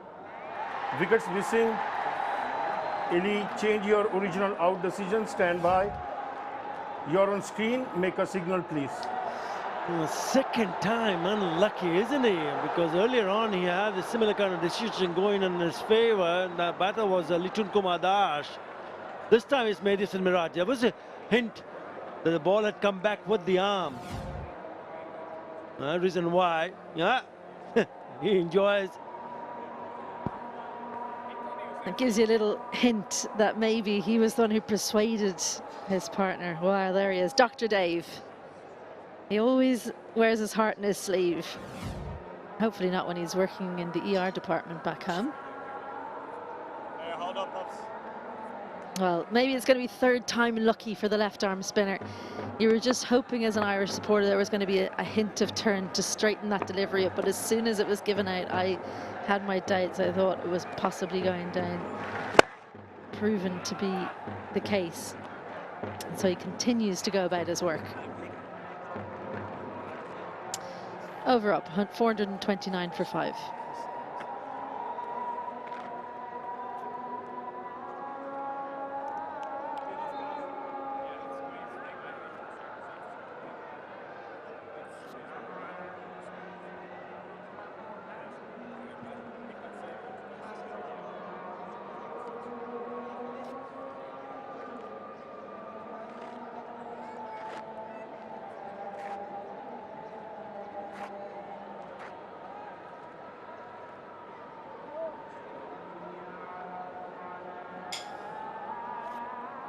Yeah, they've been unlucky, especially Humphries. He's been asking questions. He's twice, not once, twice he's got the decision in his favor from the umpire, but unfortunately went against him after the review. 490 for 429. Already on the board. We'll also be thinking how much they need, or how long do they need to bat. Because if they're thinking of batting only once, they would have to have the time to bowl Ireland out twice.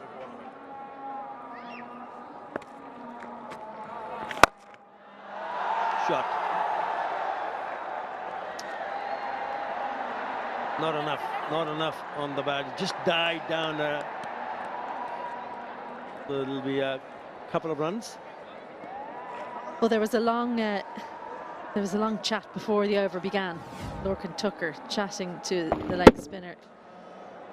Nice shape, but slightly early on the shot. That meant that it got a little bit more elevation than he would have wanted to send it for 4.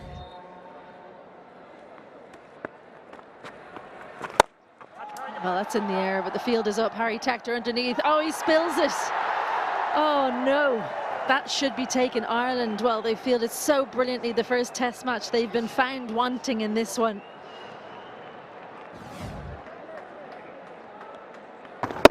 They need to grab onto these chances here.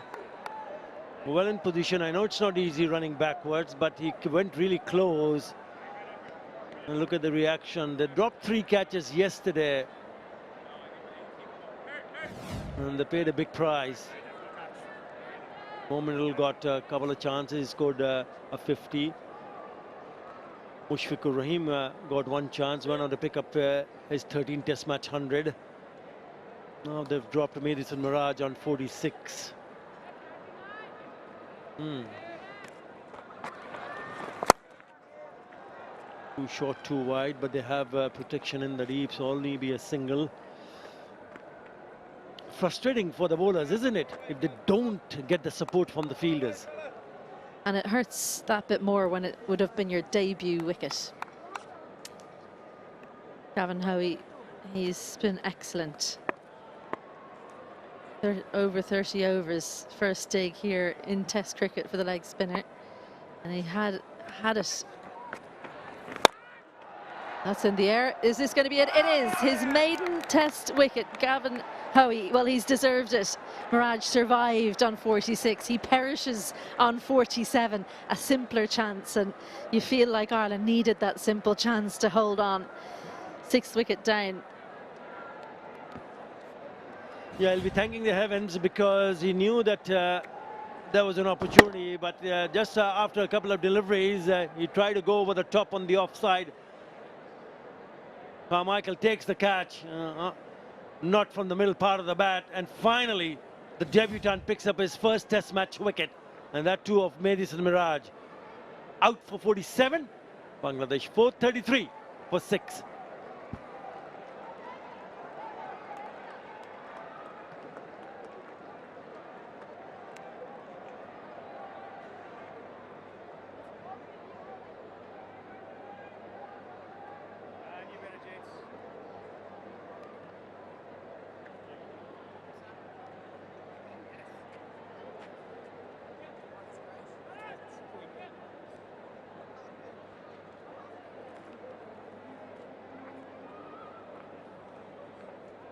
Tajul Islam is the new batter. And what a moment for the debutant to pick up his first Test match wicket. Always a special moment. He had to really work hard. Excellent length. Kept the ball away from Mirage, so he didn't get close enough, didn't have the reach. Caught the outside half of the bat, and well, he can only blame himself. He had a good practice the previous delivery he faced. Bit more practice required for that shot, but what a moment for Gavin Hoey and Cade Carmichael. A simple catch, but they all have to be taken. Dropped one yesterday, don't forget. A tough one, but he'll have preferred that one.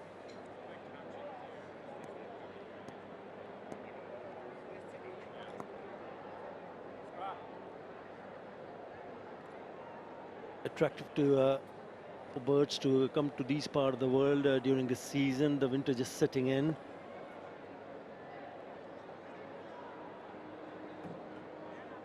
Hold well.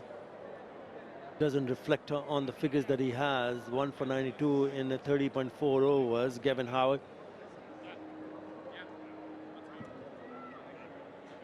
A few more adjustment because there's a left-hander in the middle. Leg slip in place. There's a slip in place. The forward short leg and a fielder at very close at shortish mid-on. So more attacking field is just moving that fielder at deep square leg.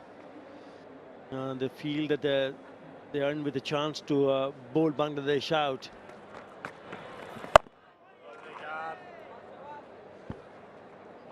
Well, we just showed him there in City Madon. Andy McBride. He's only bowled 5 overs today. Maybe Ireland have been holding him back for the left-handers. One's out there. There's a beautifully flighted delivery. Doesn't look comfortable, 𝗫𝗏𝗀. Over up. One that had the first wicket of Gavin Howie. 433 for 6.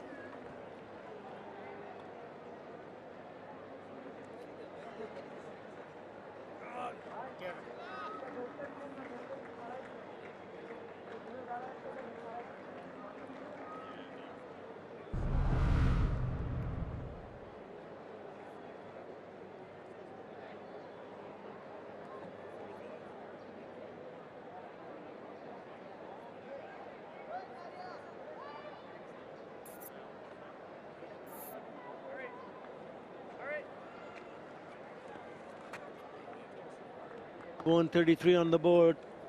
Liton Kumar Das is still unbeaten on 128.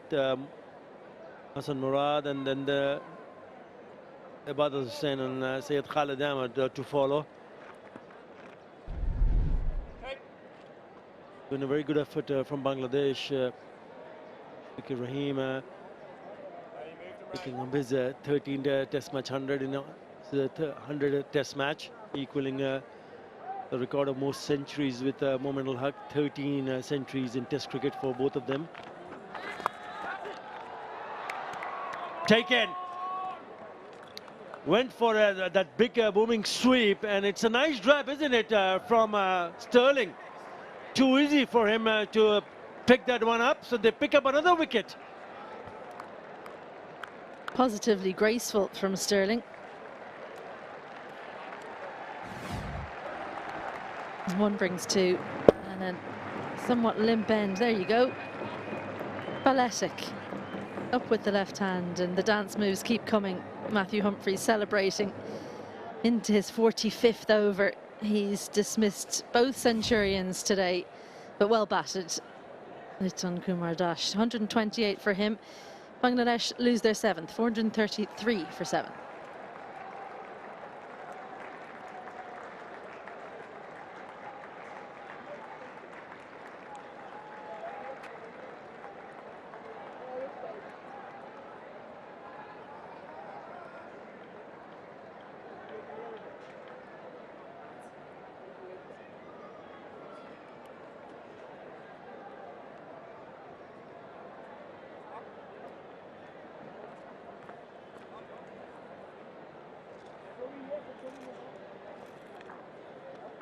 Round 5 left. Hassan Murad is the new batter, playing his 2nd Test match. Made debut in that first Test match in Sylhet. They've picked up a couple of quick wickets, Ireland. It's not kind of the way you were expecting him to go, was it? I thought it'd be caught in the deep. Something a little bit more explosive, but sliced, and those ones aren't easy. You have to be expecting it in slips when the shot's across towards the leg side as well. So Matthew Humphries paying dividends to continue it, keep him going. There's the arm ball. Murad was ready for it, and it was I think he gave it away in the action a little bit, tried to maybe bowl it too quickly. 103, almost 104 kilometers per hour. There he is. Paul Sterling took the last catch.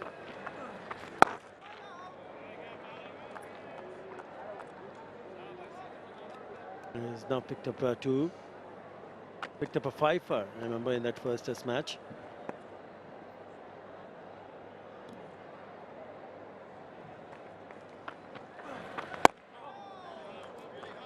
Bowling it a little on a slower side has done, or rather worked for spinners. So you really don't want to change and bowl differently here on the surface. Matthew Humphries has bowled for 881 deliveries. This is 882. Yet to bowl a no bowler wide. Consistent. Now, if anyone's going to do it, it's going to be a spinner. But still, pretty good. Yeah, very good. But what Ireland needed was for him to produce wicket-taking deliveries.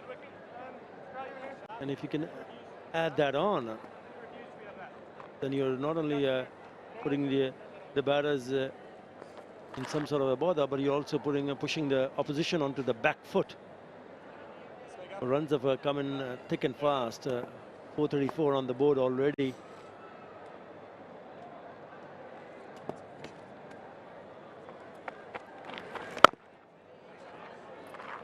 Wicket and a single in that over. 434 for 7.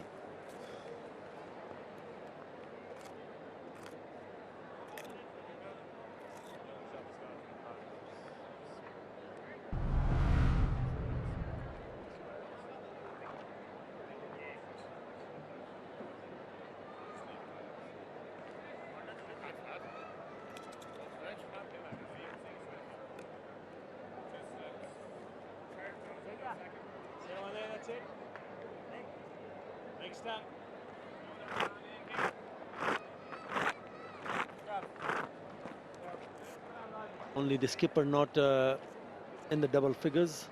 Big contribution from Mushfiqur Rahim and Liton Kumar Das. Mominul also picking up a 50. Miraj was closing in on his 50. A nice grab from Sterling. The last wicket was Liton.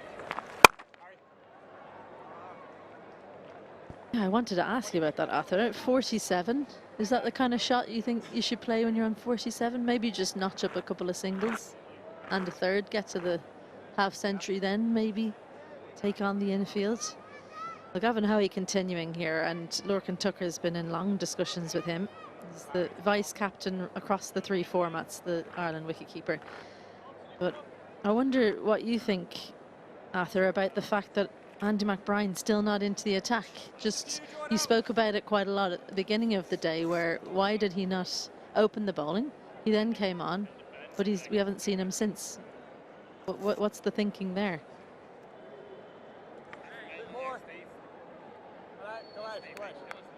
I don't know, to be very honest.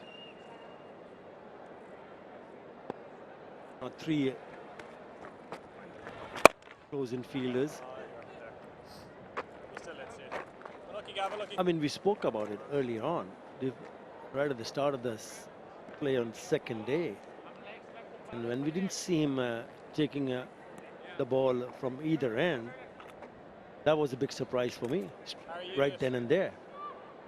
But I think it's all about the skipper, the coaching staff, because you don't see the skipper taking a decision which was not been discussed in the team meetings overnight or in the dressing room, because you've just come to start day 2 and you've been told or you've accepted maybe it is the decision from the skipper or someone else, but they have collectively decided that these are the 2 bowlers who are going to open the bowling on day 2.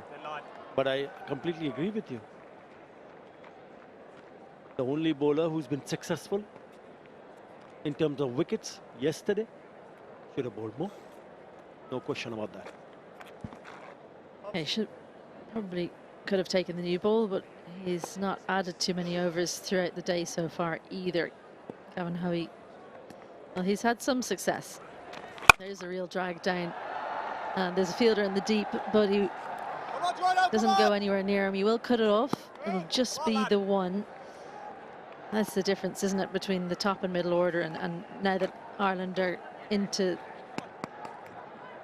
more of the tail, they won't be able to put those kinds of deliveries away. Interesting field for the left-hander. I think there's a change of angle here for 𝗂𝗏-𝗂𝐽, but operating with a slip, a leg slip, short leg, silly mid on. Just two fielders saving a single on the offside. So lots of space if you are willing to go against the spin. It goes reverse. He wasn't expecting that, was he? 439 for 7.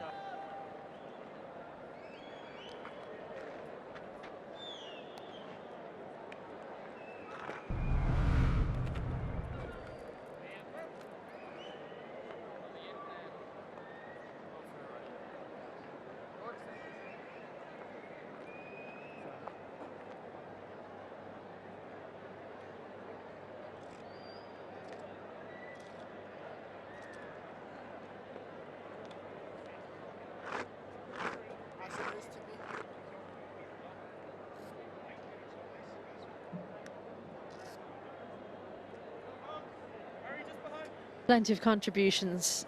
Top order not able to go on and make any big scores, but the middle order was Mushfiqur, Litton, 106 and 128 respectively, and then Miraj close to the half century, but out with 3 to go. Humphreys continues. Oh, that one had good action on it. Nice drift in, turn away, just close enough to the stumps to draw Murad forward. Covered his stumps and did well, in fact, to kind of bail on the shot.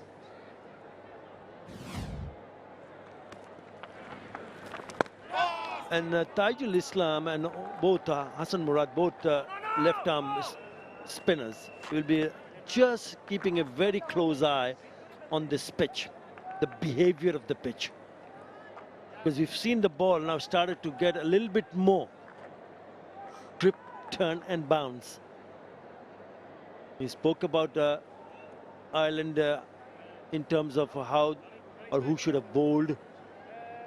But more importantly for Ireland is how will they manage to bat, or how will they need to bat in their first innings. There will be pressure. And we've seen the struggles against spin. So what are you expecting, Isabel?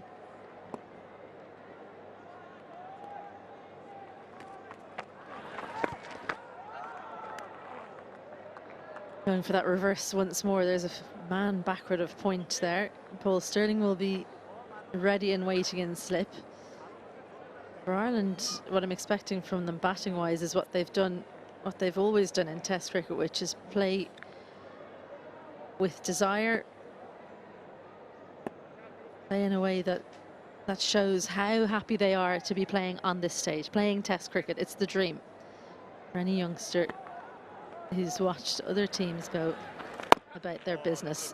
Ireland Test status just in 2018. So if you're an international cricketer, or you someone that's trying to get to that stage, it's now something you can attain, which was not the case for plenty of players growing up. So they've got to keep that in the back of their minds. Relish the opportunity. There's an opportunity for a single here. Well judged. Excellent running. Good call from Taijul to get off strike. Yeah, I think what Ireland will be hoping, the fans back home will be hoping that someone, if not a couple of them, get a big 100 here. That was missing in that first innings of 286 when they were bowled out. Paul Stirling got 60, Carmichael 59, even Tucker got himself 41. Camphor also 44. So there have been starts, but they need to really find a way. When you do have a start, you convert it into a big one. That's the biggest question.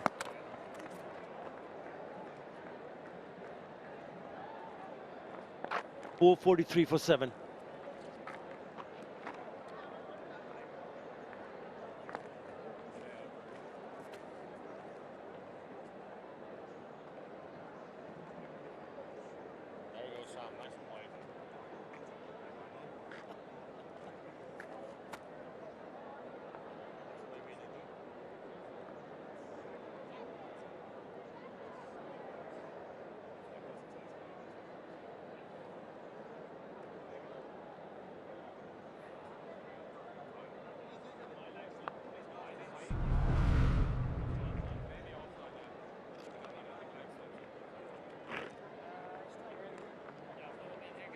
2023. This is what the result was. Ireland batting first, 2-14.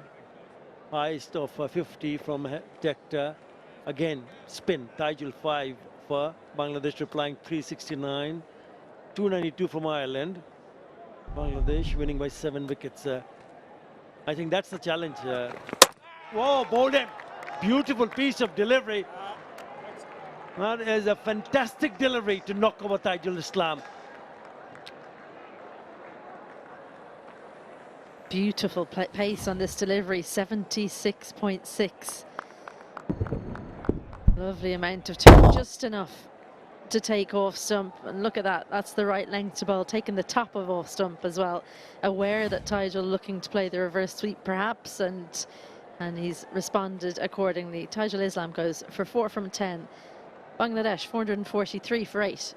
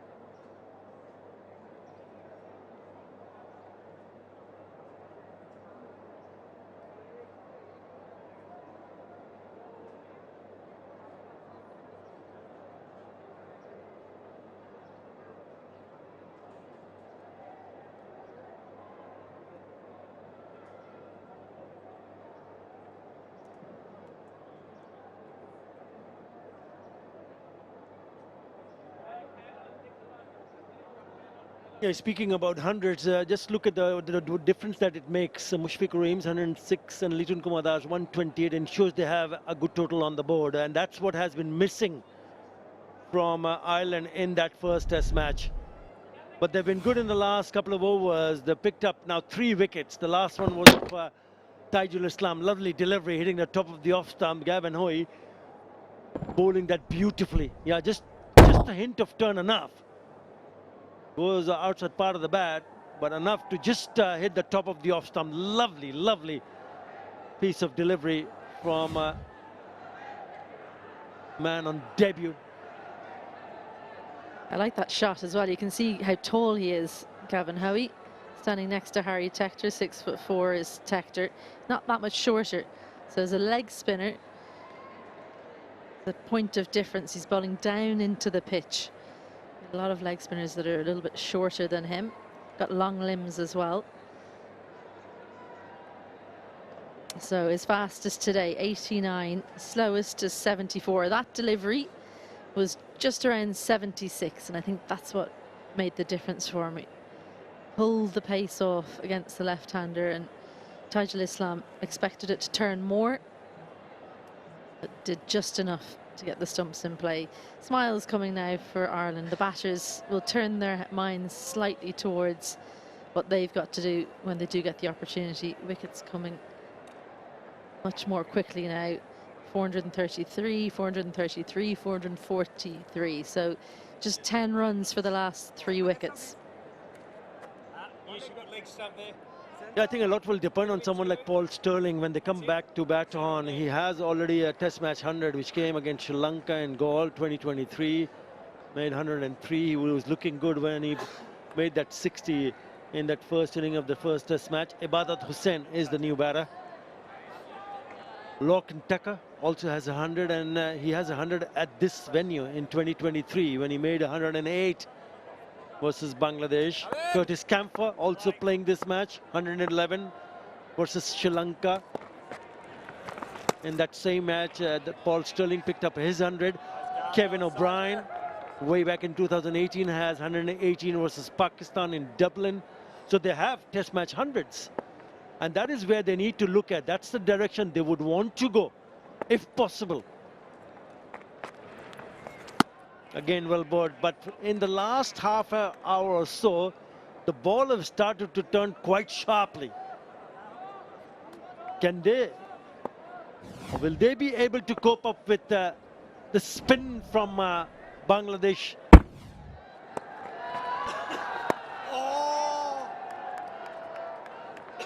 Well, there's quite a lot of spin on show as well, and Celeste, don't forget, this is slower spin. So it's just about dealing with that.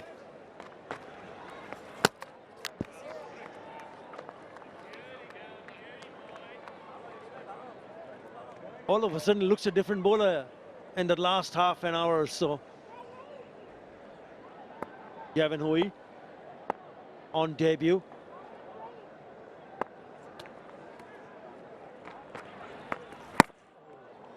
It's a wicket maiden. 4-4-3 for 8.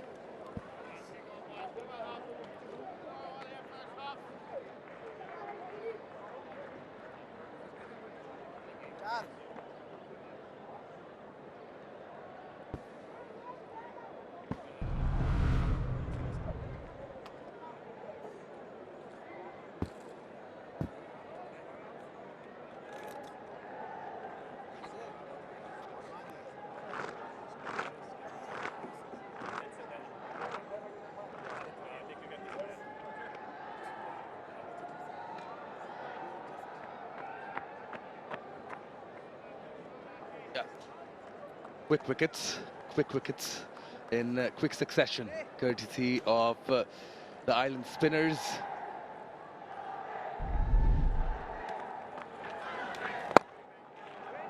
Bangladesh still opting to continue, giving their tail a run, an opportunity to wag.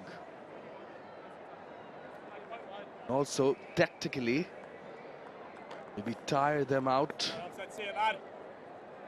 Mentally and physically as well. Yes, winter. The sun out can be warm, so just like McCarthy, I think you wouldn't mind an ice cream either. Island captain's parents. It is up, Scott. Skeen keeping a close eye on the game and waiting when Ireland will have their opportunity to have a go with the bat. But joined by Ed Rainsford. Hello, and just had a look at Barry McCarthy trying an ice cream. I wouldn't give it a shot with my throat at the moment, but would you have a go? What's wrong with your throat, Shamanol? Does it sound normal? Otherwise, all good. I thought you would come up with a new way of speaking, and the acoustics coming out of your throat, trying to sound cool. Yeah, big shot. Murad, he'll pick up 4. Yes, he will.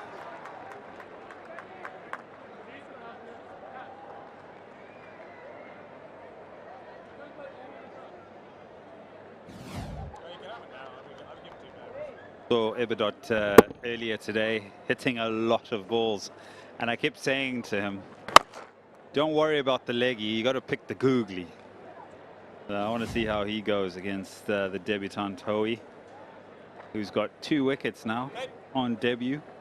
Toed long and hard, but Humphreys 47 overs now nearly. Goodness, he's nearly bowled an innings of an ODI.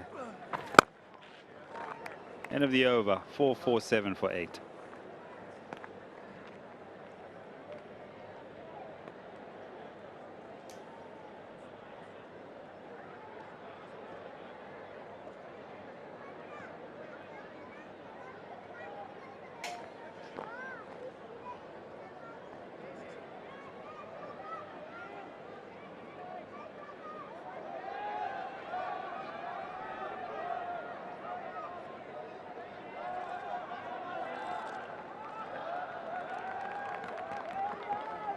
Well, 4 wickets on day 1. 292 runs in the 90 overs, but 4 wickets so far already. Access to the Bangladesh tail. My co-commentator already mentioned Gavin Hoey. Done the hard work, then rewarded. A couple of wickets. Now, Ibadat, you wanted to see him in action. He goes downtown with a boundary. 450 up. Yeah, I did say you got to pick the leg. He's picked it here. There we go. Lovely swing of the bat. Had a big smile on his face earlier this morning as he had his throwdowns, the big fella. Nice to see him in the side. It'll be exciting to see how he goes with the ball as well. Lion-hearted fast bowler. Oh, he's picked the googly as well on this occasion. Having fun out in the middle. Tail enders. Who said they can't bat? Checking all the boxes, isn't he? You asked him to look out for the googly. Here it comes, too short, but ample amount of time. Delivery also on the slower side. Shifts back, the back foot moves the front leg away and pulls it. Flat hit.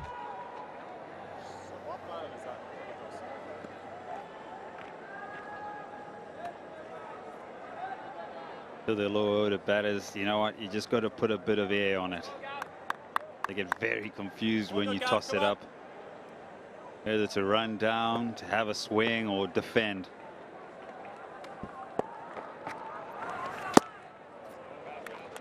On cue, that's a gem.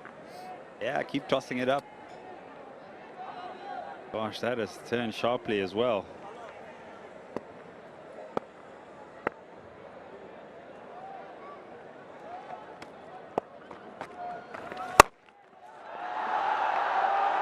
Short again, plenty of time again. It will be another boundary from the bat of Ibadat Hussain. Yeah, this time flat again. The previous delivery had flight on it and it was enticing. This time, short, flat, and Ibadat jumps all over it.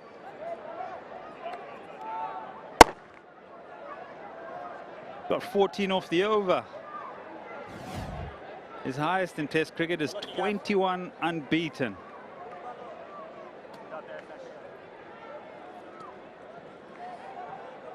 You got to try and toss it up here. Try and entice him.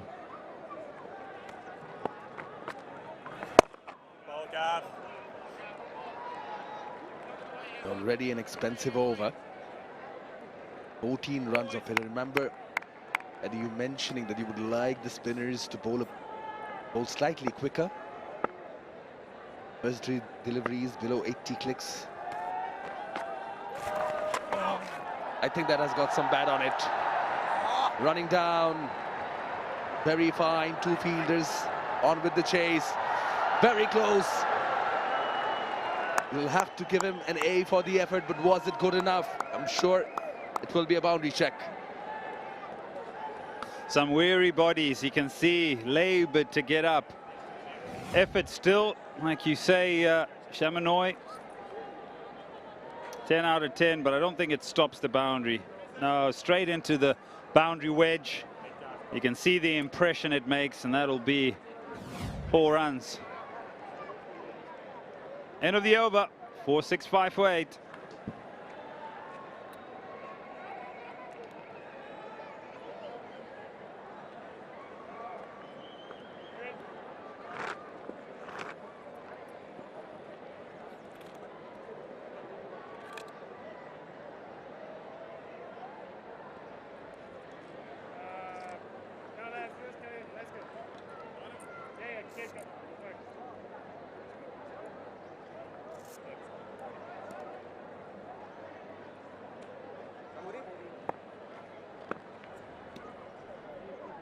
Well, they're not hanging about.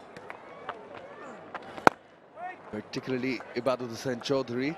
Previous over, the biggest in this innings. 18 runs off it.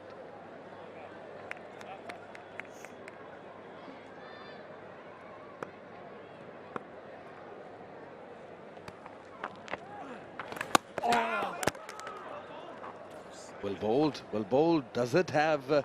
Did he nick it? Hit a couple of sounds there. Keeper snatched at this. Also for him, 136 overs. Yeah, definitely outside edge and has been put down.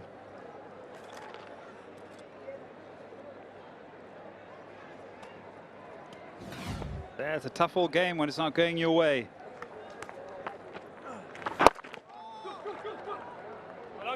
Kept low, well dealt with.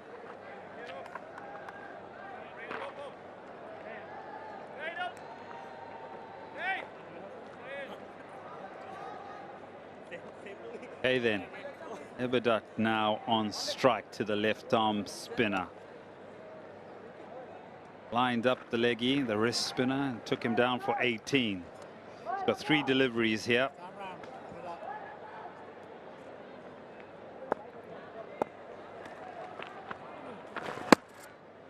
Came very wide on that occasion.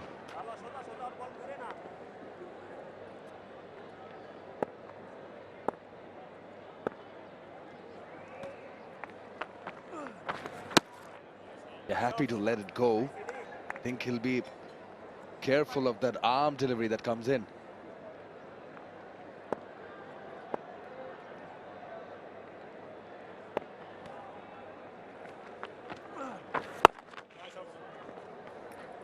Nicely behind it. 466 for 8.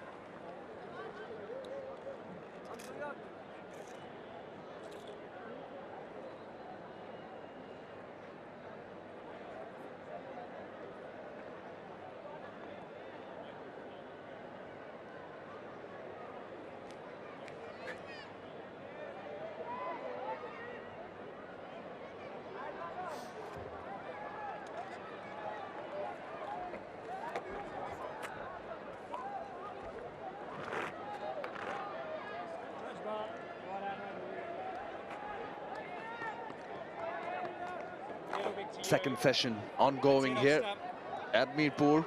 This is the Dutch Bangla Bank Test Series. 𝗵𝗺𝗃 I think is going to make change in bowling, bringing back his prime bowler, Andy McBride. 4 wickets for him, but all the 4 wickets he took came yesterday on day 1. None for him so far on day 2. Oh, from the outside part of the bat, did not carry. Yeah, we've seen a lot of that, haven't we? And so you start thinking to yourself, if you're Bangladesh, because you'll be having a bowl soon, maybe that slip is a little bit deep, because the edges have not carried, especially off the spinners. Will lap around the corner, pick up a couple.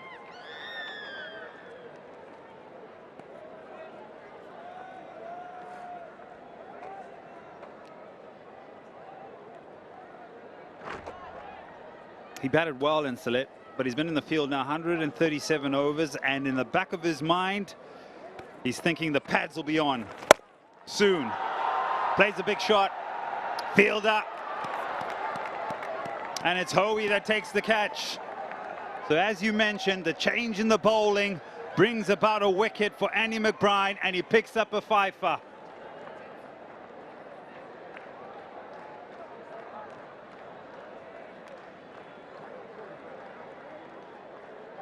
The bowling change works for Andy 𝗵𝗺𝗃. Brings back the other Andy. McBride comes in, takes his first wicket today, gets a fifer, second in his career, and his second one in Mirpur. Oh, he does well to hold on to it. 𝗵𝗺𝗃 happy. They need another wicket. Hassan Murad too wanted to join in on the party with 𝗵𝗺𝗃. Goes for 11, 468 for 9.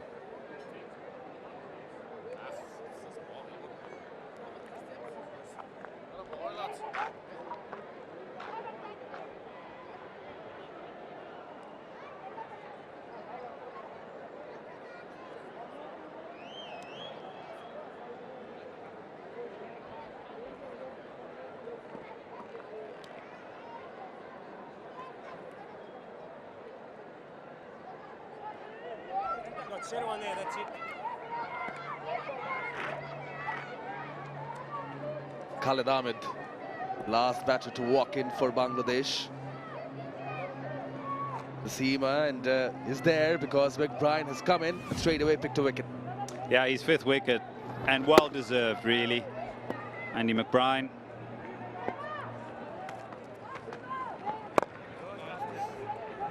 Looks to play the big shot, and why not? I think they've come, or getting to the end of their innings, and try and pick up as many runs as possible. Can't blame him on that occasion to find the big shot. Now, Ireland 1 wicket away, and possibly now getting a bat in this, or a look in on this surface as a batting group.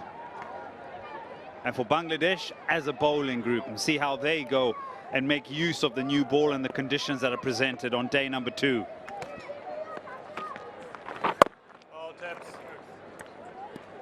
That will be the over. 468 for 9.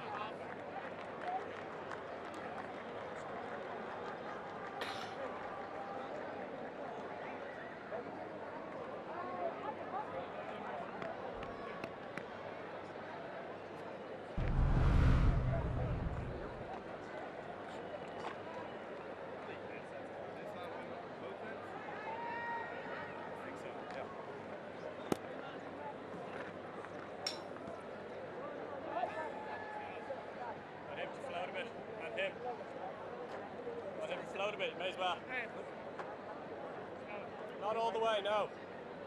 63 for Mominal, 106 for Mushfiqur, 128 for Litton, 47 by Miraz. Contributing mostly to this total of 468. Humphreys, can he wrap things up? Nicely behind it. Is about it. We're just going on about Sterling. He would have at the back of his mind about getting the pads on, coming out to bat.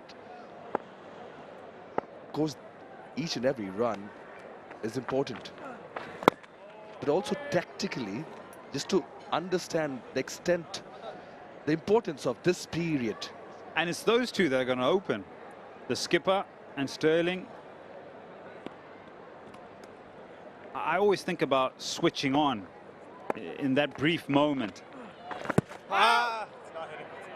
Left alone, but missing the stumps.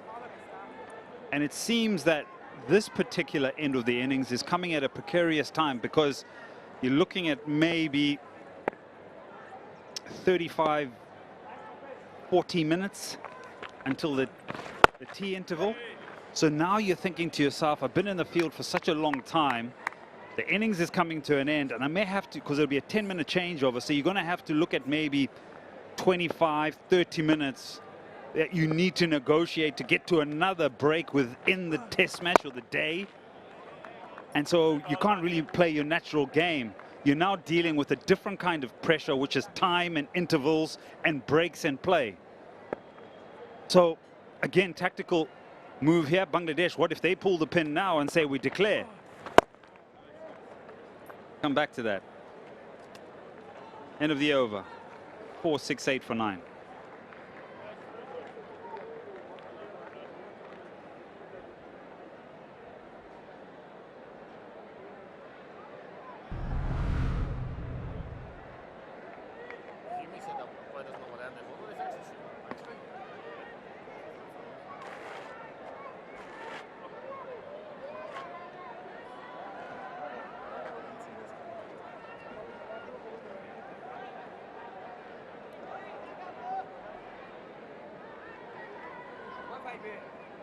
He's twice there is Andy McBride, both occasions here in Mirpur. He definitely relishes bowling here. Humphreys also at the top. McBride will continue this. Oh, goes straight. That's a firm hit. Goes all the way. This time Khalid Ahmed, he joins in on the party with a 6. Yeah, he gets all of it. And some as well. Yeah, right in the slot. Lovely swing of the bat. And these are important runs for Bangladesh from the respect of lower order batters making contributions. because it really does extend the batting card. It does make it even more difficult for the opposition in the sense of how many runs they leak to lower order batters.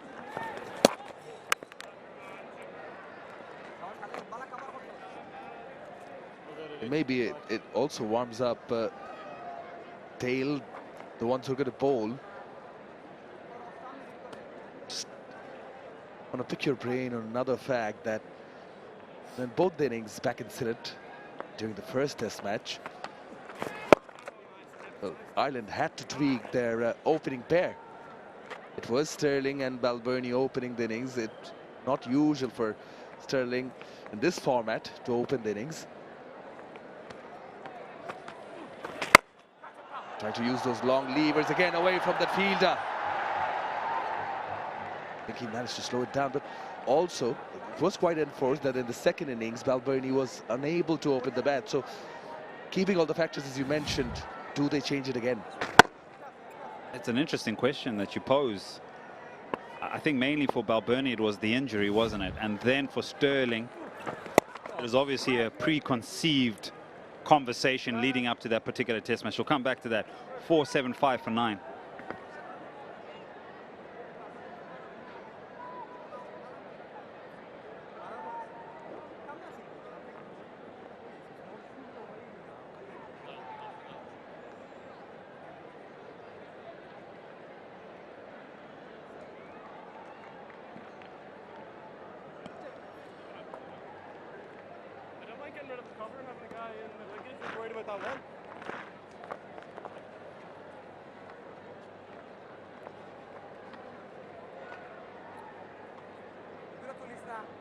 Not much success in the first session in terms of wickets, but the courtesy of the spinners and Gavin Hoey, the debutant in particular, made the most of this session. Yes. A bit of a missed field, but all good.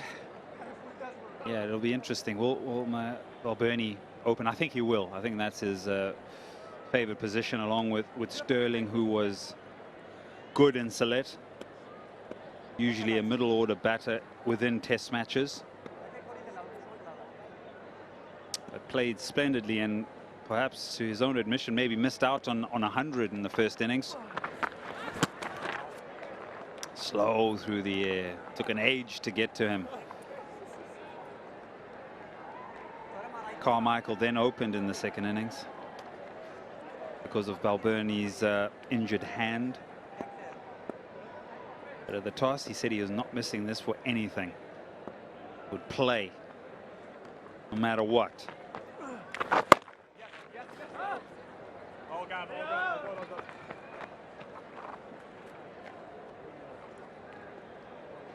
Just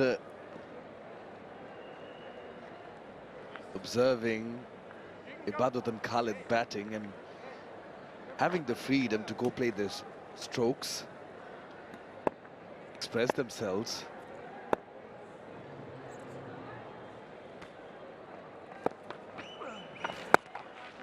Makes me wonder, you being a fast bowler yourself, would you be keen to put the pads on and come on, have a bat? When? Right before you're about to bowl. No, and a wicket or two to go. We rarely get an opportunity to bat. And when we bat, everybody sort of has giggles and laughs at us of how ungainly our technique is. Yeah, this is the point where for bowlers, they enjoy themselves, really. Or lower order batters, tailenders, whatever you like to call them. End of the over. 4-7-6 for 9.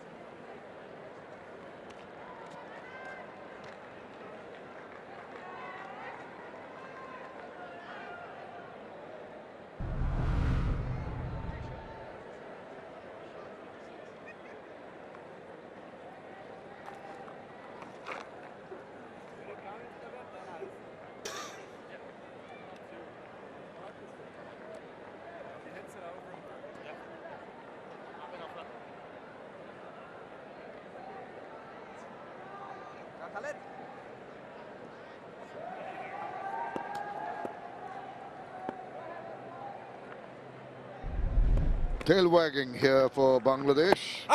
Good, that was a close one. And up goes that dreaded finger.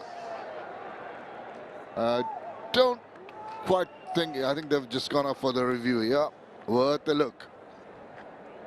TV umpire to director. We have a player review for LBW. Original decision is out. I have checked the feet. It's a fair delivery. Front on, please.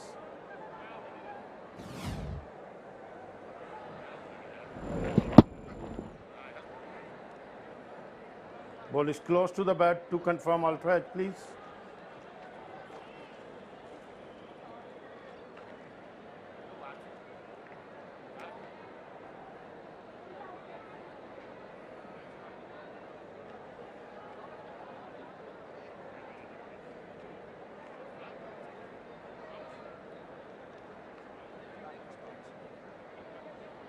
Ultra edge is coming up.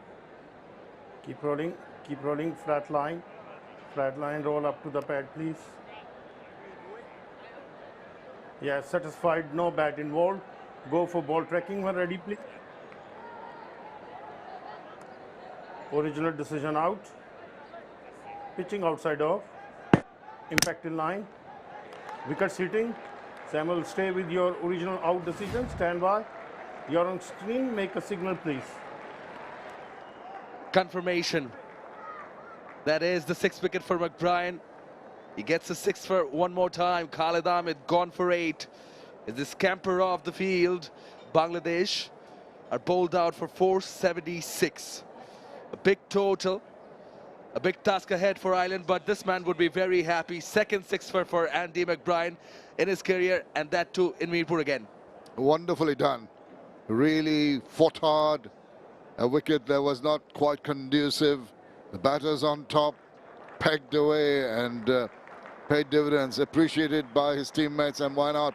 Because it is a grand effort, and the support, the travelling support for Ireland, so good to see. In Sylhet, here in Dhaka now.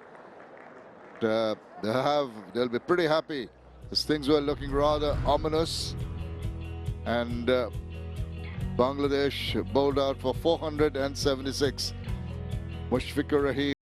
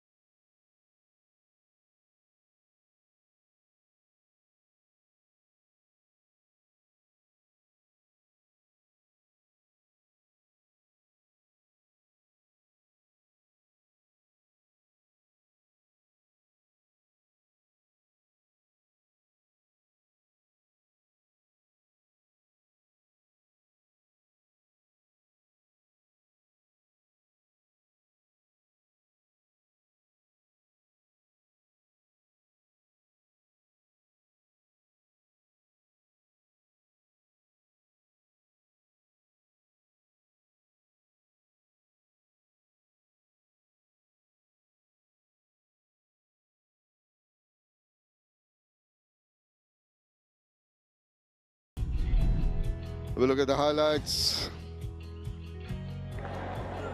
Well, the ODI captain and the T20 captain were batting together in this session. A few close calls from Humphreys, finger raised by Illingworth, but they went upstairs. Nasser Raza had some work to do. 𝗏𝗏𝗏 continued injecting that optimism into his innings. Again, this was the second one for Humphreys. Finger raised again from Illingworth. But again, sliding down the leg. Well, it was dropped on that occasion by Harry Tector, took a blinder the first test.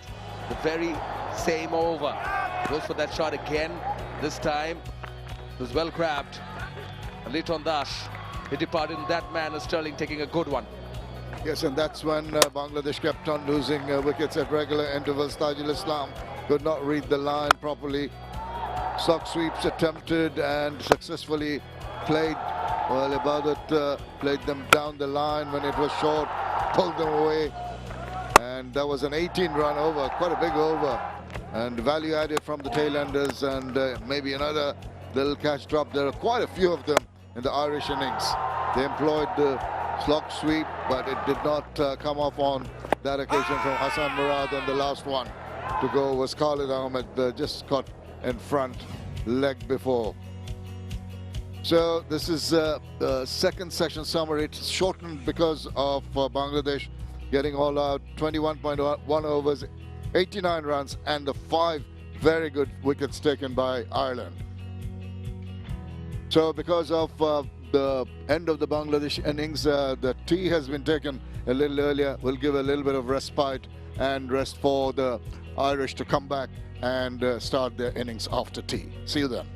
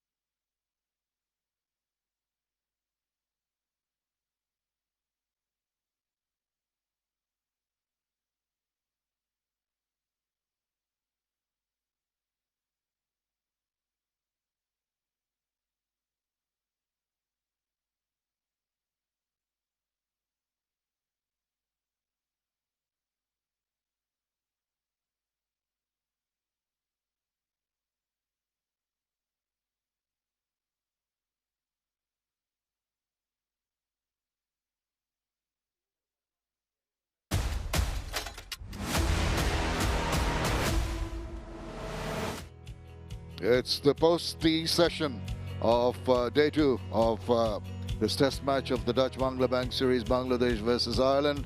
And Bangladesh have been bowled out for 476. The batters for Ireland getting ready to come back out. Have a look at the batting card. Started off well, lost their first wicket at 52. Then there was a little bit of a slump. A wonderful partnership between Momin ul Haq and Mushfiqur Rahim retrieved the situation. Mushfiq went on to make his 100 in his 100th test match. Liton Kumar Das was flourishing. He finished at 128. Miraj chipped in with 47. Bowlers, well, they worked very, very hard. Quite economic, but the standout performance by Andy McBride is the second sixer for Ireland, 6 for 109. As the two batters, Paul Stirling and Andy Balbirnie, come out with a sense of purpose. They've got 38 overs, a little longer the post-tea session because the Bangladesh innings folded just before tea.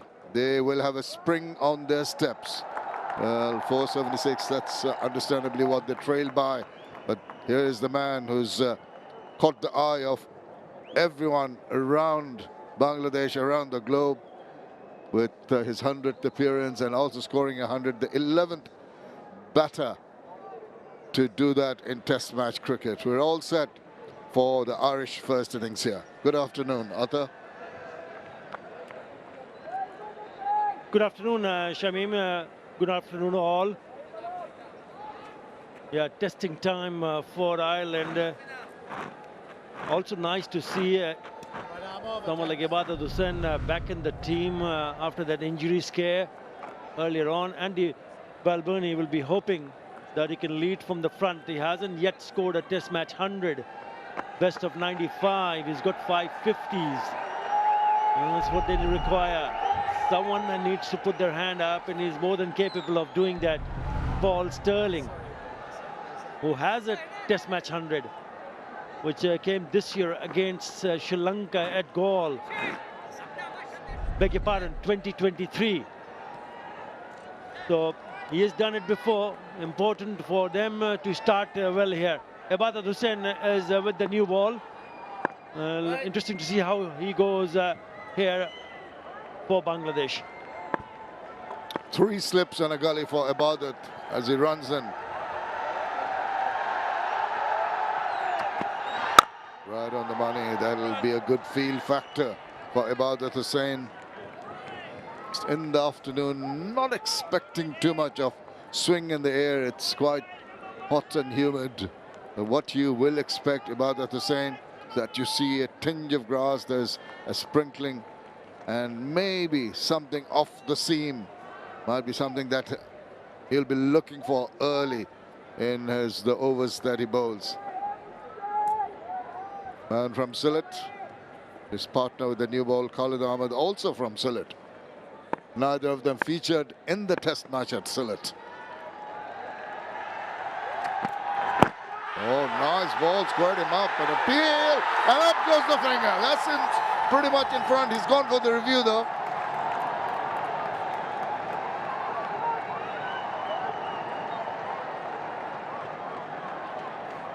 TV umpire to director. We have a player review for LBW. Original decision is out. I have checked the feet. It's a fair delivery. Front on, please.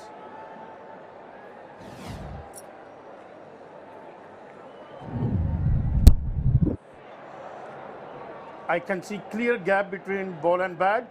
So go for ball tracking when ready, please.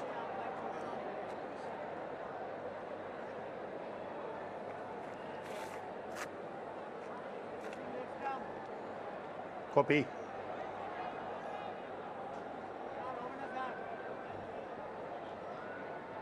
Ellie, stand by, waiting for ball tracking.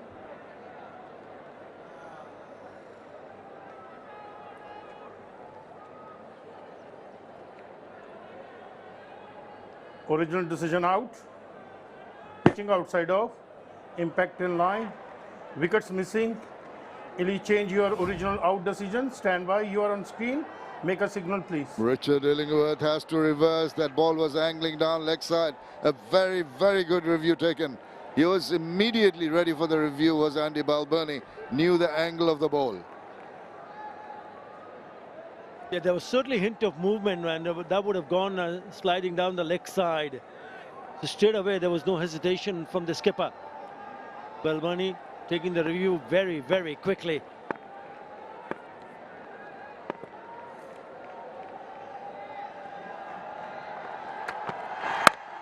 He's allowed the ball to come and hit the bat rather than pushing forward.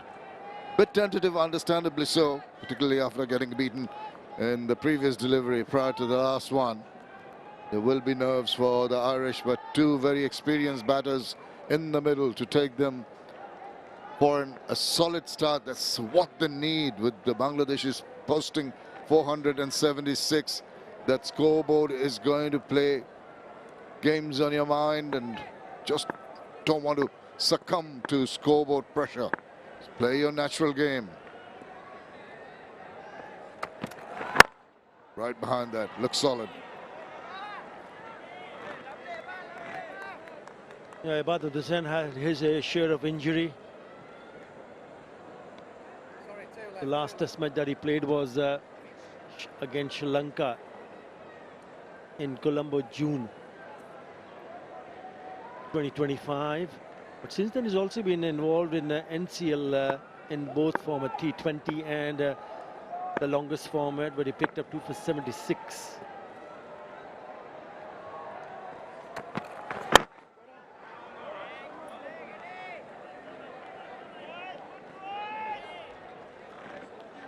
Five dot balls to start off the innings, so 𝗵𝗚 will be pretty happy. Almost had an appeal going his way, which was reversed. He's got the rhythm back. He's generating decent pace around the 138, 140 mark. See, just warming up at the right time. The most important thing has been that he has bowled to a decent line. Always kept the batters interested.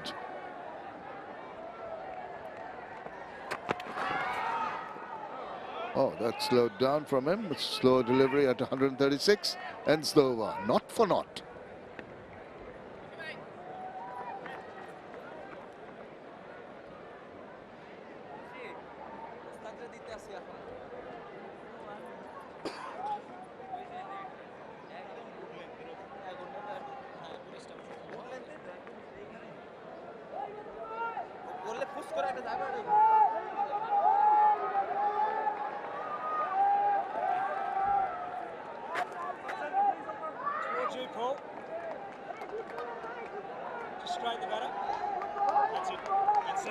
Still bright and sunny out there.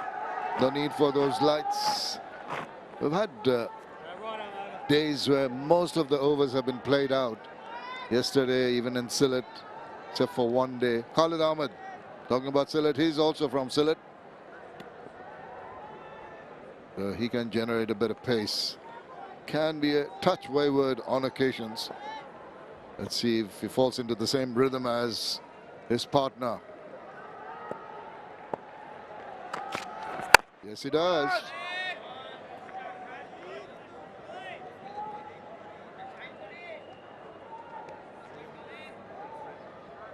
Yeah, Bangladesh made two changes. They brought in these two new ball bowlers, 𝗵𝗚-𝗚 and Khalid Ahmed, in place of Nahid Rana and Hassan Mahmood. The opportunity for them to show what they are capable of with the new ball. Because they have three frontline spinners, so it's important for them to start well. 𝗵𝗚 started with a maiden.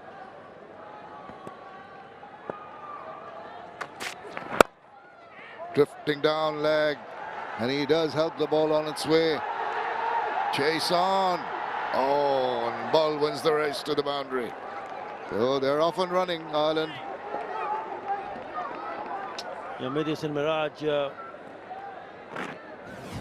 went to chase that one. Nicely clipped off his legs, Paul Stirling.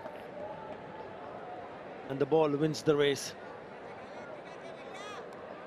Slides, but he just could not get into the right position to at least try to attempt to get close to that ball. Good piece of timing. Yeah, he enjoyed that.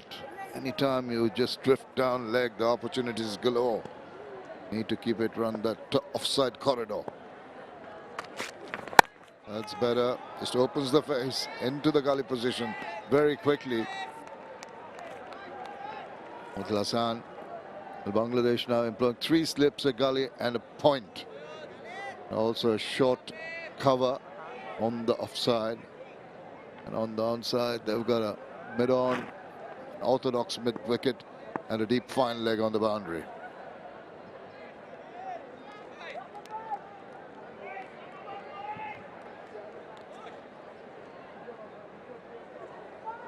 Going to be a long afternoon. Tea taken early. It's going to be hard work.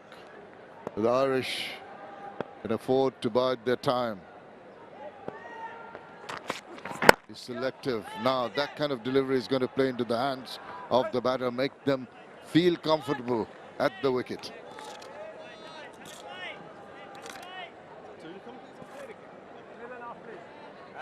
Well, Bernie in that first inning, in that first test match, went out for naught, but Paul Stirling managed to hang on. And he made those 60 in quick time.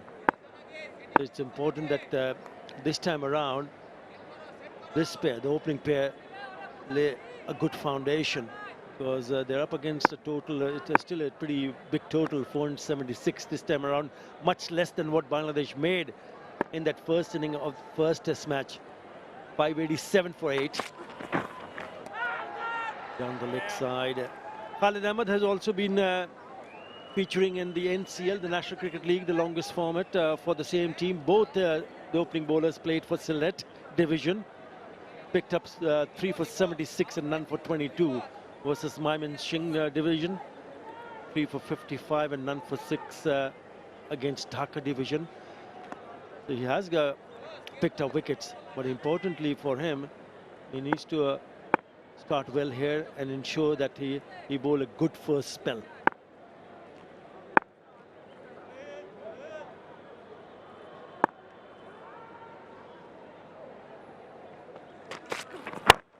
He's been guilty of bowling 50% of his balls down the leg side, allowing the batters to pick their runs. 6 without loss.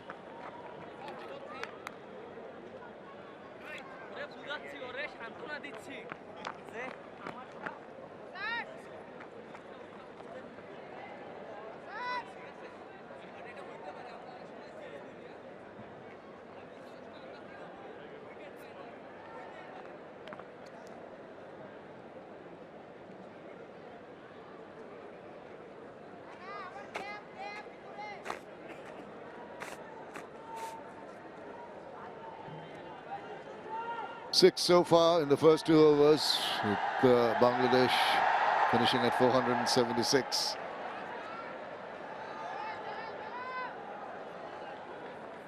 Ibadat with maiden first up comes in for his second over. And falls right back into line. This is good, accurate bowling. That's what's needed, because the ball isn't doing too much, either in the air or off the track. And you're basically, as a bowler, trying to keep the batters interested all the time.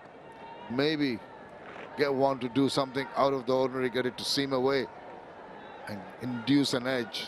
So far, both Balbirnie and Stirling have been alert to that fact, particularly from Ibadat, ensuring they put a dead bat to most of the deliveries. Not enough. Despite the attempt to get some extra bounce, not there for Ibadat. Yeah, that was the comeback test match against Sri Lanka. Before that one, he got himself injured while bowling against Afghanistan, which was way back in 2023. So he took a long time to recover. Recovery was a long process, rehabilitation. And after almost 2 years, selectors decided that he was fully fit when he played that test match in Sri Lanka.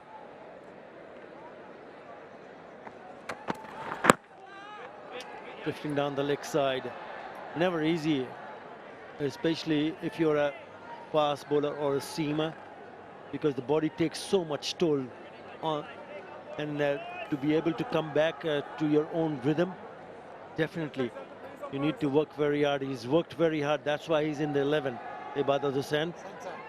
It's not easy coming back into the 11 because you've got a crop of fast bowlers just waiting in the wings to take your place if the opportunity arises. Bangladesh can be proud of the fact that they've got more pace bowlers just waiting in the wings, as I said, than maybe spinners at this point in time. And they're top-class bowlers too, generate quite a bit of pace. He's just trying to vary his lengths, particularly in this over, which is good to see. Realization of the fact there's not too much happening. You would want to bring in all your skill sets and your variations to try and get a wicket here. That match against Sri Lanka, that comeback test match after the injury that he suffered, bowled 12 overs, beg your pardon, 14 overs, none for 55. It was at Colombo, I think it was at the SSC. Little fumble from Tajul allows the batters to take a run there. Want to make sure, keep it tight. Understandably, saw a spate of catches being dropped by the Irish. Bangladesh will need to be on the toes. Show some agility and reactions. Help out the bowlers' cause.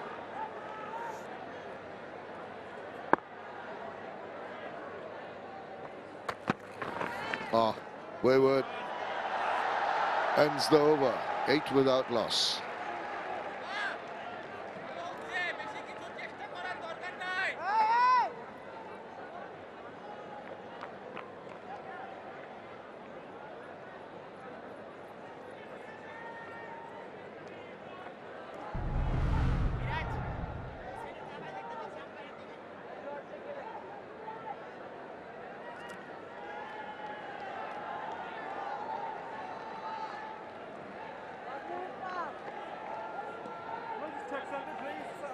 A sedate start here by Ireland. Got it. That's it. Centre. Andy Bilburney and the skipper and Paul Stirling, the most experienced player in the team, will like to just ensure that there are no hassles, no problems, no loss of wickets early on.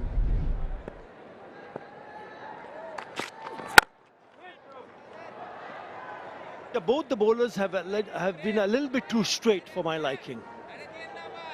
When you have 3 slips and a gully in place, fine, you bowl on stumps, but you got to also try to bowl perhaps just a little bit wide outside the off stump.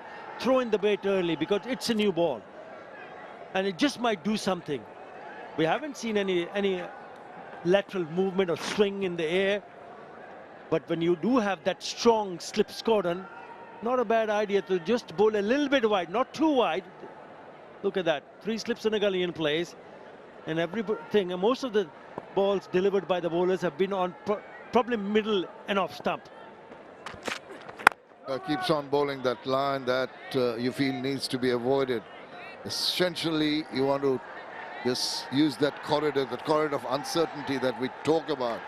But both the bowlers have not been able to do that. Can't understand why. Maybe trying to put an extra bit of effort, try to increase the pace on the ball, in the process angling it down the leg side or straighten it up.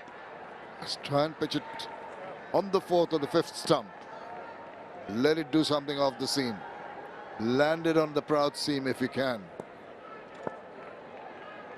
Only into the 4th over.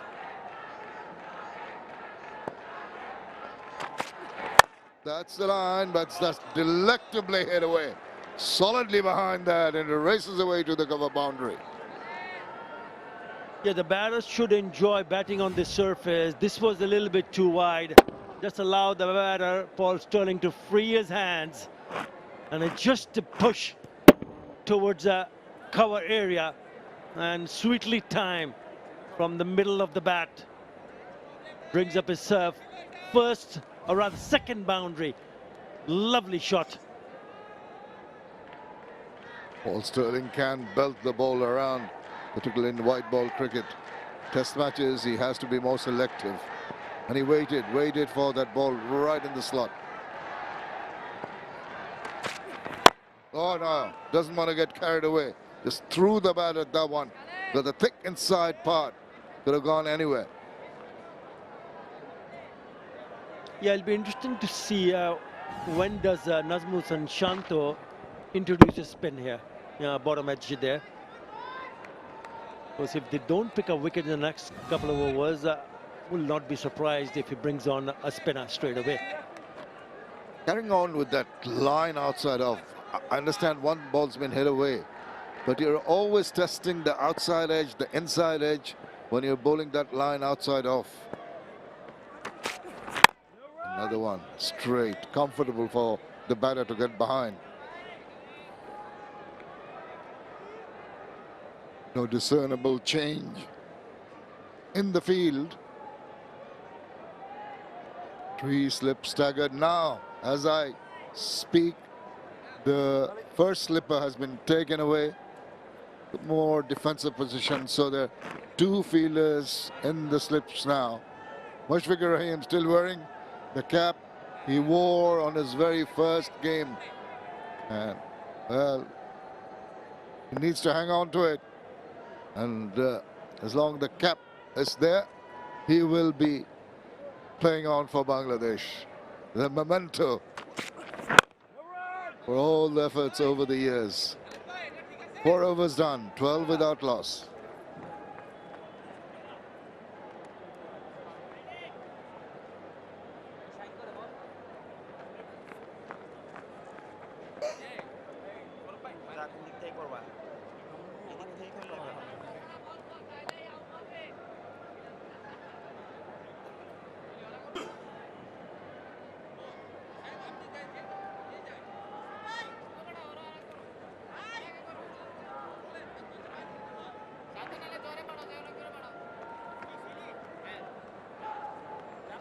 Ireland with a deficit of 464 runs, but they've got the 2 openers still in the middle.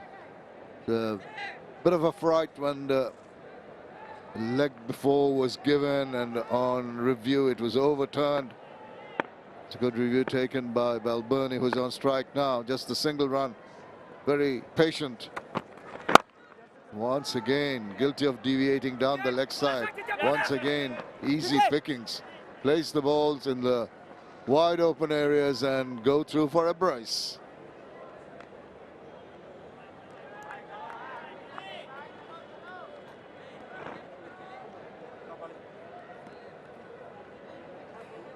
"20 years and 178 days when he received that cap, and he still wears it.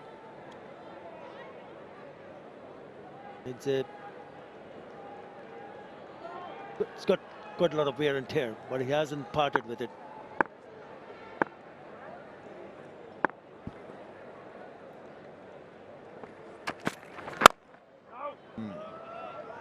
Ibadat and Khalid Ahmed. The spring in their steps not there. The venom that was required to trouble the batters is not quite there. The rhythm is a touch awry. I can feel that despite Ibadat in particular looking the better of the 2 in terms of running rhythmically into the wickets and bowling the deliveries, it's Khalid who has struggled a bit. Change of fielders, but still 3 slips remain. The fielder, well, someone's just leaving the ground. I think Zakir, maybe was it, coming in as a substitute.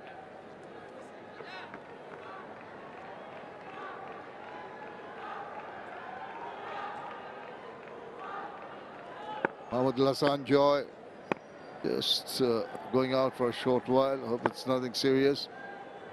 Maybe. Oh, that died on him and cut back. That's the line. Well, I've had this feeling of when a spin will be introduced.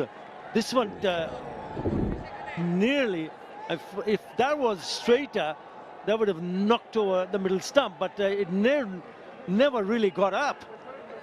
So evidence of the bounce, the uneven bounce, that one kept really low.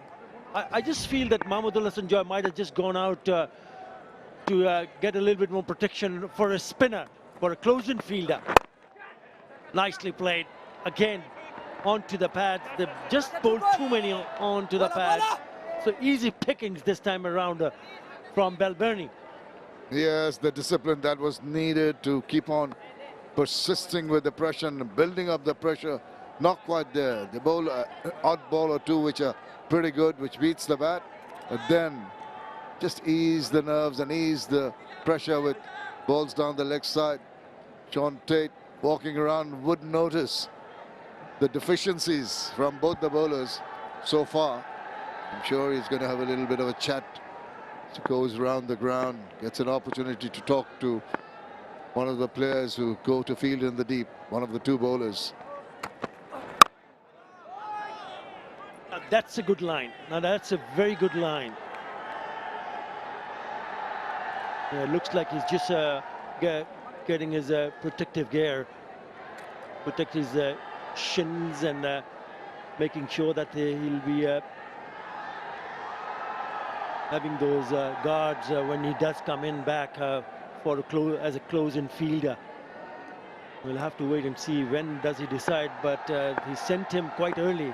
It's only the 5th over. It's an indication that spin might be on sooner than later. Again, the bounce not quite where Ibadat would want from that length. 16 without loss.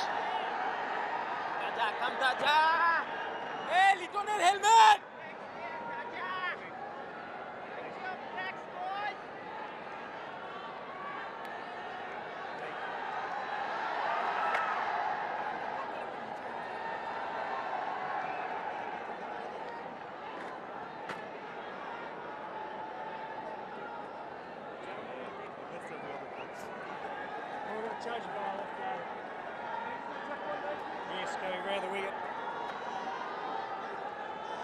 Just a fraction of you.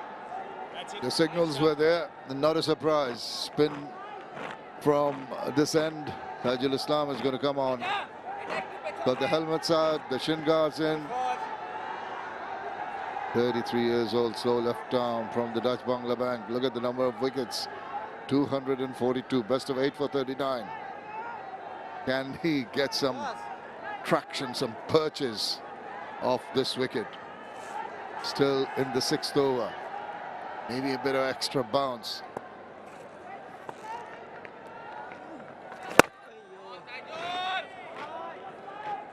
Yeah, that was expected to see a spin being introduced after just the 5 overs. 5 wickets in that first test match in both the innings. He'll be hoping he can bowl better here. Those conditions which favors the spin, he can turn out to be a very dangerous bowler. It's been quite noticeable as that shot is played away very nicely. The sparing dive does not manage to stop it. Just waited for the turn and drove it square. Very confident looking shot. Yeah, opens the face of the bat at the very last moment and plays it square of the wicket. Just gets past that fielder at point, and the ball races over to the boundary. Very good shot on the up, not a half volley by any means.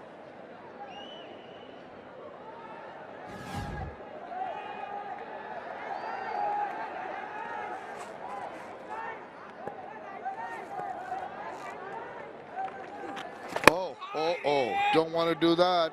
He almost got himself into a spot of bother there. Had to just abort that initial thought of going down and flaying the ball. One hand off. Could have missed. If just a little bit of turn, he would have been in trouble.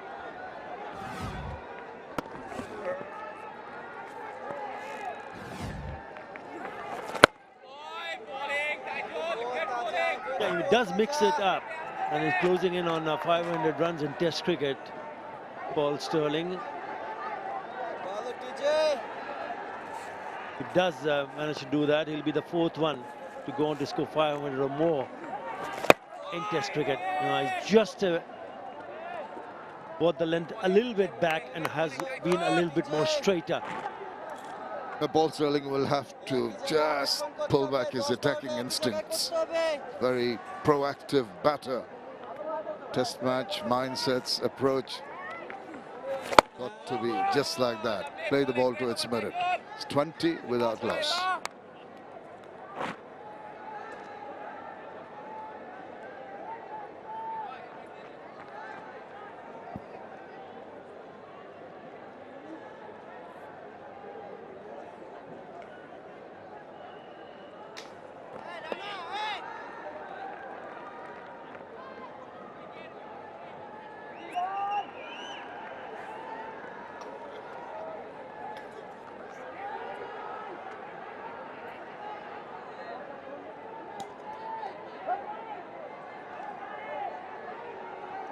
Good solid start here for Ireland. They'll be happy with what they've achieved in the first 6 overs.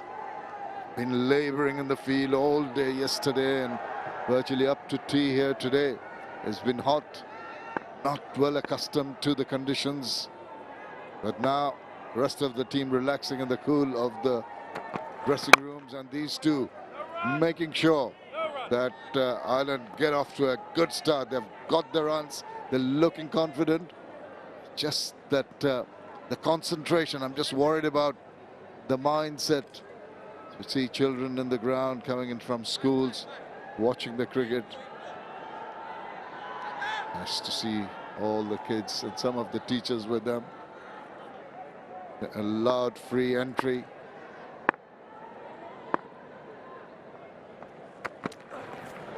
Oh, now, just the point I was making. Don't want to get carried away to a ball that does not deserve that kind of stroke. Keep an eye on when 𝗵𝗲𝗄𝗃 is bowling from this end, because he started to keep a bit low. The hint of movement also shaping away from the right-hander. It's a lovely delivery. Yeah, free entry not only for students, also for teachers. And that section of the crowd is jam-packed.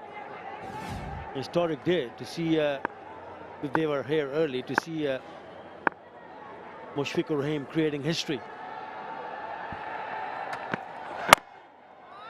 But the ball before the last one is the one that you want to replicate. At least 3 balls out of the 6, you want to ensure it hits the seam, moves away.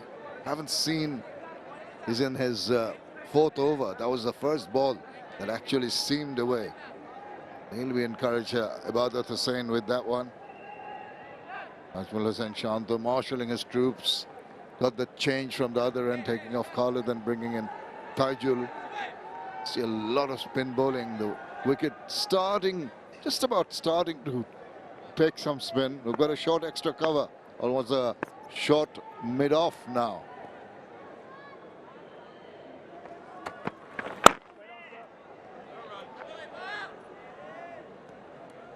Yeah, he saw the batter trying to play that drive where he was beaten. So perhaps then immediately he had a discussion with 𝗵𝗲𝗄𝗃, walking across from the slip score run. So he's now decided that yes, there should be a fielder, a short closer to the batter in that short mid-off, because there is a fielder right behind him, Mushfiqur Rahim, a bit wide to his left.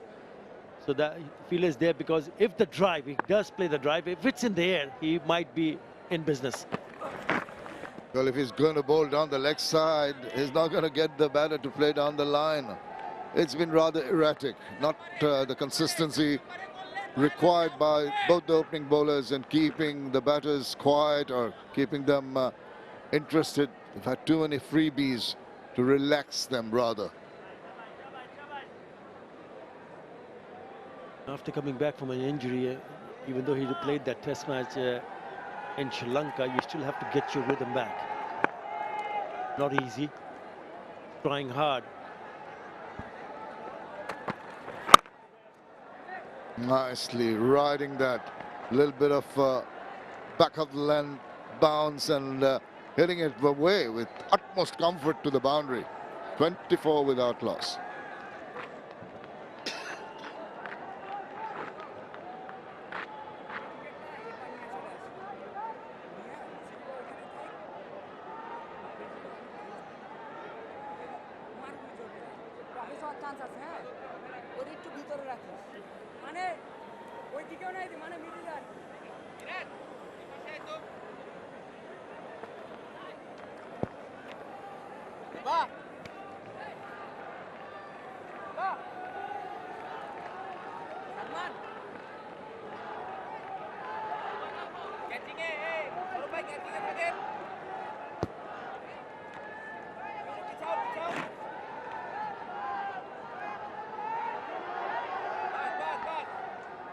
Tee taken early and then 7 overs bowled. Last delivery of the previous over. Nice punch of the back foot as it was rising up. And Andrew Balbirnie. Good timing, good stroke for 4. Just the 5 overs of seam from both ends from Bangladesh, and then Taijul has been introduced just onto his 2nd over from the Dutch Bangla Bank end, who the end which has been quite productive for spinners, even in the Bangladesh innings. Andy McBrien reaped the rewards, bowling from that very end.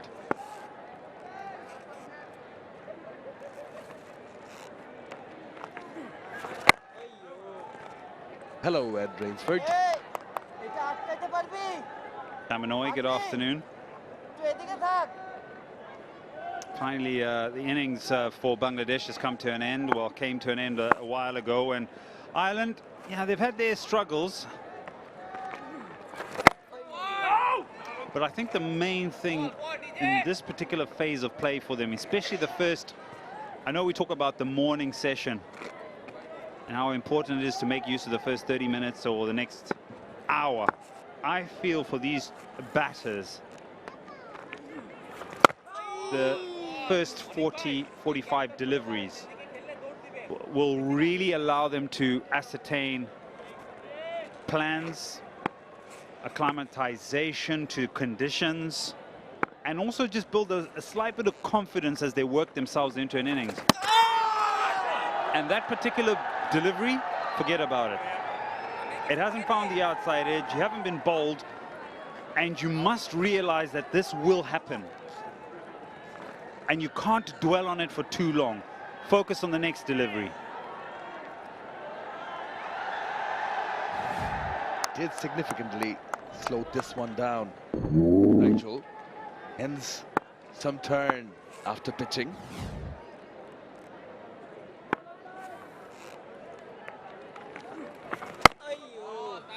The arm ball followed up. Just a single of this Taijul over, 25 for no loss.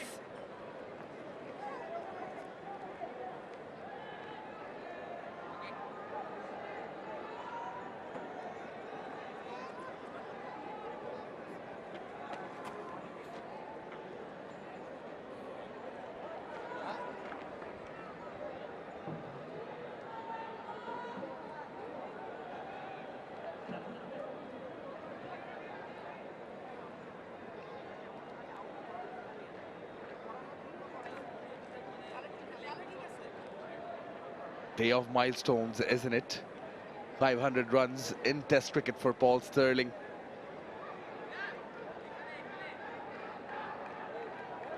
Comes the 4th player from Ireland. Touched his feet. Now, Taijul from the Dutch Bangla Bank end, which is the far end. Still at Rocket. Ibadat Hossain Choudhury will continue from the Rocket end. Seeing the odd one keep low will definitely put a seed of doubt in the batter's minds. Tradish, short mid-off, Mominul standing there, 2 slips and a gully. Oh, inside edge. Now both these batters have succumbed to seamers in the first test in Sylhet. Yeah, and in the second innings, of course, Stirling was brilliantly run out by this man, Nazrul Hossain Shanto, from the slips. But it was Hassan Mahmood who got the better of Balbirnie on both occasions, getting him out leg before wicket. Just have a feeling, I'd like to pick your brain also on the fact that I think he's sort of stuck in his crease.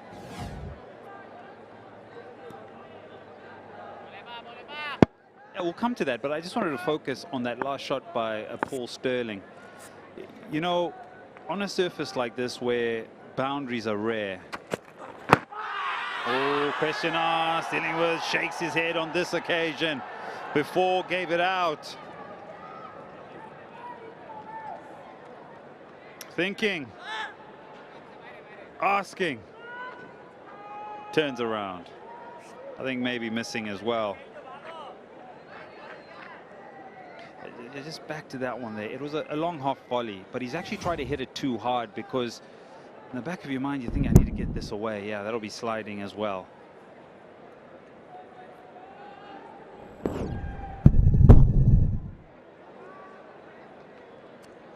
Clearly having a few issues, the front pad here, 𝗂𝗏𝗧. When scoring opportunities are presented, it's important to maintain your shape. That fashion there, yes, you do find the fielder. Maintain your shape and allow the timing and the technical aspects of your game to find the boundary. When you try and hit the leather off it, that's when you miss out. And that's a state of mind of trying to create some sort of equilibrium in your decision making, a level, consistent thought process of how you approach a particular surface or an opponent. I think 𝗏𝗏𝗃 did it very well. Lytton Das did it for a long period of time, and then he started playing his own natural game.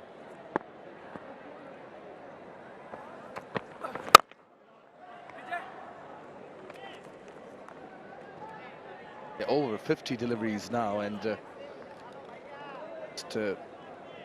going back with your reference, this time batters should read and assess the conditions. And you need to earn the right to build an innings. And like I mentioned to you, between that 40, 45, 50 ball mark, to work yourself in. Goes across the line on that occasion, maybe just a short arm jab, but doesn't get any bat on it. So once you've earned the right and created the ability of being one with the conditions, then you can really get into your innings and build your innings and then start looking at checking boxes. It's a different surface to select. So that in itself will bring about different challenges.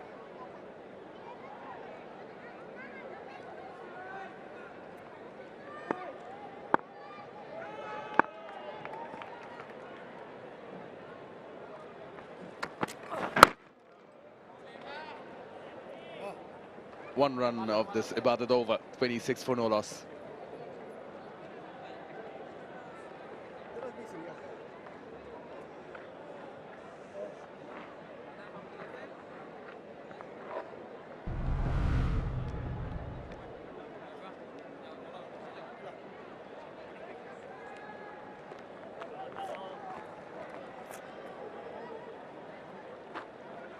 Next over, next over.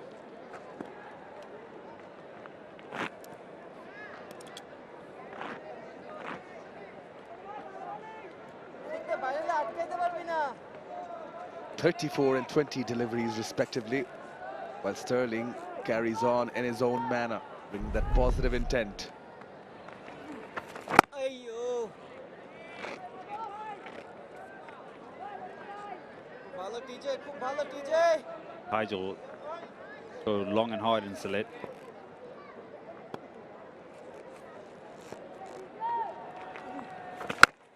Big shot. Huge shot. You don't have to ask Paul Sterling for a second invitation when it's time to hit a cricket ball.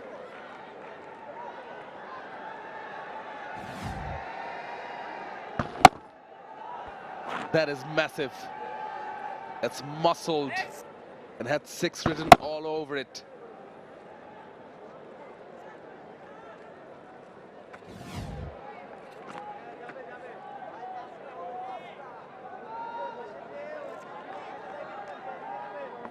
A bit of a counter-attack.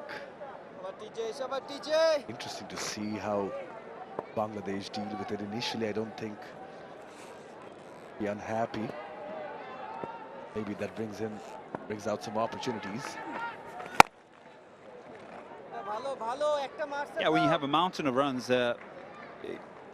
you will have the occasional good shot, good innings that you'll encounter in trying to bowl a side out. as I mentioned, there's going to be a state of mind and a state of approach for the batters. There'll also be the state of mind and approach by the bowling side and the plans by the skipper, who's now having a small conversation with his bowler about perhaps where they could place a couple of fielders to get the batter thinking differently.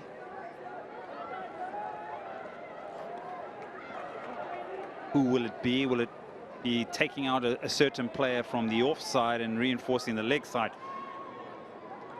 But it's a long conversation. It's one where I feel that Shanto's maybe trying to convince him to do something specific. And here comes the change. That fielder at cover now is coming across to the leg side, and the fielder that's on the boundary on the offside, the sweeper, is coming what you would call as a close-in fielder, saving one. And a short fine leg, or a 45. That's played late. Deliberate. Will get 4 Balbirnie. This is turning out to be an expensive over. Yeah, and the thinking here, I believe, is that Nazmul Hossain Shanto wants Ireland to play this particular shot, because the ball will be turning away from the right-hander, and so if you do try and pick the gap, you have to go with slightly harder hands or open the face up a little bit more. And so if there's purchase, the harder you hit it or the harder you go at it, you can find the edge. So he wants them to force it through the offside to bring the slip into play, and if you don't do that specifically through the offside and you go too hard, then bat pad comes into play, because then you go with the harder hands, because you're trying to find the boundary or the gap.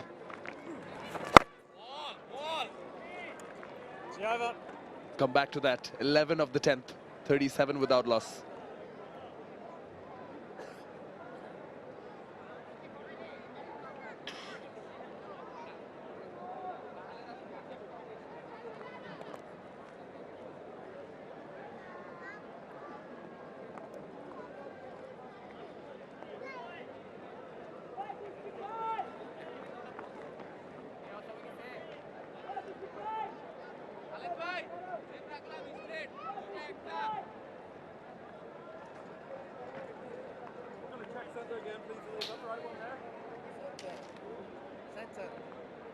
This is the second test match of the Dutch Bangladesh series. Dutch Bangladesh, first European joint venture bank in Bangladesh and a pioneer in the banking sector of Bangladesh in terms of customer trust and confidence through transparent and pure banking.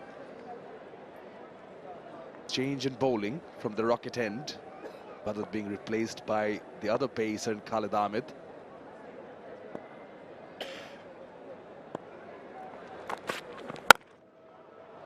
The booming drive. Fantastic 4. Yeah, superb. Beautiful piece of batsmanship here.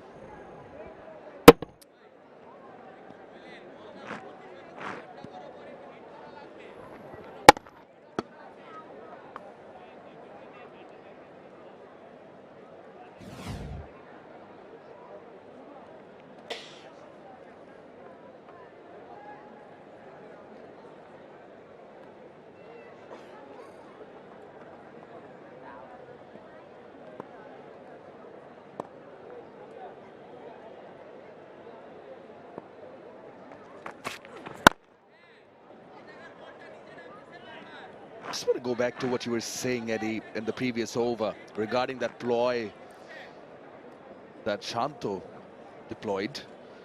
It just reminds me of the manner in which Mushfiqur lost his wicket. Some extra purchase from the left-arm spinner Humphreys. Good catch taken in the slips. Perhaps he's hoping for some extra purchase, but that was from this end, the rocket end that Humphreys was bowling.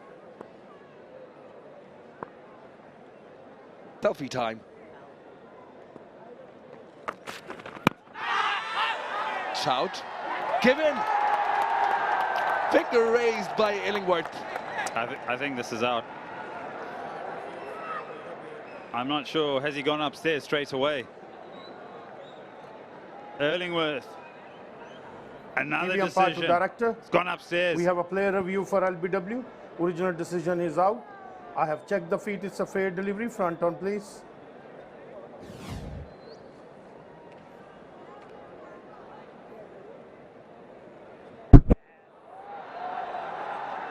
Ball is close to the bat to confirm ultra edge, please.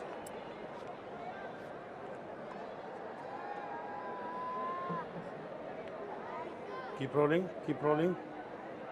I can see gap between ball and bat. Satisfied? No bat involved. Go for ball tracking when ready, please.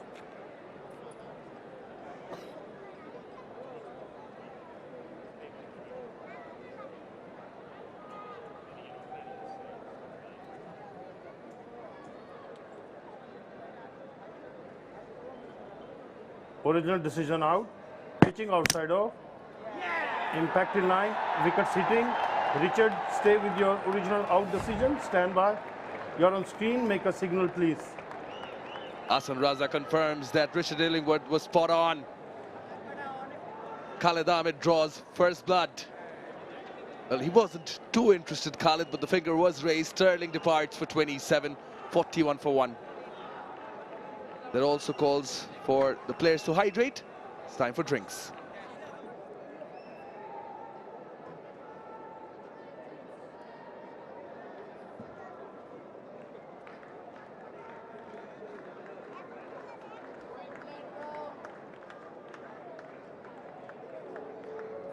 Attention to all. 𝐼CC and policy statement on inappropriate conduct. It shall be a breach of the terms and conditions of entry to the venue for any ticket holder.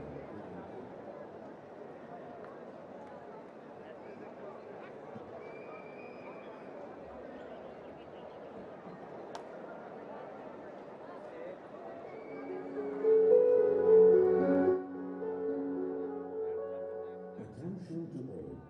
𝐼CC anti-discrimination policy. Policy statement on inappropriate conduct. It shall be a breach of the terms and conditions of entry to the venue for any ticket holder to engage in any conduct, whether through the use of language, gestures, or otherwise, which is likely to offend, insult, humiliate, intimidate, threaten, disparage, or vilify any other person, including players, match officials, or spectators, on the basis of their race, religion, culture, color, descent, nationality. They were slowly getting into their groove before Paul Sterling. Well, looking to hit another one for 4, departed to Khalid Ahmed, so the bowling change worked. Your thoughts on this at Rainsford? Let's have a look at this. A little bit of a shimmy down the wicket. I'm almost thinking to myself, if he stands in a normal stance and with a full face of the bat, he can punch this down the ground or play a fairly solid forward defense. But instead, he goes across it and brings the stumps into play and the bowler. And so Bangladesh have picked up their first.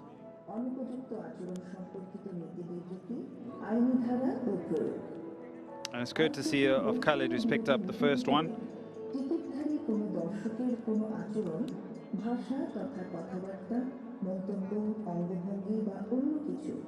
খেলা চলাকালীন স্টেডিয়ামে অবস্থানরত কোনো ব্যক্তিকে যথা খেলোয়াড়, match official বা দর্শককে তার জাতিসত্তা, ধর্ম, সংস্কৃতি, রং, গোত্র, জাতীয়তা, জাতিগত উৎস, লিঙ্গ, Yeah, what a day of test match cricket.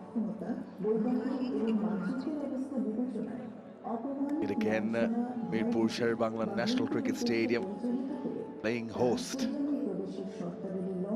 𝗂𝗏𝗪𝗂𝐽𝗍 in at 4.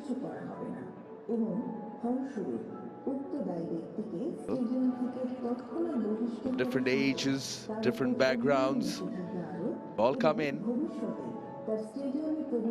There's they leading to the weekend here. This afternoon, quite a bit more flowing in to enjoy the last session. Day 2 the test match. Now it was Kate Carmichael and Paul Stirling put together a very good partnership in the first innings. You've got right arm over, 3 balls left. Scored his half century, Kate Carmichael on debut. This occasion, he has to do it with the skipper.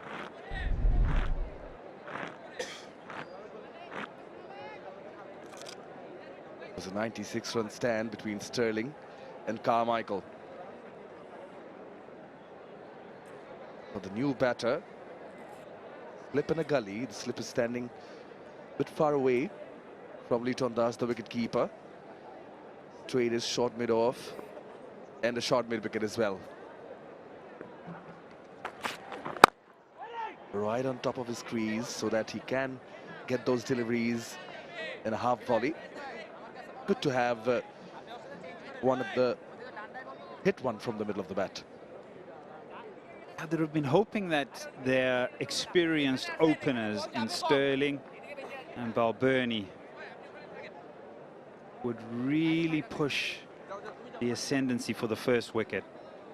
Set up a really strong partnership to start things off, but he's lost his partner. Now he has the slightly inexperienced Carmichael, who held his own in Sylhet, as you mentioned.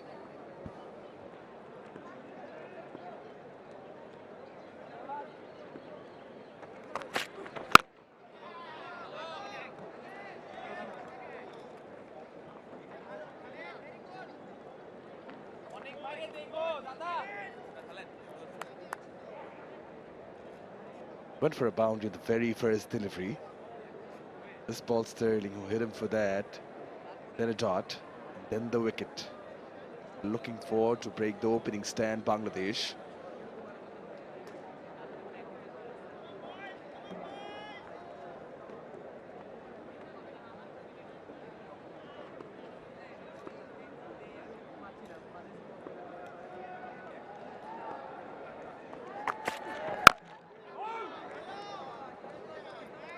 Boundary and a wicket in this one. 41 for 1 Ireland.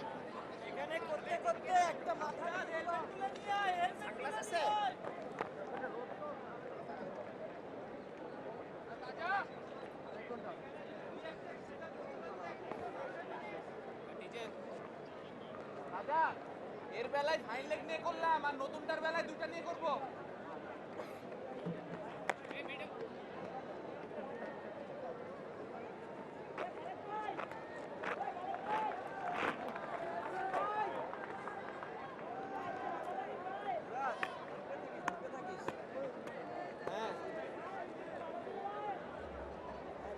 এদিকটা মারাটা কষ্টকর।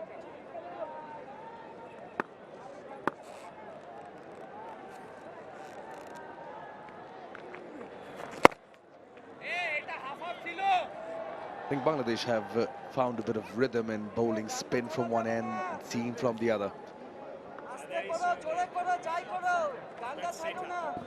No surprises that Tygel will come from the Dutch Bangla bank end, where Andy McBride was quite successful with his off spin. So perhaps you'll see the rotation from the rocket end of the seamers until a slight change in the field or the bowling attack.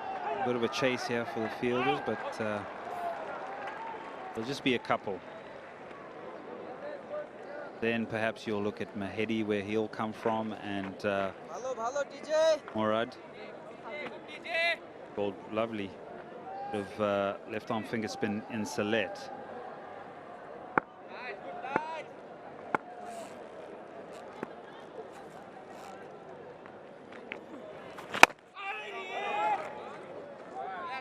Yeah, just making him play, making him drive slightly away from the body. Just to go back to what you're saying, Ed, Matthew Humphreys got a bit of success from the rocket end earlier today. That might be playing in their minds. Maybe a few more overs. Oh, well bowled, well bowled. He's mixing it up, is Tygel. A few more overs and we might see Hassan Murad from this end perhaps.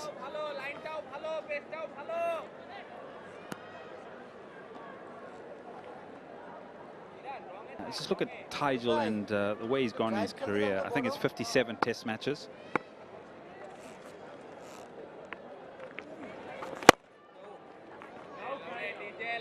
And the one thing that I would like you to focus on is his strike rate. So 61, he picks up a wicket every 10 overs. So the thing about 𝗍𝗫𝗪 is that he needs to bowl a lot, really, from having looked at those particular stats in 57 test matches, 242 wickets.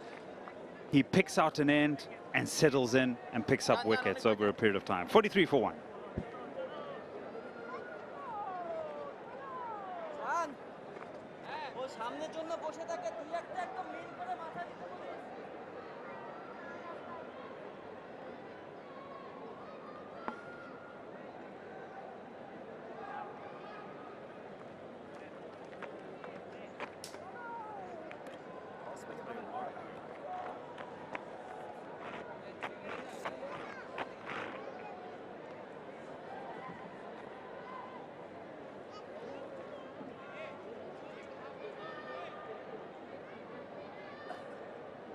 More ice cream. Tempting, but a no-go for me at the moment. Khalid Ahmed will continue.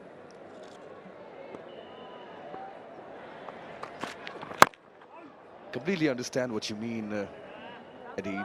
Over 61 deliveries, that was the 𝗍𝗫𝗪 strike rate. And the legends of the big spin, the big names of spin bowling, you see them have similar strike rates. They keep on bowling and bowling, get into the rhythm. Not just that, Glenn McGrath. I think Glenn McGrath's strike rate was between 53 and 57 with the ball. I think Shane Warne was around that 53 to 58. I think the absolute greats of strike rate in Test cricket are the likes of, I think it's Waqa Yunus, who is around 40, 41. Pakiso Rabada is 39. I think Jasprit Bumrah is also about 39. Dale Steyn is about 42. And so those particular bowlers that I've just referenced there, just phenomenal. I mean, to have a strike rate of between 38 and 41, 42 is incredible. But you're right, the spinners, obviously, they need more time, especially in conditions that come alive to them. And not all surfaces around the world will take a lot of turn. You go to West Indies, New Zealand. I think there was a stat actually going around in New Zealand where the strike rates of spinners in New Zealand was through the roof. I think Daniel Vettori was the only one that sort of, because he's from there, played a majority of his test matches there. But visiting spinners and the likes of Shane Warne and even Murali struggled in New Zealand. So it's a reflection of where you play, how much you play in conditions that you have to wait for them to come alive.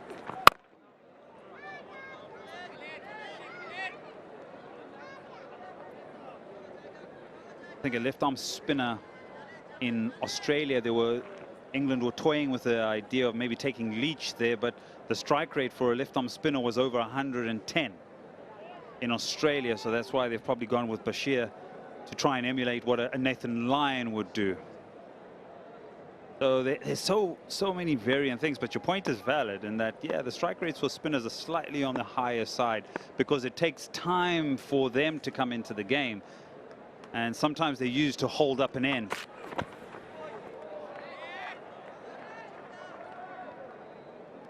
That also brings me to the point, quite often you don't realize, just like Khalid probably didn't, I didn't see him go for the appeal big. It was the players surrounding the batter who realized that there was something in it. As a bowler in general, I'm sure you would be thankful to your teammates.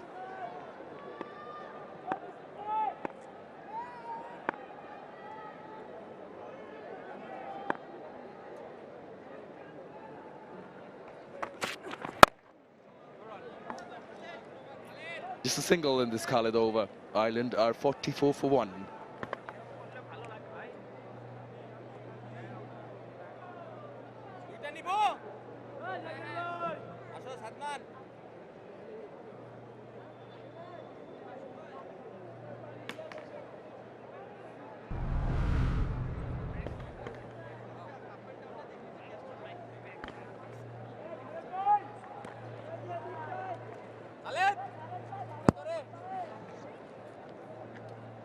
Just towards you. Yes, next up. A success for Khalid Ahmad, who's picked up the lone wicket, 1 for 15. I thought 𝗵𝗲𝗃 bowled well. 𝗫𝗏𝗃, only 4 overs.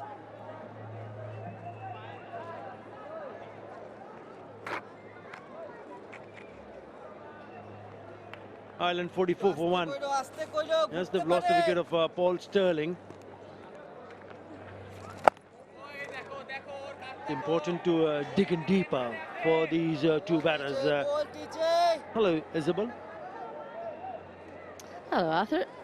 We spent plenty of time together today. Finally get to spend time together while Bangladesh are bowling rather than batting. Well, this is a good shout. I actually think this is closer than it might look because 𝗂𝗃𝗃𝗃 gets right across his stumps. I think that could be hitting leg stump, do you know that? But Shanto doesn't seem too interested. Maybe he's thinking of, did it pitch in line? Oh, this is close. There's an appeal, a couple of sounds. That's the discussion in the middle. Umpire unmoved, but are they going to take the review here? 8 seconds, 7. Well, not sure, not sure. When you see that happen, usually they tend to take it a little bit earlier. So there was a doubt in their minds. 𝗂𝗃𝗃𝗃, keep your poker face. I think this could have hit his bat and then pad. Let's see. No, good decision. Missed it altogether. Sometimes it is good to just miss it, isn't it? Yes, it was height also. Certainly looked at it, missed the bat. Pick up a single and be on the non-striker's end. The skipper, Andy Balbirnie, has taken his time, which is fine. Hasn't scored too many, 15 of 47. But what required to do is just keep batting. Just keep batting. Runs will come as long as you're there in the middle. And the last over he faced against 𝗫𝗏𝗃, he looked too keen to score for my liking. I think it can be difficult to change formats because in one-day international cricket, T20 even more so, you train your brain to find ways to score. That's always the way you're thinking. You're figuring things out. Anyway, end of another one, 45 for 1.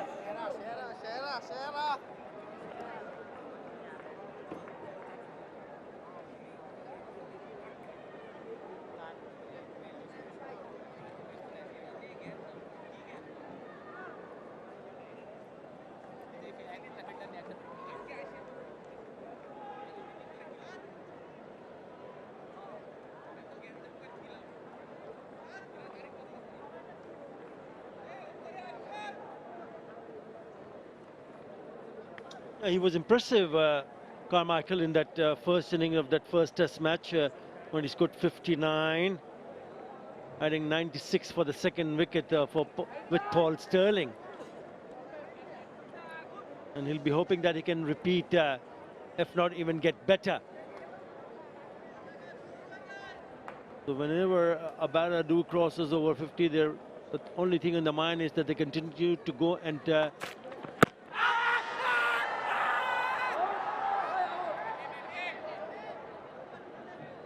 it's an appeal.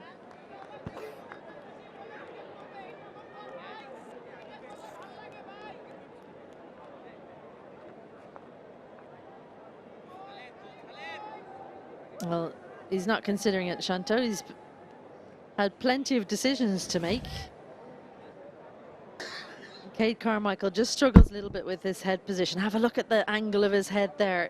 A massive inside edge. So Shanto, I think the appeal was more to let 𝗂𝗃𝗃𝗃𝗃 know that had he missed that, he was in trouble.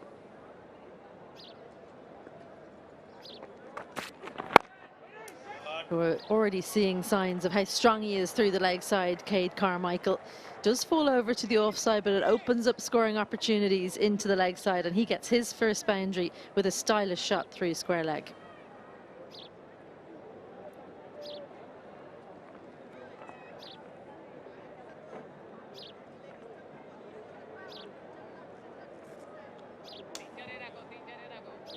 It's a good shot. You have to be absolutely 100% sure the ones that you want to take on.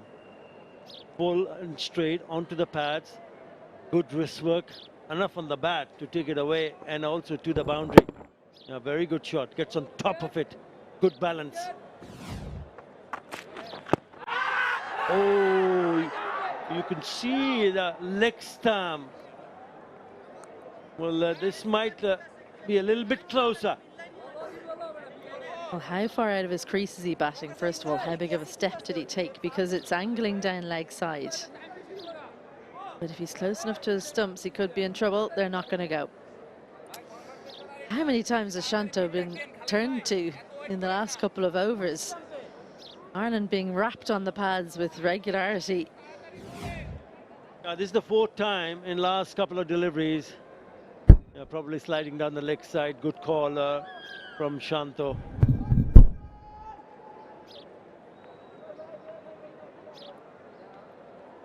Two in the previous over, wrapped on the pad. They thought about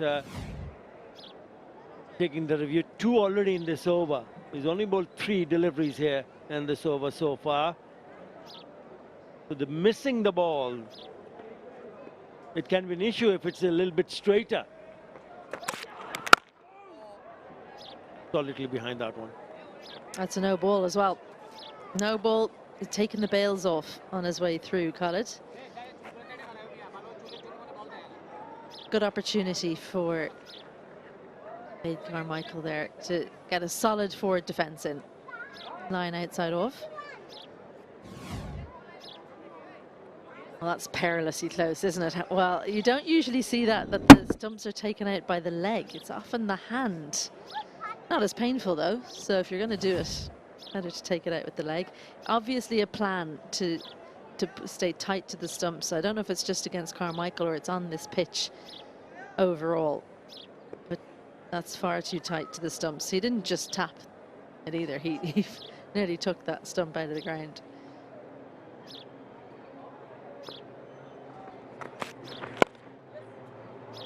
Again, inside the line, and that's sweet contact. Fantastic stuff from 𝗂𝗃𝗃𝗃𝗃.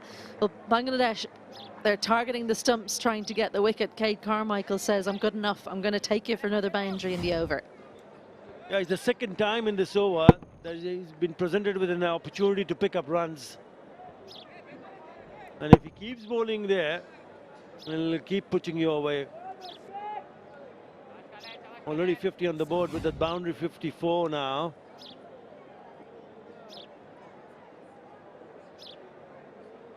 Yes, he's picked up a wicket, but it's also important for Nazmuddin Shanto to decide whether he can have a spin from both ends.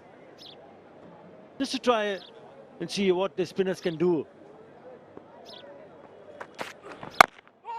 Well, why are Bangladesh targeting the stump so much for 𝗂𝗃𝗃𝗃𝗃? There's a very good reason, and it's probably because they spotted this in the first test match. Head position, too far outside off stump. Have a look at where his foot goes. Because of that head position falling to the offside, the foot follows, and then you have to play across your pad. If you miss, you're adjacent, and that's what happened in the first test. So Bangladesh see that as their best opportunity of getting Ireland's number 3 out. I think it's a very good plan. So far, maybe the slowness off the surface playing into his hands ever so slightly. He's been able to catch up with the ball when it's on his pads, but it's a dangerous game. You miss and you're going to be heading back to the dressing room.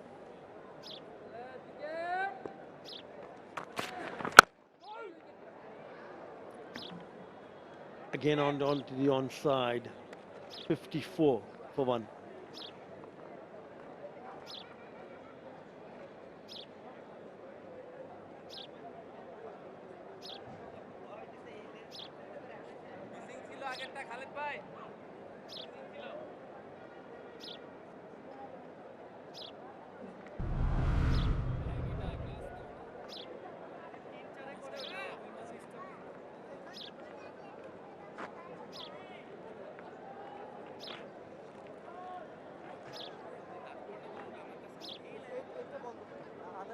Yeah, he scored a 59. Carmichael was 𝗃𝗵𝗴𝗃𝗃 in that first innings. Nice runner bowled him in the second time around in the second innings. We still have so much to work on in terms of technique. His head position needs work. It's something he spoke about before coming on this tour, that he's trying to get his head going towards the bowler. More work to do, clearly, from what we've seen.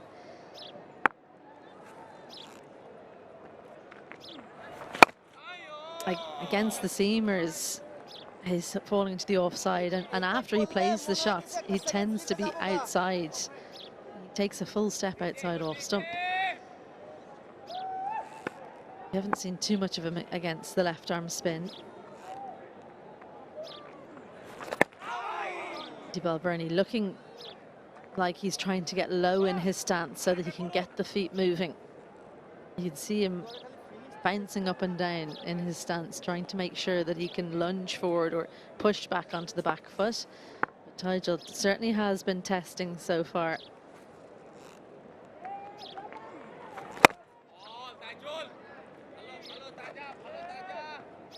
Yeah, in his 6th over now, Taijul Islam has bowled well in this over.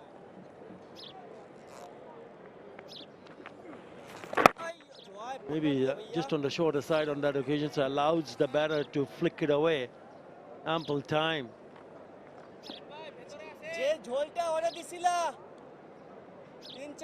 It seems like a change of mindset for 𝗬𝗪𝗃𝗃 there, that over, because he'd previously been trying to force Taijul Islam into the offside. This over, quite clearly looking to work it into the leg side, despite the fact there's a short leg in there. And Cade Carmichael, what can he do against left arm spin? Again, playing across the front pad, living dangerously. Just the one from the over, 55 for 1.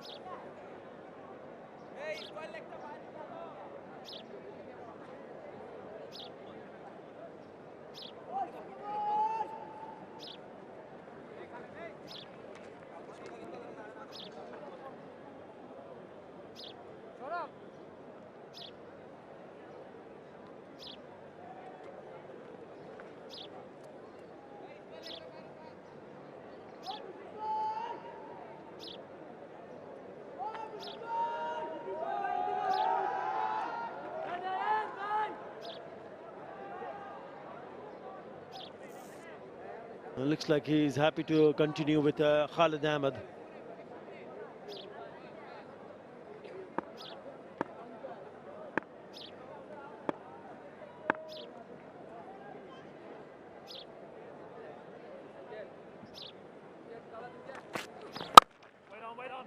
Nicely played, gets past that fielder at point. Does it have enough legs? It might just be. Yes, it does.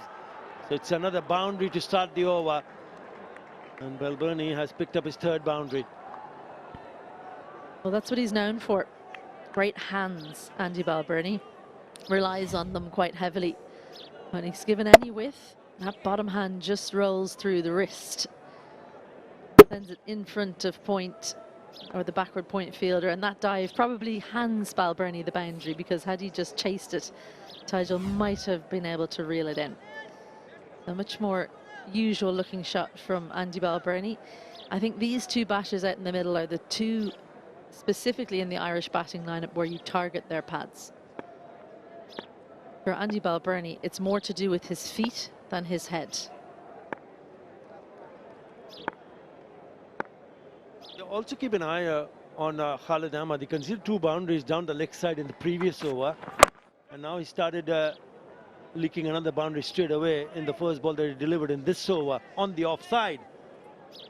So he's spraying it all over the place. 𝗬𝗪𝗃𝗃 will be glad to be getting some runs after a shaky start. His feet early on in his innings just tend to stay still. Have a look, that's in the first test. And this was the first test, their first match, first over today. Have a look at those feet. Front foot not really going anywhere. Head is at least in line, but it's his back foot doesn't go anywhere. That's his trigger. Have a look there. And then his front foot just turns, and that means he's playing within himself. At least he's playing under his eyes. He's not reaching for it. But it means he's not getting any movement towards the ball. That one staying low. Playing on length there, 𝗂𝗃𝗃𝗃. Bit too high for the LBW, you would think, but lower than 𝗃𝗃𝗃 was expecting. So just to finish that point on Andy Balbirnie, I think early in his innings, he looks like his feet are stuck in mud. I think that if you asked him, he would say his feet are moving. He thinks his back foot is moving in a trigger movement and then his front foot is going towards the ball. But as we've just seen, that's not the case. Well, I'm sure they'll probably be having a look at that, what we have shown, because he hardly moves. Oh, that's the appeal. A little bit too high. He just got cramped up, didn't he? Again, eyeing to play on the onside. So another aspect of his batting is that we hardly see him playing on the offside. So he's always trying to figure out how to score from the leg side. So it's important for the bowlers to realize that and make sure that they don't allow him to score runs on the leg side. Just keep it on the offside.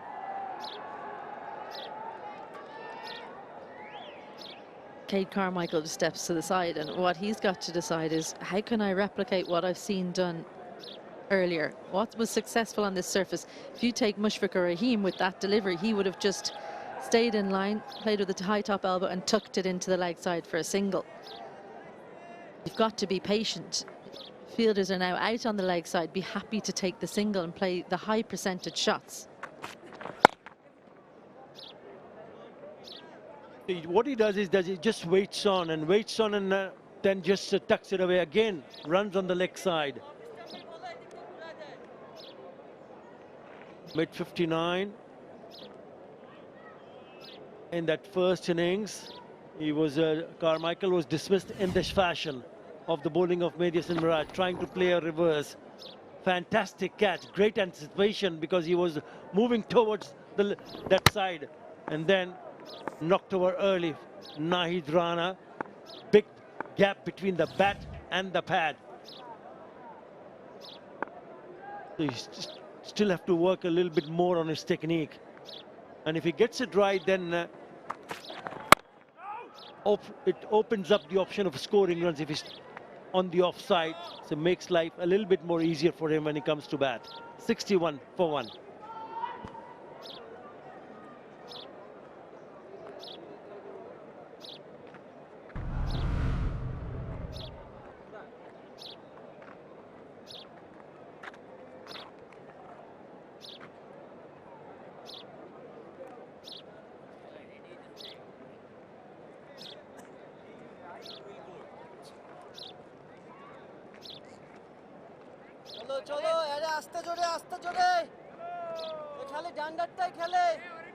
As always, Paul Stirling entertaining while he was out there, but one innovation too many sees him back in the sheds. Balbirnie and Carmichael now out in the middle for the second wicket. Tigel to continue. That one just going on with the arm. Good to see 𝗂𝗃𝗃𝗃𝗃's feet moving at least, but again, just was there any thought process in that shot? Just poke the bat at it. In spite of the fact that there's a fielder in there catching. Yeah, two right-handers in the middle. I think it's time to see Hassan Murad introduced in the attack. He bowled well in that first test match. He probably got a little bit more out of the surface than any other spinner. Made his debut in that first test match. Missed out. It was too short, asking to be hit, and picks that fielder in the covers. Murad should be good on this surface. Lower spinner. I think he'll challenge the youngster here, 𝗂𝗃𝗃𝗃𝗃, the most. Exaggerated slow turn seems to be what suits him the most. Hassan Murad, the slow left armer. He also bowls with a lower arm action. and the angle that he would create in at 𝗂𝗃𝗃, because he often bowls so wide of the crease with a lower arm action, should exaggerate as well. 𝗂𝗃𝗃's head falling over to the offside. So you'd imagine that the LBW will come into play, even bowled as well, with that gap in between bat and pad. So I think if you're a Bangladesh supporter, you would think bring him on sooner rather than later. Yeah, he picked up 4 for 60 in the second innings, Hasan Murad, and got a couple of wickets in the first inning also. So he picked up 6 wickets on debut. 62 for 1.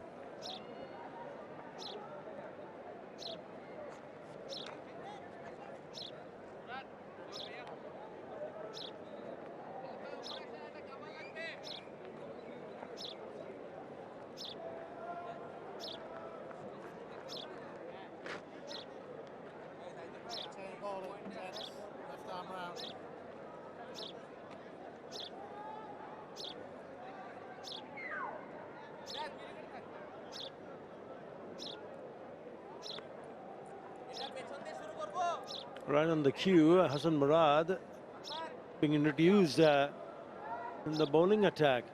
There you go. Low left arm from Rocket End. I think this is the right move. 6 wickets, we just mentioned that in the previous over.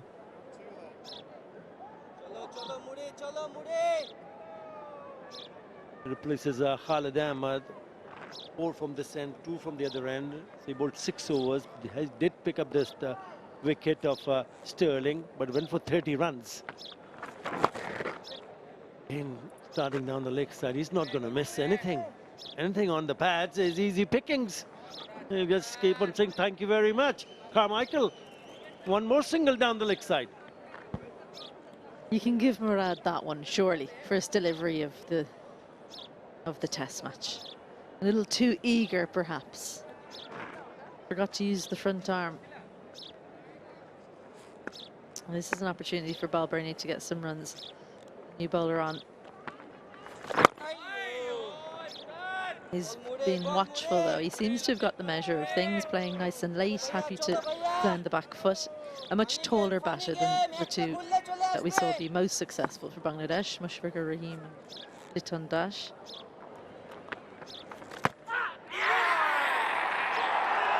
Given success for Hasan Murad straight away in his first over. He's not waiting to take a review because he knows he nicked it. That's a good catch. What a change from Nazmul Shanto, and straight away wicket to the youngster. And the skipper, 𝗂𝗏𝗏, has to go. Just kept going, didn't it? And 𝗂𝗏𝗏 perhaps playing for a bit of turn. Inside edge onto his pad and watchful behind the sticks for a good catch. Ireland lose their second. 𝗂𝗏𝗏 is gone. Captain for Ireland goes for 21. Ireland 63 for 2.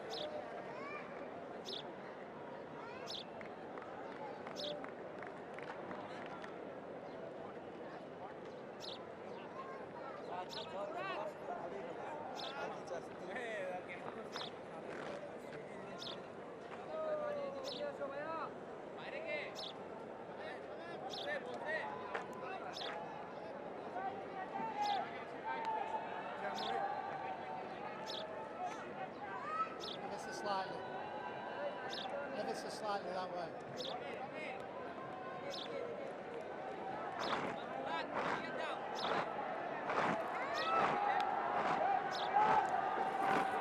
Harry Tector replaces Andy 𝗂𝗏𝗏.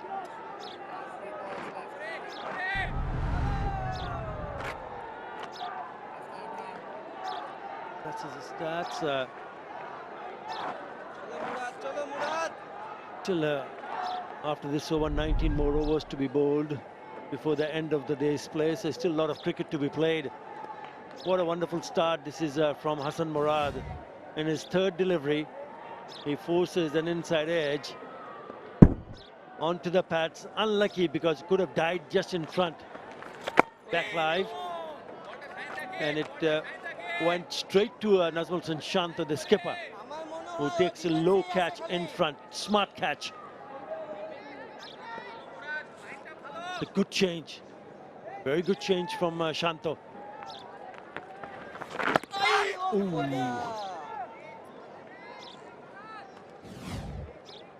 He has been brilliant in the field, Shanto. This is probably one of his easier ones. He's almost smiling before the ball reaches him. So his diving catch from the first test that saw the back of 𝗂𝗃𝗄𝗃 also had an outrageous run out that got rid of Sterling in the second innings for Ireland. So that one was positively pedestrian by his standards.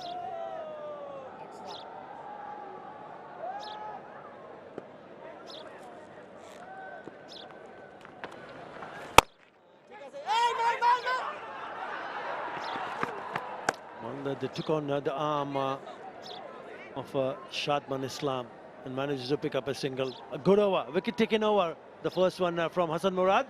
Ireland 65 for 2.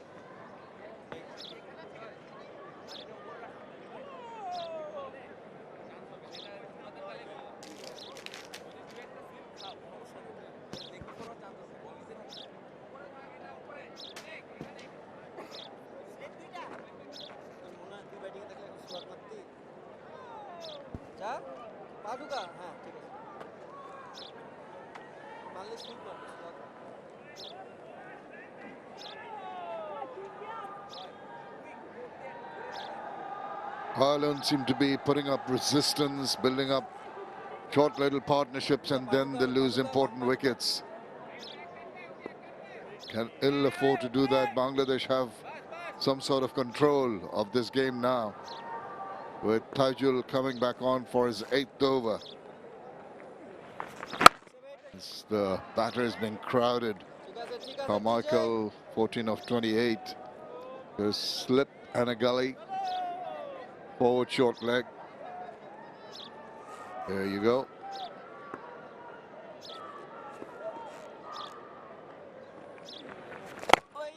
He's got to be very, very alert. Taijul, very canny bowler, can vary his flights. He can change the angles, use the arm ball wide of the crease.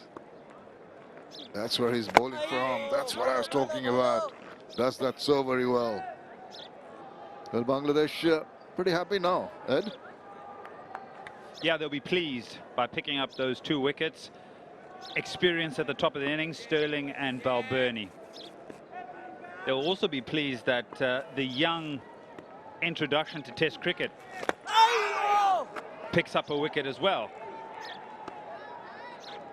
In his very first over, removes Balbirnie. So there's a lot of boxes that they will tick there. But now they'll focus on Harry Tector and Carmichael. Carmichael seems to be having a lot of struggles at the moment, not settled at all. Tector short of runs in Test cricket. Yeah, testing times. But that shot, despite the fact that it doesn't get him any runs, will give him that confidence. There's a little bit of gardening, signs of nerves. 14 of 32. A couple of boundaries that he's hit round the ground.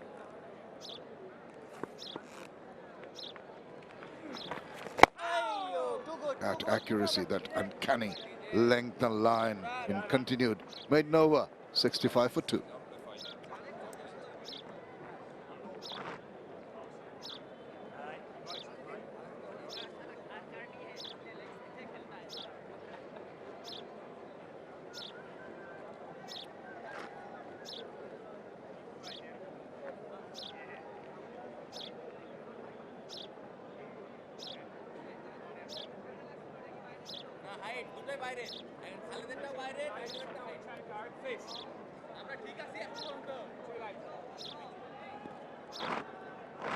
Bangladesh bowled out for 476. Ireland can take solace from the fact that Bangladesh at one point in time were 43 for 5. The last 5 wickets didn't get enough runs. So that's one positive in favor of the Irish. And then when they came into bat, really required Paul Sterling in particular to stay around and build up a solid foundation. Sterling had other ideas. He went for his free mode of play, more positive attitude. gave away his wicket, I thought, because there was no need to do that. He was beaten once, survived that, and then once again shimming down the wicket, lost his wicket. Young man has been very, very impressive, as Ed said.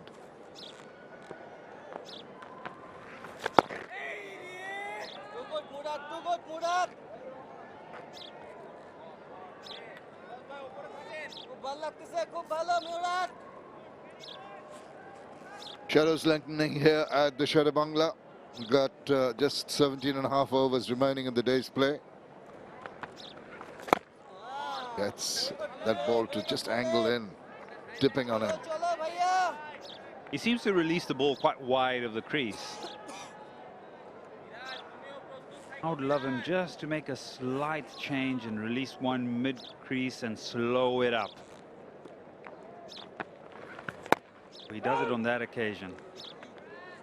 The reasoning being is that forward press here by Carmichael is very robotic. It's a thrust, isn't it?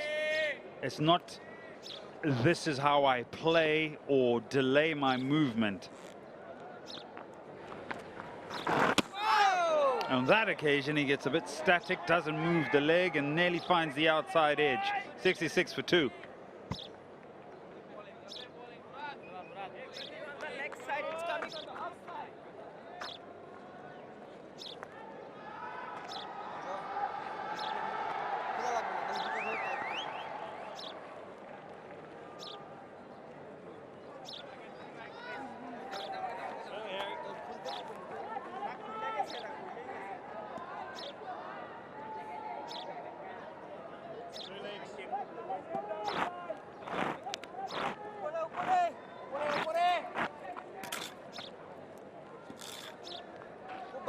We had the full quota of overs on the first day. This is not looking too bad either. 72.1, 250 runs, and 8 wickets have fallen. Got to watch out for that ball that tends to keep a tad lower than you'd usually get from that kind of a length. 80.2 from 𝗬𝗪𝗀. They're waiting for another wicket to fall. Been entertained to some good batting by Bangladesh earlier.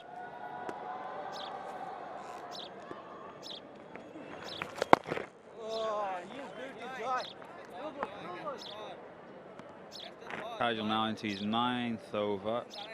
𝗂𝗍𝗄 Hassan, when he maybe will get an opportunity from Dutch Bangla bunk end. A spell of about 10 overs. I think that's a good portion with the ball. We saw the bowling change work to some degree. That last delivery, 77 kilometers.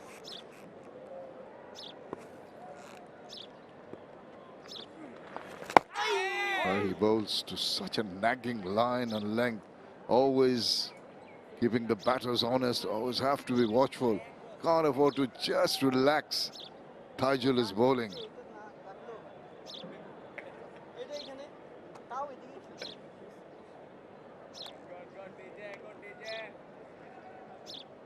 Carmichael, prepared to bide his time, prepared to be patient. Just like that.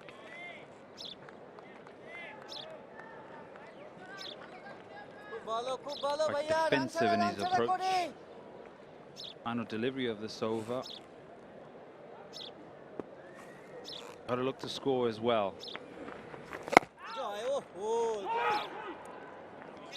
Not for the moment. 1 run in that over, 67 for 2.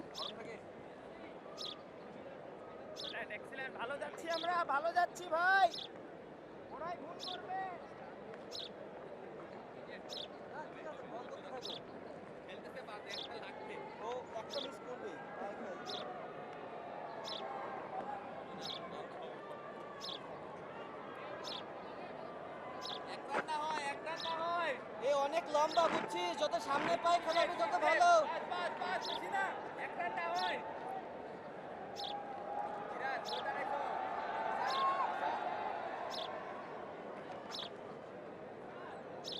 Well, they're a happy lot, the young kids coming in to watch this test match.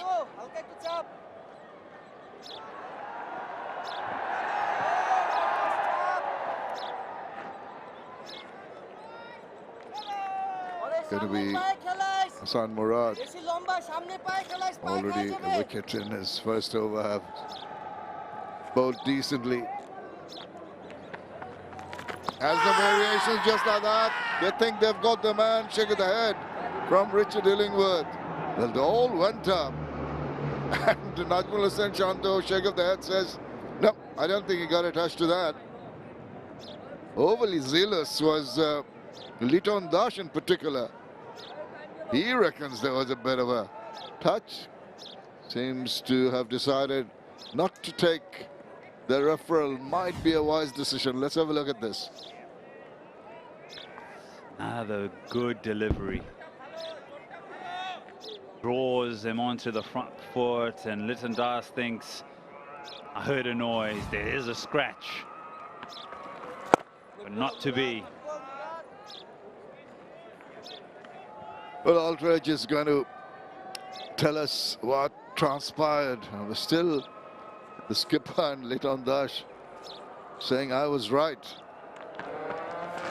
Almost crept underneath that. He smiled because he knew he had the batter in his 𝗵𝗵𝗂𝗧 there.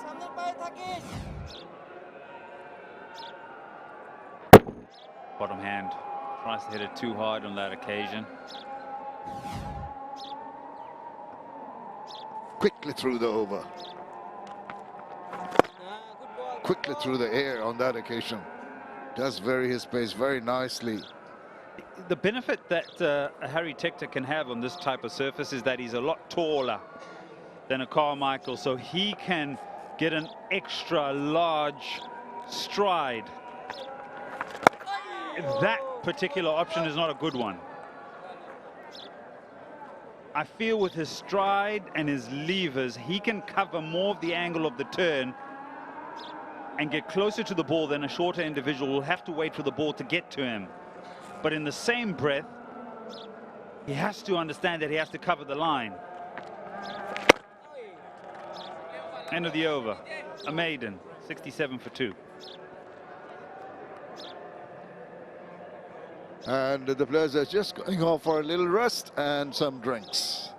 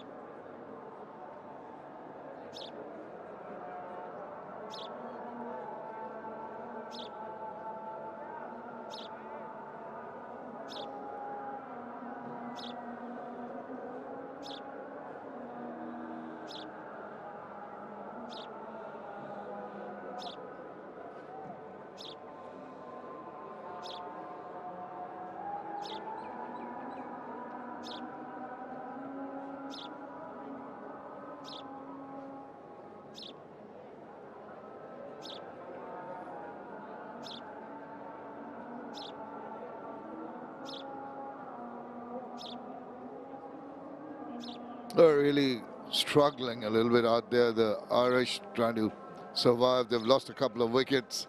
The bowling has been tight. But it's been good from Carmichael and Tector in keeping the balls out. They've been patient. They've played the ball to its merit. Thus, the economy rate's very decent. The main wicket taker, Khalid Ahmed, is gone for 5. But look at Ḥasan Murad. 2 wickets to fall for Ireland. Paul Stirling is there as we see him dancing down the wicket, trying to get there, but Richard Illingworth raises the dreaded finger, and it was going to go and hit the leg stump. Ibadat seemed more happy than Khalid himself. And this one, that was inside edge onto the pads and a deflection for a good catch by Najmul Hussain Shanto. And that was the end of Balbirnie. Elation for the young man into his second test match has been very impressive as the relaxed Bangladeshis just finish off that drinks break. It's going to be a tough 15 overs to negotiate for Ireland, the remaining 15 overs of the day, as we have a look at what's transpired in this Dutch-Bangla second test match. Liton Kumar Dash, Mushfiqur Rahim, both with hundreds, and 476 they compiled in their first innings. Ireland, well, they've got a lot of work to do, still trailing by 409 runs.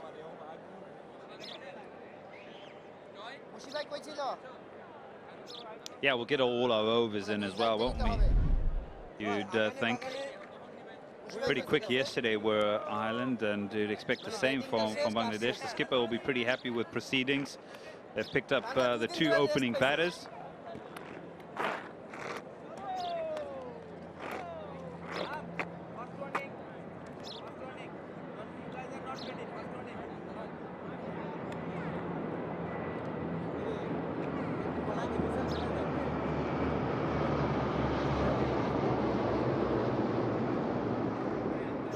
Just everyone seems to take their time in getting back for the restart after the drinks break. It's been a long, hard day for the Irish yesterday and today in the field. Both batters will do well to keep their concentration going. What has been noticeable end of second day, despite that, it's not really turning square. Dhaka wickets have that when people talk about the wicket, they feel that it's more spinner friendly than the other two centres in Sylhet and Chattogram. But nothing out of the ordinary. Vicious turn or awkward bounce has happened. Yeah, it's only day two. We haven't even completed day two. So still some time for the actual surface to come into its own for the spinners. I think it's still a pretty good pitch right now. Once you figure out a plan, once you figure out what your defense is going to be on this particular surface, and then what your scoring options are going to be to the various bowlers, and then I think you can settle in on this particular surface. I do think from day 3, day 4, you'll definitely see more prodigious turn, and we saw it in the comparisons of the degree of turn for the Irish bowlers went up, especially the leg spinner.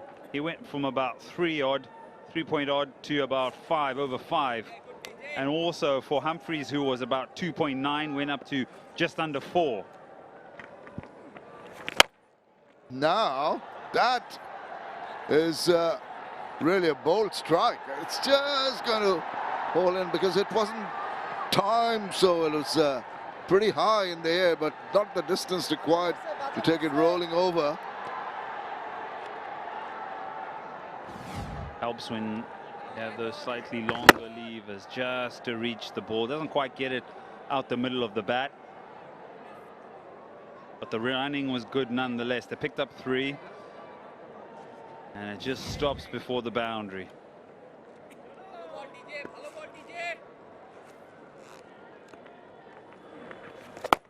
Well, you're talking about this being day 2 and the pitch still behaving well, and that's very good. That's what a test wicket should be like. Some help for the pacers early on in the day, and then eventually in the 3rd day you get the spinners into play, and that is the confidence the batters have, that there's not too much turn, they can play their shots. 71 for 2.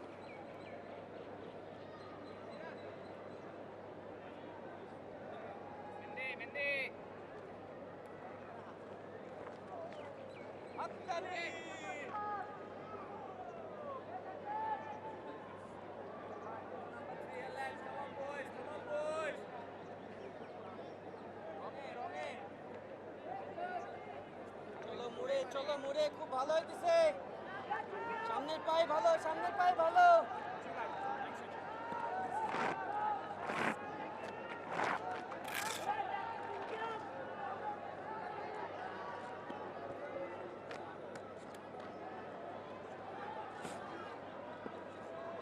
Fourteen overs to go.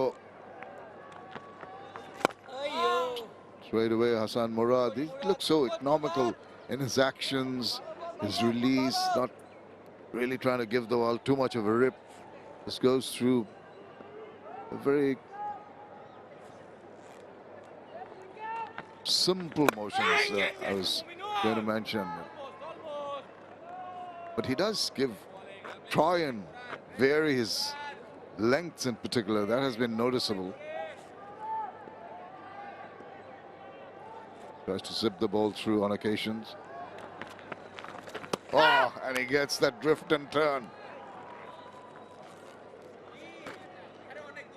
Yeah, nice delivery. Skipper's probably gesturing that it's actually done a bit too much. Misses the outside edge by some distance, but it's another beautiful delivery. The work on the ball, the angle that he creates from so wide of the crease, then to get the purchase. And again. Living dangerously, Harry Tector. 2 balls that he tried to put bat on ball, missing. That's going to be really putting the seed of doubt.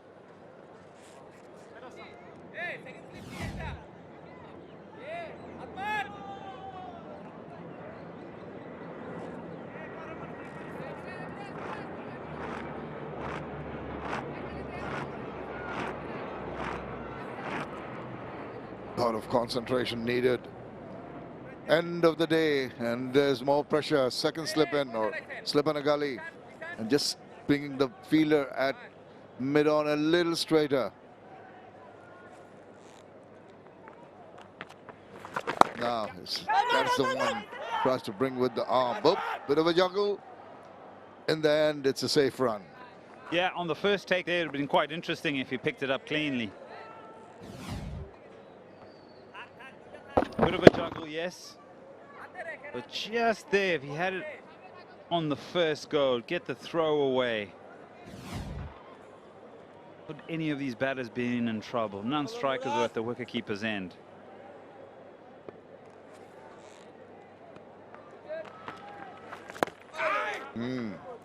Good ball to finish the over. 72 for 2.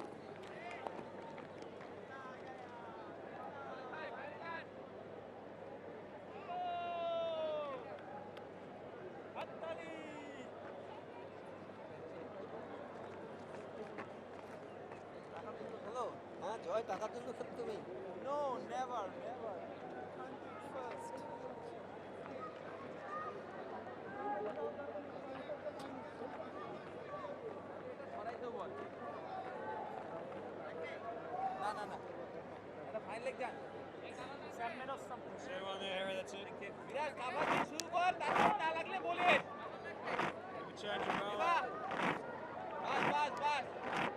There was expectation that Mehdi Hasan Miraj was going to be brought in.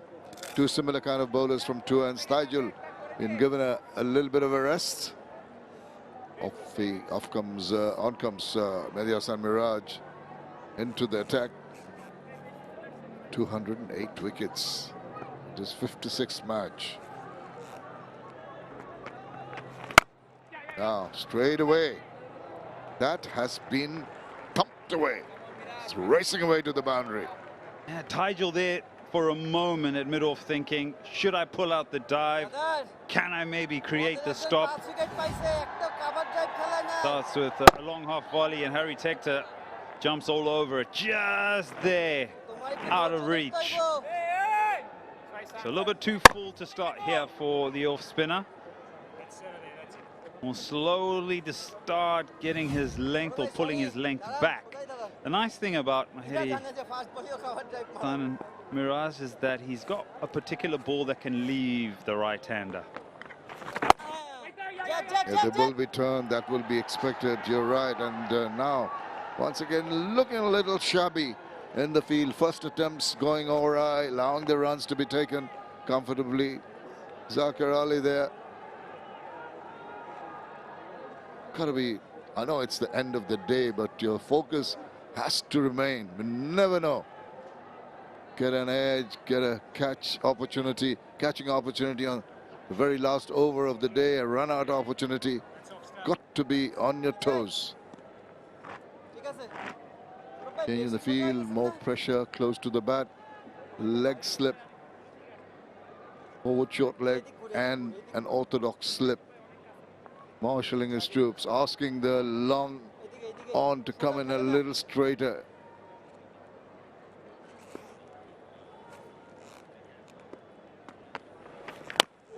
Well, not where he intended. He's going to get the runs. That'll help the cause. Yeah, maybe trying to target the off spinner here to some degree. Bottom edge. Got to be sure. Got to be 100% sure, Carmichael, if you're going to get this out the middle of the bat and get the requisite outcome. And that's why that particular reaction there will keep the off spinner interested. And he zips one through. No real effort to give the ball a rip. Those are the variations that he brings in, and the one you mentioned, one that goes on with the arm and sort of spins away. A reverse googly. Oh, that's going to be close. And the finger goes up. This time round, I think the quicker ball has got him. They'll be pondering a review. Yeah, I was crying out for him. I was crying out for Mahedi to come on. Quicker through the air. They'll go now.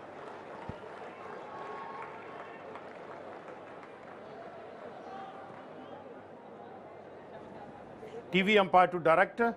We have a player review for LBW. Original decision is out. I have checked the feet. It's a fair delivery. Front on, please.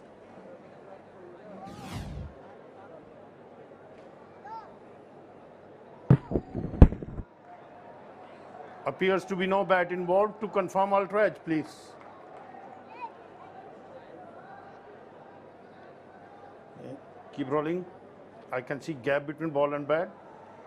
Yeah, satisfied, no bat involved. Go for ball tracking when ready, please. Original decision out. Pitching in line, impact in line. Wicket sitting. Samuel, stay with your original out decision. You're on screen, make a signal, It please. was pretty evident it was going to go and hit the stumps. Review rather wasted, and another wicket falls. Carmichael has to take the long walk back after scoring 17. It's 79 for 3.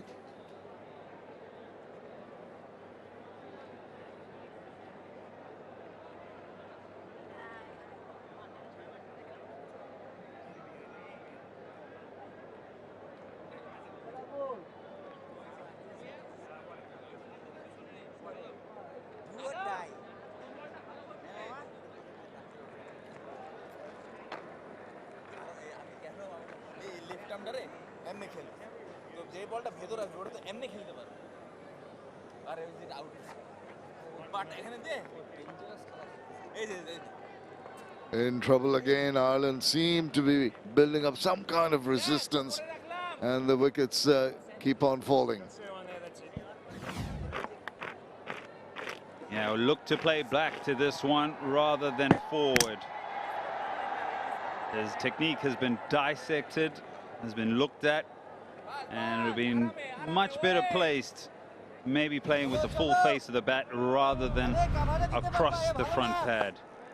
Right, Curtis Campher, he's got 100 against Sri Lanka. A wicket in this over for Mahedi Hassan in his first one. It's 79 for 3.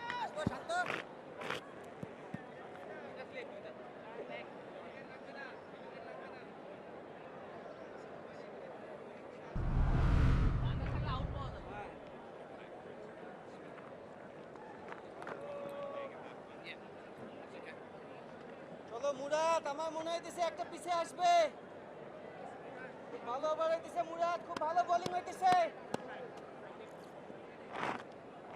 সামনে করে যাস ভাইয়া। 21 Balbani, 27 Sterling, 17 Carmichael. Not enough to trouble Bangladesh. Hassan Murad, just that angle that he uses. Did he go for a shot there? Did he try? We'll soon find out what the signal is. Possibly leg bars, yes, signal there. 4 runs, that'll help their cause, ease some nerves.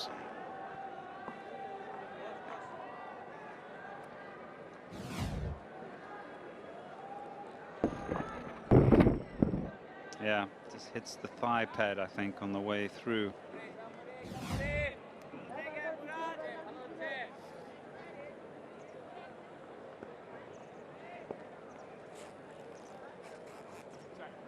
Miraj একটু এইদিকে এক দুই step দেখ।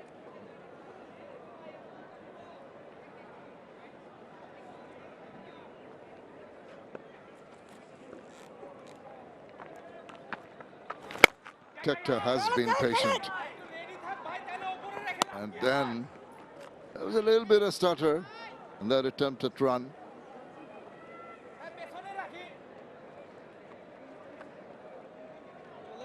Murad is one to watch. One that Bangladesh will be looking at in the future. Someone that can complement Mahdi Hassan Miraj and Taijul.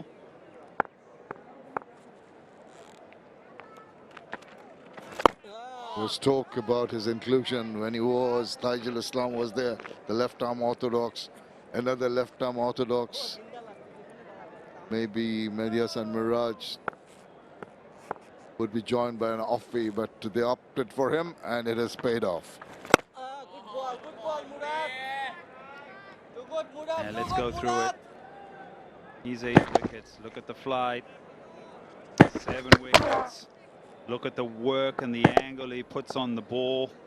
The loop. He's also got one that can go on with the arm. Bowled him! That's not Hawkeye. That's not part of the 7. That will be number 8 in this test series. And it goes on with the arm. And 𝗂𝗪 has to go without scoring. Wow, what a delivery this is. Look at the drift. Look at it angling in. The batter getting into line, didn't realize that it's going to grip and turn and hit timber. The death rattle behind him and the elation for the young man. He says, you're out of here. Oh, he's on top of the world. Not Darish. They lose Curtis Camphor without bothering the scorers. So 84 for 4.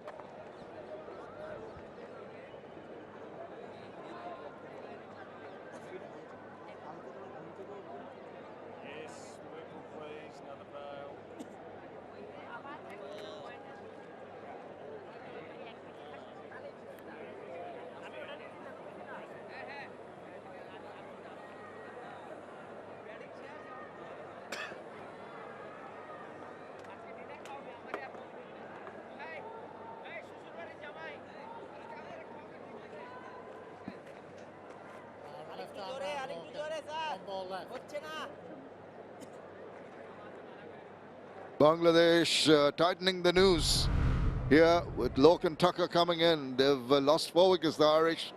Only 84 runs on the board. He could use his experience, that 100 in test matches. But they are under tremendous pressure. Yeah, it's a beauty. Just straightens ever so slightly. If you look at the red line and the blue line, if it carried on with the arm, it would have missed leg stump. But just natural variation helps it to hold up and hit the off stump. Dislodged the bails, which were not working. The 4th umpire, Masadur Rahman, comes in, replaces the bails. And the Irish will keep on hoping that the balls don't keep on hitting the bails. They want to get as much bat on the ball as they can. With just about 11 overs left in the day's play.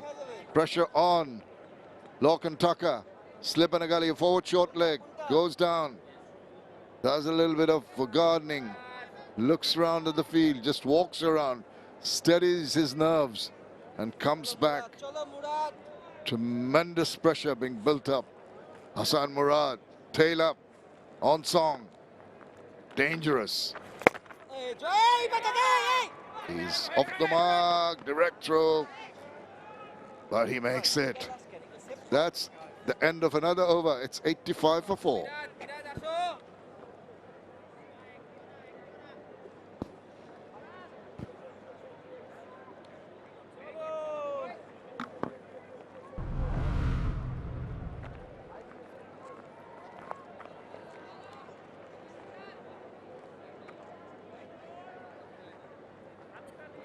এখান থেকে একটা পড়লে আরো দুটো পড়বে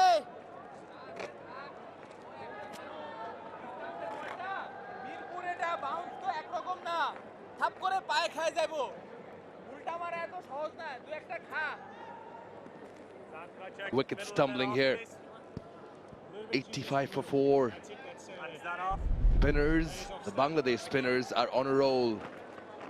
11 overs remain in the day. Plenty of time left. Yes, the floodlights are on here at the Mirpur. Sun is beginning to set. Ireland would hope they keep the wickets in check. Hasan Miraz brought in the very first over from the Dutch Bangla Bank end. Caught a wicket. Defense. Well, hello and welcome back, Isabel Joyce. Your thoughts on how the top order has crumbled? Look, I think they've shown how tough Test cricket is. They've worked hard. There's no doubt about that. Bangladesh, with their batting and now their bowling, just looks so clear in their plans. It can be so simple if you know exactly what you're trying to do, and then the execution also there. Rourke and Tucker at the crease with Harry Tector, and both of them, this is a happy hunting ground in the past. Rourke and Tucker just that one catching the inside half of the bat, but he's the only Irishman to score a Test century in Bangladesh, and he'll hope to repeat the dose. Harry Tector, of course, has 250s as well, but that was back in 2023. So the two of them will have to draw on that experience, remember what it was like, remember how they went about things, and try and do it once more, because otherwise Ireland in big trouble if they weren't already. Good ball, Keeping low. It's certainly a happy memory to tap into, particularly for someone like Rourke and Tucker, because he got a century on debut. And another significant factor to that century was that it was the second innings. A century came in the second innings here in Mirpur. So, yes, even though this is the first innings, one would expect that the pitch was wearing down, that being the second innings. So, nevertheless, yes, it was 2 years ago. They have to bring in a lot of grit and determination, anything that deters them from the concentration. Ooh. Now that one pitched and sort of spun away from Harry Tector. Yeah, arm ball. The width was there. That's what enticed Harry Tector into the big shot, but it was the arm ball, so that's why it's kind of almost swung away from the right-hander. I don't mind it as a shot. He just needs that front foot maybe to go slightly towards the ball, even a couple of inches more. That will get his head forward and enable him to actually reach that. Harry Tector, because his foot went down the line, meant he was trying to play the ball too close to him, and the ball bounced too much, as well as that movement away. So it's not that he needs to put it in the locker, it's that he needs to execute better.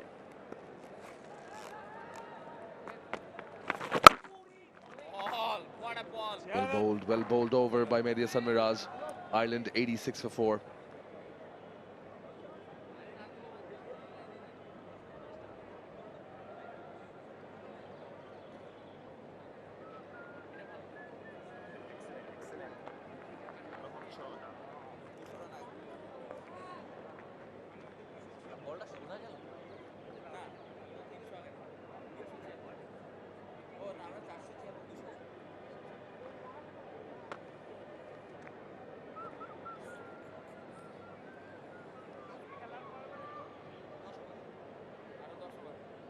on the first test match of the Dutch Bangla Bank series in Sylhet, at the end of day 3, when Ireland came on to bat. They were 86 for 5. Play was extended, it was continued. Similar circumstances here, 86 for 4. It's only day 2. Well, plenty of things, quite a lot at play. Yeah, of course, Ireland batted first in that innings. Yeah, it's almost dinner time for us as well.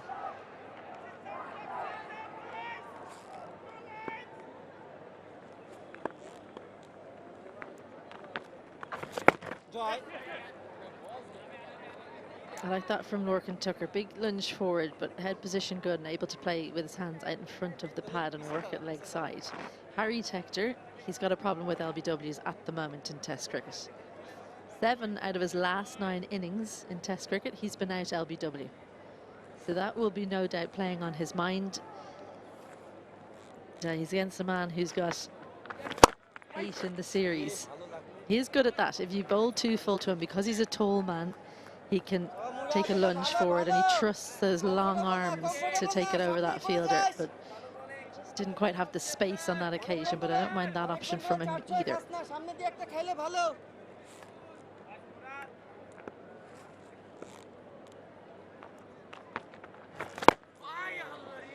Yeah, he did fall prey to spinners on both occasions in the first test in Sylhet. It was Miraj who got the better of him in the first innings. It was the left-arm spinner in 𝗿𝗏𝗃 who got his wicket in the second.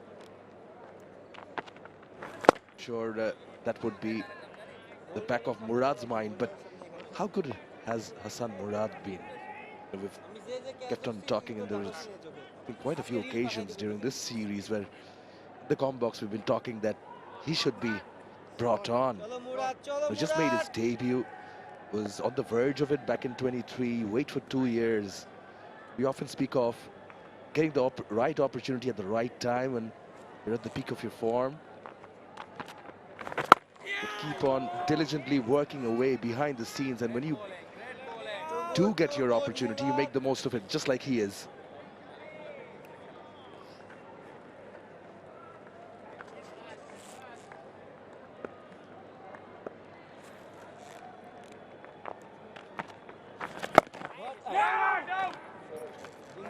Just a single in this Murad over. Ireland are 87 for 4.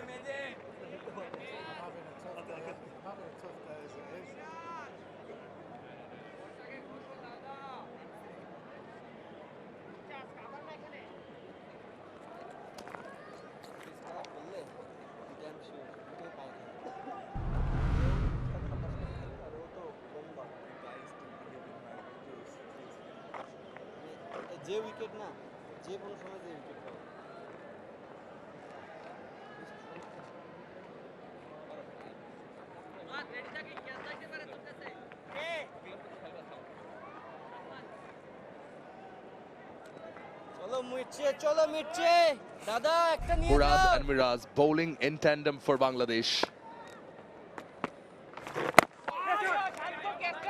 Single on offer, eked out. Well, maybe Miraj bowling, but we were talking about Murad and why he's been so impressive on Test debut in Sylhet and now here in Dhaka. I think part of it is because he's bowling. He's had to fight his way in, hasn't he? He's got Taijul Islam as well, a very adept left-arm spinner. Shakib as well. He's a legend of Bangladesh cricket. He's trying to live up to those standards.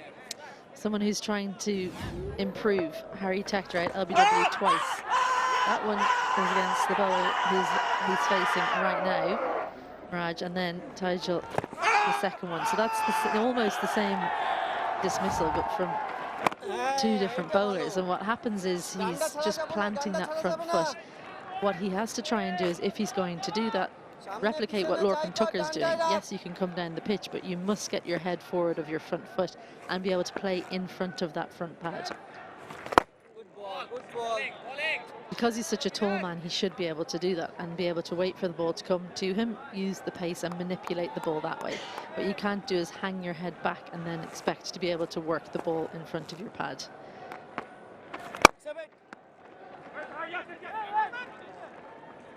Bit of a miss there. So a bonus single for Ireland, 3 of them so far, as these two look to build a partnership.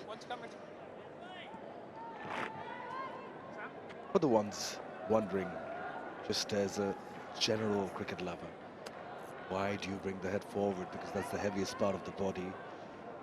Put that head first in line of the delivery. Hands follow. We'll have to come back to that. Nicely behind it. 3 from the over, 90 for 4.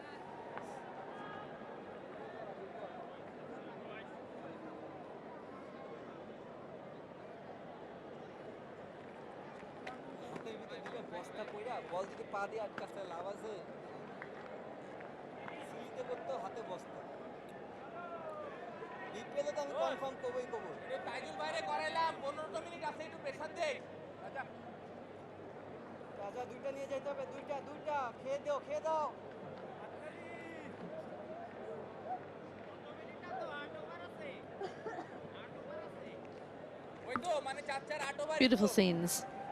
It feels like an age ago that we had that historic moment this morning. Mushfiqur Rahim went to 100 on his 100th appearance, but now it's Ireland with bat in hand, looking to see can they salvage something on day 2.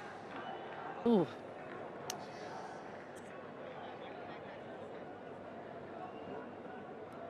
Well, you were asking me about Harry Tector, and he does have excellent technique, but something that he's only a youngster, something that has slightly gone out of the game because of T20 cricket is teaching players how to play when the ball is on leg stump.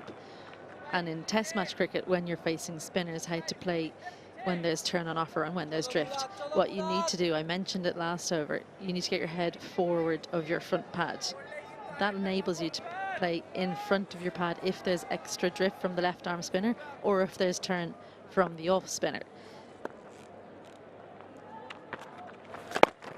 Lorcan Tucker shows a great example of it on that occasion, has the front foot forward, but if we had a side on, you would see his head in front of his pad. That means his bat isn't going to crash into his pads as he goes across in front. There you go, that defense was in front of the front foot as well. So it's not an easy skill to have. Look at the point of contact. And you can only do that and have the angle forward if your head is far enough forward so that your hands can be in front and create that angle to get the ball to go down into the pitch. That's nicely swept, but Mohammad Hassan Joy, the player who's feeling the heat, Lorcan Tucker himself walks up to him, Shadman as well, they're all having a laugh. Well, everyone except for Shadman himself, oh, Joy himself, beg your pardon. How is this the first time we've had this happen today? When you think of how long Ireland had someone in a similar position, never hit. How's your luck?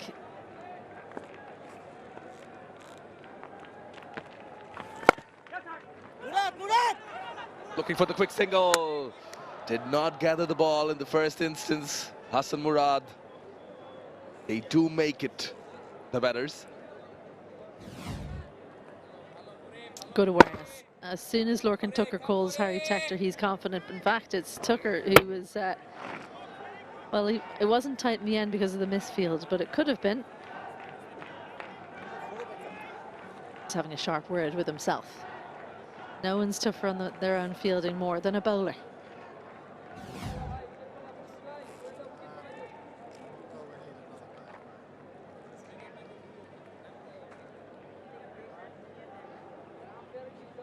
And just to go back to that conversation, just keeping things simple for everyone. Bring the head forward first, and that enables you to place the bat in front of the pad, where Harry Tector was guilty of not doing that when Nigel got the better of him in the second innings in Sylhet. His bat ended up hitting the pad. We often try to label it as unfortunate, And oh, the pad came in the way of the bat while I was trying to hit the ball. But of course, specific technique behind it. A great flight, I think, in particular, Murad, we've seen. That was 𝗂𝗏𝗃𝗃 who managed to pull 𝗂𝗏𝗃𝗃 out of his crease. That's probably the one he'll enjoy the most. Drift in, just enough turn away, and Curtis Camphor wasn't quite covering his stumps. When you talk about the head coming towards the ball and playing as 𝗂𝗏𝗃𝗃 has, the reason why Harry Tector maybe hasn't been doing it as well is because he's more likely to go back. When you know you're going to come forward, it's easier to make your head come forward in front of your front foot. But if you are also thinking about going back, then you can get a little bit muddled.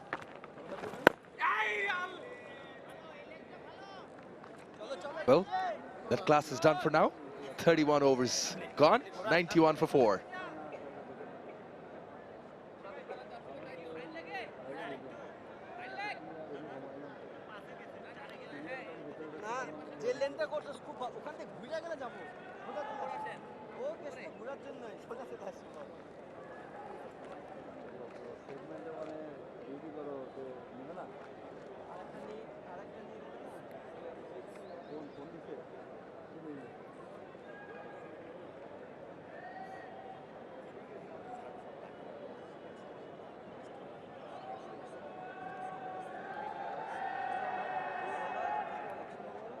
'35 deliveries since the last boundary.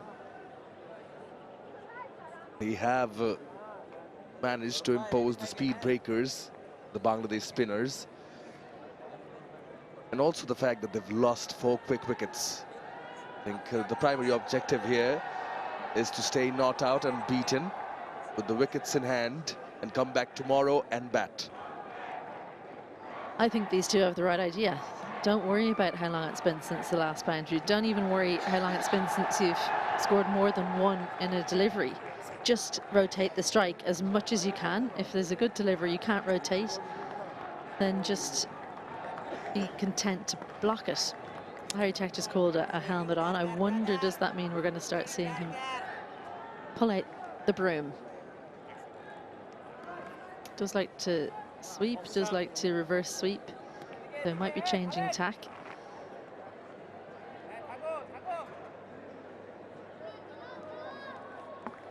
Change in bowling from the Dutch Bangla bank end. It's going to be Taijul Islam. It's going to replace Mehdi Hassan Miraz from the Dutch Bangla bank end. Gully and the short leg and plays the arm delivery nicely played and played pretty fine. Some runs on offer. I think, as you said it, rightly pointed out.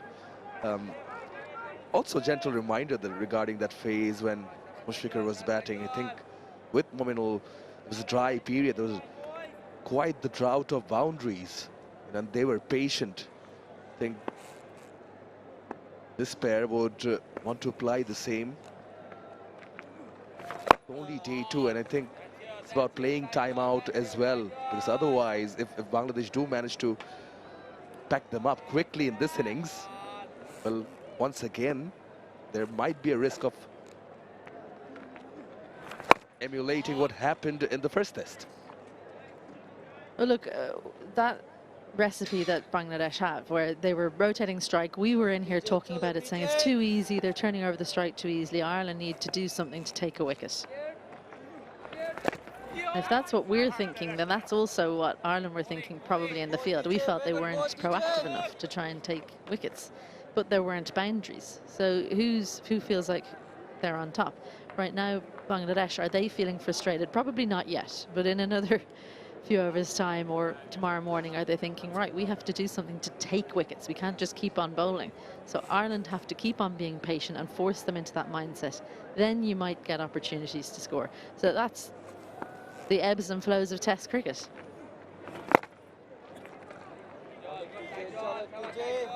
With you on this, exactly what I said. They do bat time out. We will begin to frustrate the opposition. Sweep comes out, just trying to hit it hard, but that has, in the process, HeJoy again in the line of fire, feeding the sting, 94 for 4.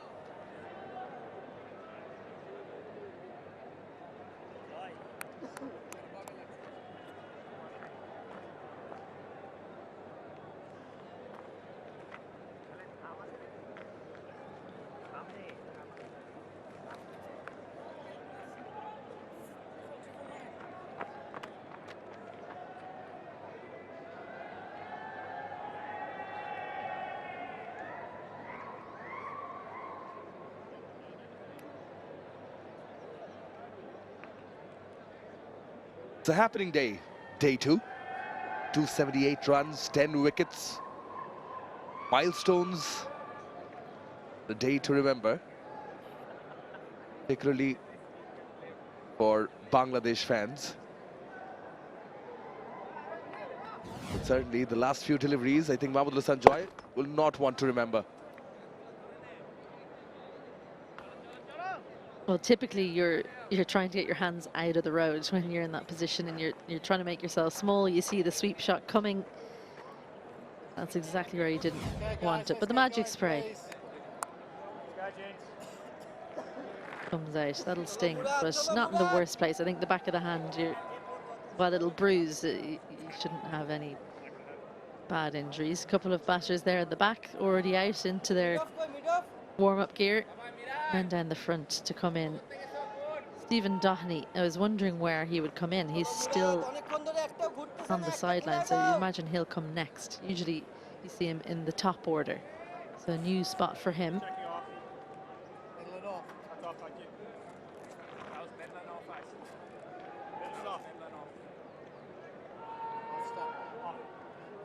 Taking guard, middle and off. Lockett Tucker, short leg, slip in a gully in place, short cover as well.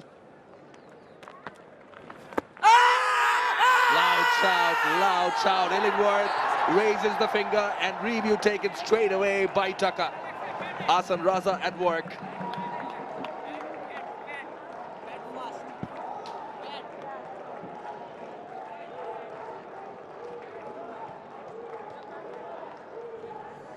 TV umpire to director. We have a play review for LBW. Original decision is out. I have checked the feet. It's a fair delivery. Front on, please.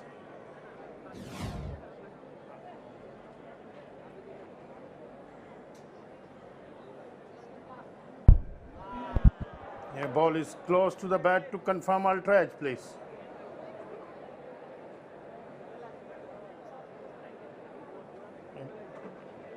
Yeah, keep rolling nice and slow. Nice and slow, nice and slow. Yeah, freeze it. There's a spike when ball is next to the bat. No gap between ball and bat. Illy, change your original out decision. Stand by. You're on screen. Make a signal, please. Only human. But tell you what, if that did not brush the bat on the way, Ireland would lose their last review. Well, he was confident, wasn't he? Uber confident, Lorcan Tucker. Soft hands, so doesn't quite reach the man in gully, Shadman Islam. 2 for just 9 from 7.2. Murad's had the ball on a string.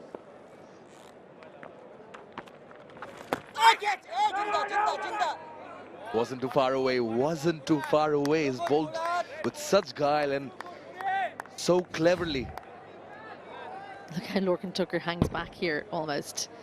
He wasn't sure that one was going on with the arm, but he just about managed to get the hands out in front and prevent the wicket going down. So yeah, good timing for these two Irish batsmen just to take time out of the game. You don't want the spinner to get into too much of a rhythm. Break the concentration, refocus. Don't worry about the last ball.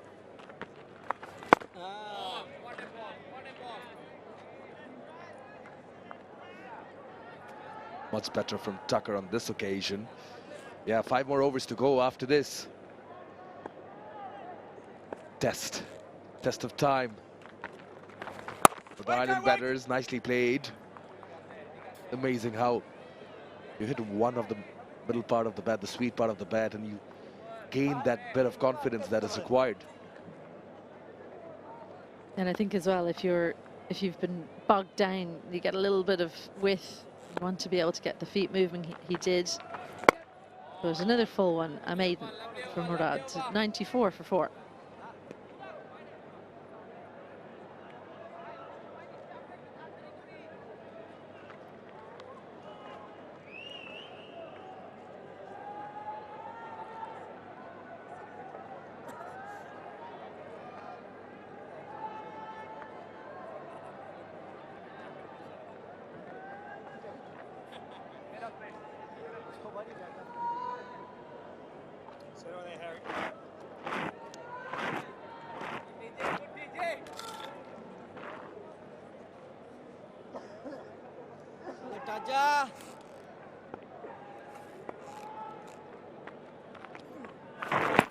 Oh, turn, finger will go up. Sam Nogatsky gives it.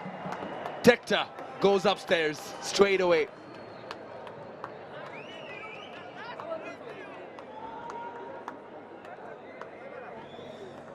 TV umpire to director.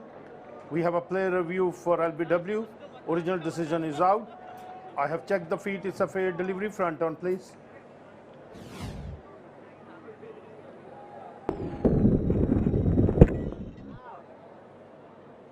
Appears to be no bat involved. To confirm ultra-edge, please.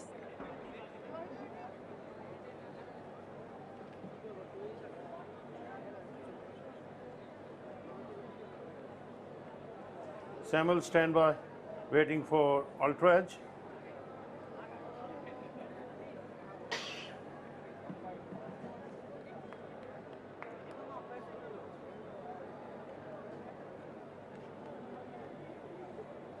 Still stand by.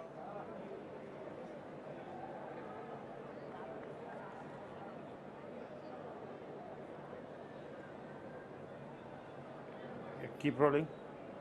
Keep rolling. Can you roll back? Can you roll back? I can see gap between ball and bat. Roll back. Roll back. Yeah, I can see gap between ball and bat. Clear gap between ball and bat. Roll forward. Roll forward. Forward. Forward. Satisfied. No bat involved. Go for ball tracking. When ready, please.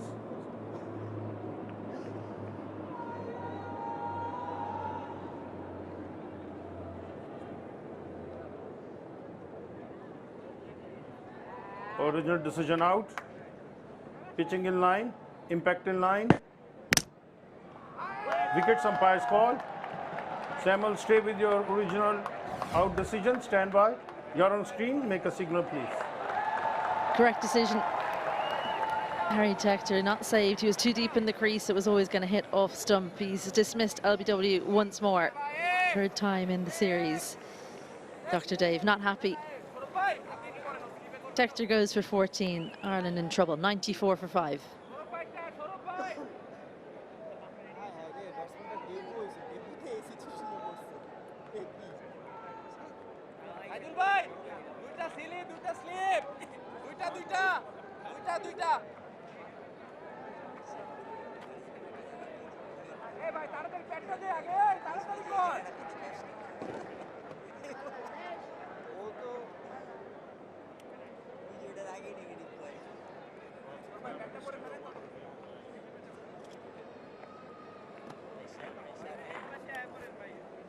He's been made to wait. The other Ireland debutant, Stephen Doheny, 27 years old, 250s in first-class cricket. He was in and out of the squad. He's been in the wilderness ever so slightly since the last time Ireland played Bangladesh in one-day internationals.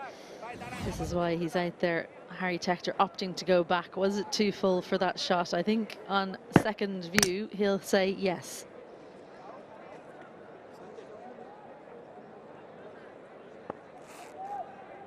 Well, at least it was umpire's call. Ireland still have one review.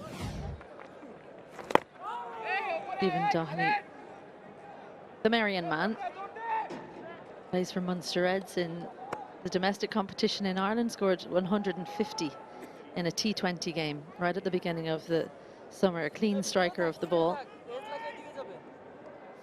He was marked out from very early on as someone who would be important to Ireland, but as I said, back in 2023, he had 3 games against Bangladesh in one-day internationals and didn't have a happy time of it, and since then he hasn't really been given another opportunity. He went away, worked very hard, had a good summer, scored a century in the Emerald Flash, and he was the only player in Ireland to do so this year. So yeah, I mean, think about him the last day and almost the whole of the second day, thinking about that first test run. Is it going to be more than one? I think so. He'll scamper back for the second. So that's the first hurdle that he's overcome.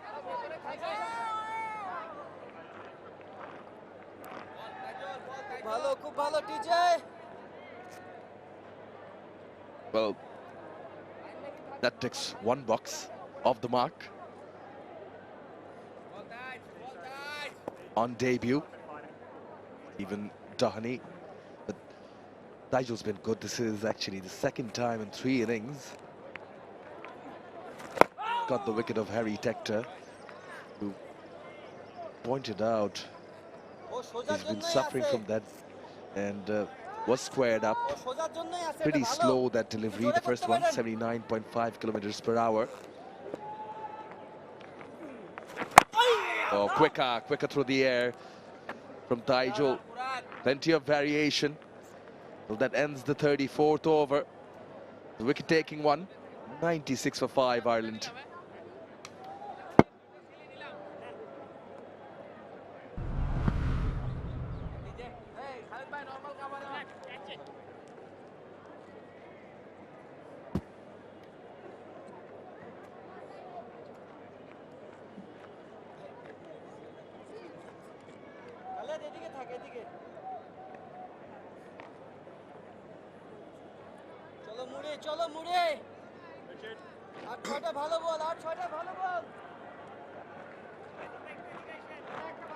A very sorry looking scorecard for Ireland. None of the batters really making enough runs to make an impression on the bowlers. There's been absolute domination by the spinners from Bangladesh. Hasan Murad in particular has been a shining light. 2 for 10 into his 9th over. This young man, so early in his career, has really spun a web round the Irish batters. And they're being crowded now by the captain. Slip in a gully, forward short leg and a silly point. All within handshaking distance. Just those around your peripheral vision and more pressure. Another fielder being brought in closer at mid-on.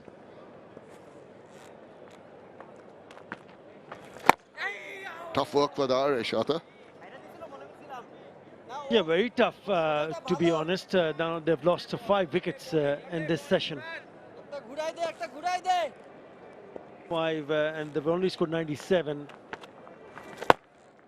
And the problem started not here. The problem started in that first test match when they struggled against the spin department, and everybody thought that they would have done a little bit better homework so that they could come up and go better against, especially against spin. Not been the case. Oh, not very sure of that either. Inducing the outside edge. The smiles break out. They know they are in top dictating terms. Bangladesh, Ireland have to survive another 3.2 overs. He's bowled so well, hasn't he? Very impressive in that first test match. Again goes and beat the bat. Picked up a 4 for in that second innings of that first test match, 2 in the first innings. I thought he was the pick of the bowler, and even today he's looked the part, hasn't he? Sure has. He's really been in control, dominating. Always keeping the batters interested in what he's doing. Just a single run from that over, 97 for 5.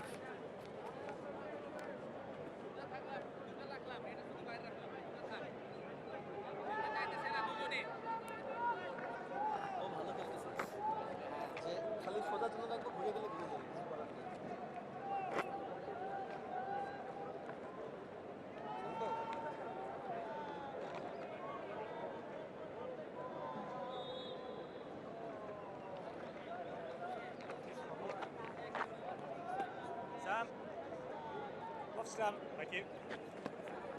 Well, session by session, the second session finished earlier because they were bowled out, Bangladesh, and the run rate was pretty good there while Bangladesh were batting, but it's been rather dismal from the Irish perspective. They get a single now.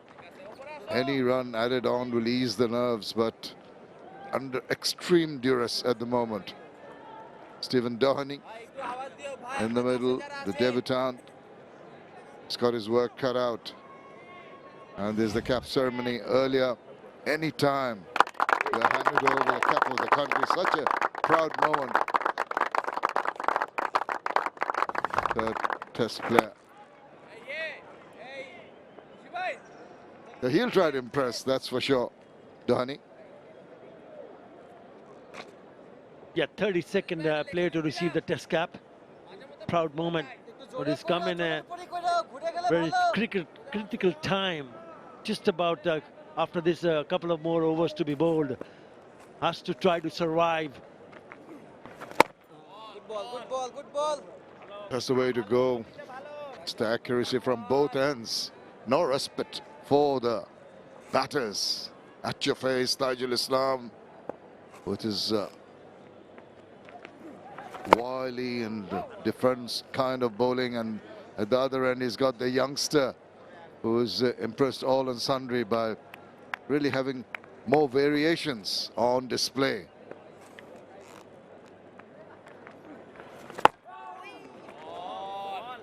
Yeah, dead bat is what is called for. Sensible way to finish the day with 2 overs remaining after this delivery. It'd be silly to try do something, even get runs, just like that. Another 2 overs to survive. 98 for 5.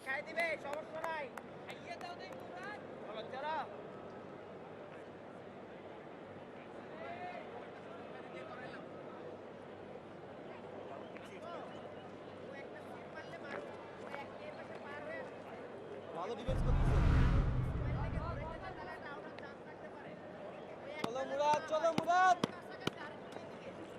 Bus bus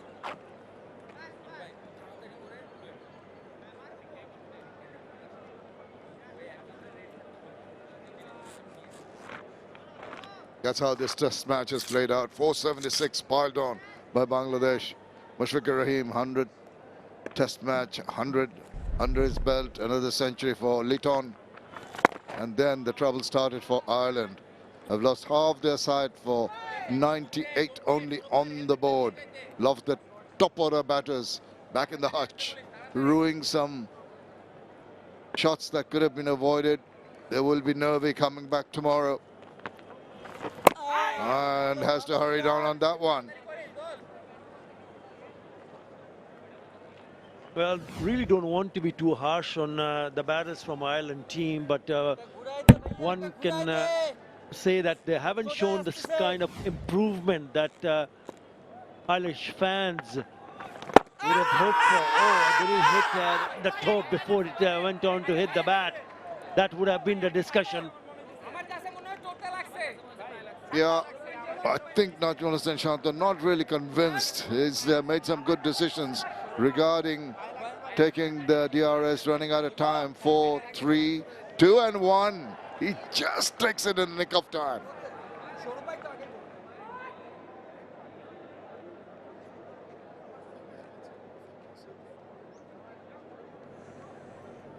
TV umpire to director. We have a player review for LBW. Original decision is not out. I have checked the feet. It's a fair delivery. Front on, please.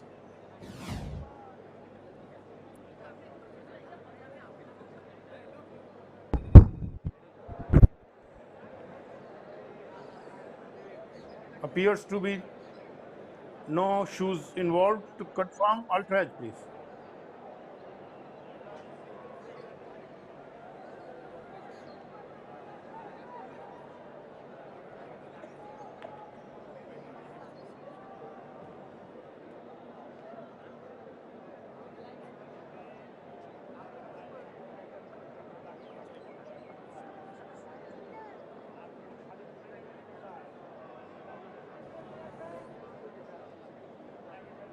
Yeah, please.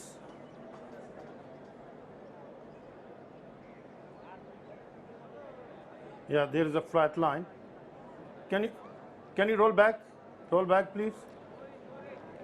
Yeah, roll back, roll back, roll back. Yeah, roll forward, forward. Yeah, I can see gap between shoe and ball. Straight onto the bat. Satisfied? Can you go back on field, please? Richard, stay with your original not out decision. You are on screen. Make a signal, please. Staying with his original decision. Decision has been upheld. The Bangladesh review. It's very close to the toe. I think that's what interested Najmul Hossain Shanto. Would there be a little brush past the toe before it went to the bat? Oh, you can smile about it.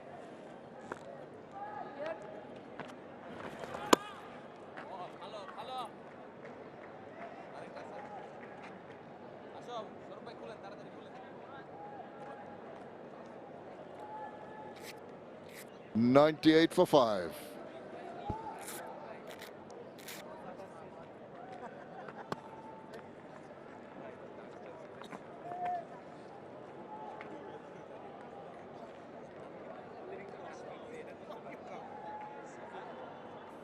Fine leg লাগবে না মিডিকেটে আসো পিছনে যাও I'm going to change him bowler. যাও যাও এদিকে দৌড় দাও এদিকে Texas play We go into the last over of day 2 here at the Sher-e-Bangla National Cricket Stadium with absolute domination by Bangladesh. Can Ireland survive the remaining 6 deliveries?